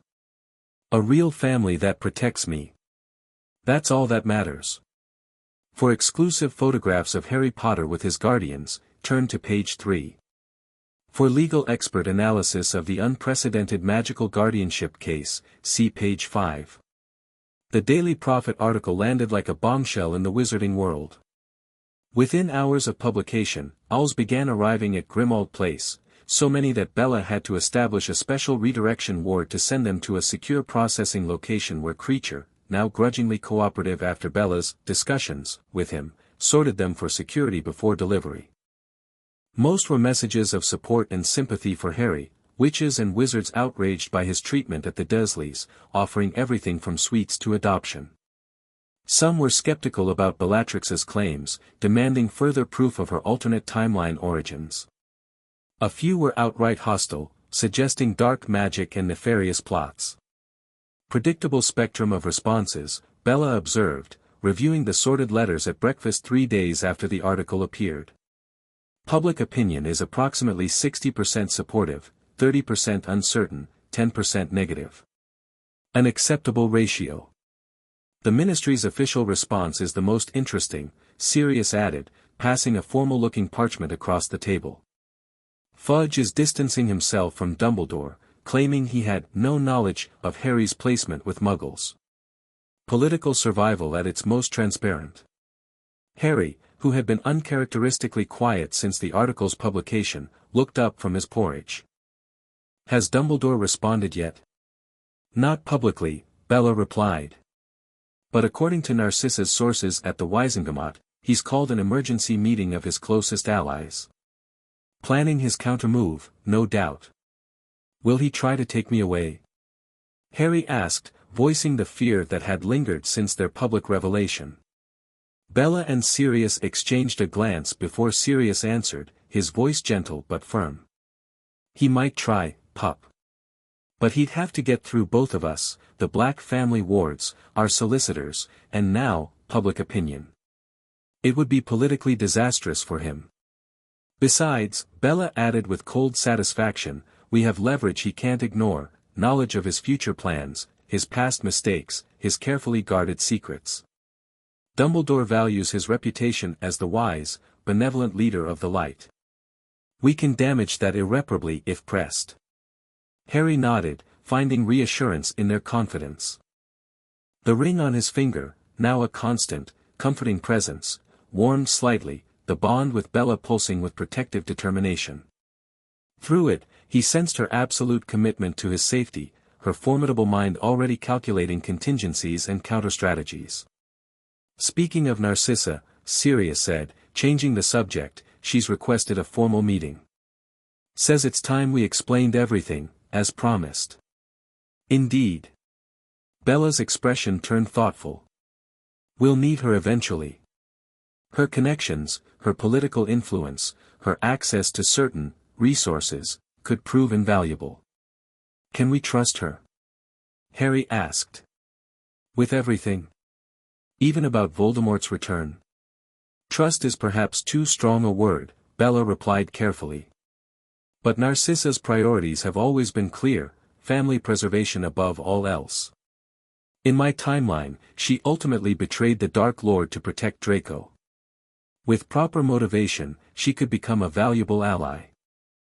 The fire in the kitchen hearth suddenly flared green, interrupting their discussion. All three tensed, wands appearing in hands with practiced speed. The flames formed into a face they recognized from newspaper photographs, Amelia Bones, head of the Department of Magical Law Enforcement. Madam Blackwood, Bones' disembodied head addressed Bella formally. I apologize for the unannounced communication. May I step through? There's a matter of some urgency we need to discuss. Bella glanced at Sirius, who nodded slightly, a silent agreement to their predetermined protocol for unexpected official visitors. You may enter, Madam Bones, Bella permitted. Though I remind you this is a secure family residence, and any attempt to breach that security will be met with appropriate response. Understood. Bones' face disappeared briefly before her full form stepped through the flames into the kitchen, brushing soot from her formal robes. Her expression was grave as she took in the domestic scene, Harry at the breakfast table, Sirius and Bellatrix flanking him protectively. Mr. Potter, she acknowledged with a respectful nod. Mr. Black. Madam Blackwood. Thank you for admitting me. What brings the head of magical law enforcement to our home so early, Madam Bones? Sirius asked, his tone carefully neutral. Bones hesitated, her gaze moving to Harry. Perhaps the young man might, Harry stays, Bella interrupted firmly. Whatever concerns us concerns him. We don't keep him in ignorance, unlike some. After a moment's consideration, Bones nodded. Very well. I'm here because there's been a development at Azkaban. One that directly concerns you. Her eyes fixed on Bellatrix. Specifically, your counterpart has escaped. The kitchen fell silent. Harry felt Bella go perfectly still beside him, her magical aura shifting from cautious to alert in an instant. Impossible, Sirius finally said. Bellatrix Lestrange was in maximum security, under constant Dementor guard. No one escapes from those cells. I only managed it because of my animagus form and months of planning. Nevertheless, Bones replied grimly, she is gone. Along with her husband Rodolphius, his brother Rabastan, and Augustus Rookwood. The escape appears to have been orchestrated from outside, evidence of dark magic breaching the wards, disabling the Dementor patrols temporarily. When? Bella asked, her voice unnaturally calm. Last night, approximately midnight. We've been investigating since the alarm was raised at dawn patrol. Bones' expression turned speculative. The timing, coming so soon after your public revelation in the Prophet, seems unlikely to be coincidental. You think she escaped because of me, Bella stated flatly. Because my existence became public knowledge. It's a working theory, Bones acknowledged. Though how she would have learned of the article while in Azkaban is unclear. Prisoners don't receive news. Guards talk, Sirius said darkly. And some can be bribed for favors, extra food, news from outside, messages delivered. I heard plenty during my stay, even in maximum security. Harry watched Bella closely, sensing through their bond the complex emotions she kept hidden behind her impassive expression, anger, calculation, and something deeper, almost like recognition, as if she had half expected this development. Why come to us? Bella asked Bones directly. Surely the Ministry doesn't suspect our involvement in the escape. Not involvement, no. But there is concern about potential contact. Bones chose her words carefully. The magical connection between alternate versions of the same person is poorly understood but theoretically significant.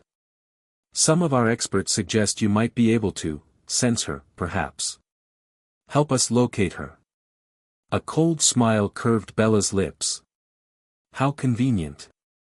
The Ministry fails to secure its most dangerous prisoners, then comes to me for assistance in rectifying that failure. People's lives are at risk, Bones countered sharply. Bellatrix Lestrange is one of the most dangerous dark witches of our time. If there's any chance you can help locate her before she rejoins her former master's supporters, I cannot sense her, Bella interrupted. We may share DNA and a birth identity, but our magical signatures diverged the moment I arrived in this timeline. She is as much a stranger to me magically as she is to you. Harry wasn't entirely sure this was true. Through their bond, he sensed a reservation in Bella's statement, not precisely a lie, but not the complete truth either. Bones studied Bellatrix for a long moment before nodding reluctantly. I had to ask. You understand our concern, for escaped Death Eaters, one of whom is physically identical to you. The potential for confusion, for danger to your household, is already factored into our security protocols, Bella finished smoothly. I assure you, Madam Bones, we are fully prepared for any eventuality involving my counterpart. Including the possibility that she might seek you out. Bones pressed. Either out of curiosity or hostility. Especially that possibility, Bella confirmed, her hand moving to rest lightly on Harry's shoulder. No one who threatens this family will find us unprepared. After Bones departed, extracting a promise from them to contact the DMLE immediately if they received any information about the escapees, a heavy silence settled over the kitchen. Harry looked between his guardians, noting the silent communication passing between them, Sirius's questioning gaze, Bella's subtle head shake. She'll come here, won't she? Harry asked finally, breaking the tension. The other Bellatrix. She'll want to see you. To understand. Bella regarded him with that measuring look he knew well, assessing how much truth he could handle. Yes, she said finally. She will. Curiosity alone would drive her to seek out her alternate self. Add in my connection to you, and it becomes inevitable. We should leave, Sirius suggested, rising to pace the kitchen. Find another safe house, increase our protections, no. Bella's voice was firm. Running solves nothing. This house offers protections we cannot replicate elsewhere. And my counterpart would find us eventually, regardless of where we hide. So we just wait for a murderous lunatic to knock on our door? Sirius demanded incredulously. Of course not. Bella's smile was cold, predatory. We prepare. We plan. And when she comes, we control the encounter. How? Harry asked, fascinated despite his fear. Well, she's you, isn't she? Won't she think like you, plan like you? In some ways, Bella acknowledged. But remember, little lord, she is what I was, not what I became. She lacks my experiences, my knowledge of the future, She hesitated, then finished, my priorities. Her hand moved to cover his where the Black family ring rested on his finger. Through their bond, Harry felt a surge of fierce protectiveness, absolute and unwavering. Whatever came next, Dumbledore's countermoves, the threat of her counterpart, the looming return of Voldemort, Bella would stand between him and harm with every ounce of her considerable power. And now, she wouldn't stand alone. Sirius, for all his initial suspicion, had committed fully to Harry's protection. Narcissa circled their periphery, drawn by family ties and pragmatic self-interest. Even Creature had begun to accept Harry's place in the household, especially after witnessing the ritual acknowledgement of his connection to the Black family magic. They were building something powerful, a new kind of family, forged in magic and choice rather than simply blood. A foundation from which Harry could face the challenges ahead with proper preparation, proper protection. Bella had come back through time to change the future. Looking at the determination in her dark eyes, the fierce loyalty in Sirius's stance, Harry believed for the first time that they might actually succeed. Let them come, he said quietly, squeezing Bella's hand. All of them. We'll be ready. Bella's eyes met his, something like pride flickering in their depths. Yes, little lord, she agreed. We most certainly will. The end. Thank you for watching this video. Please be sure to subscribe to our channel and like this video.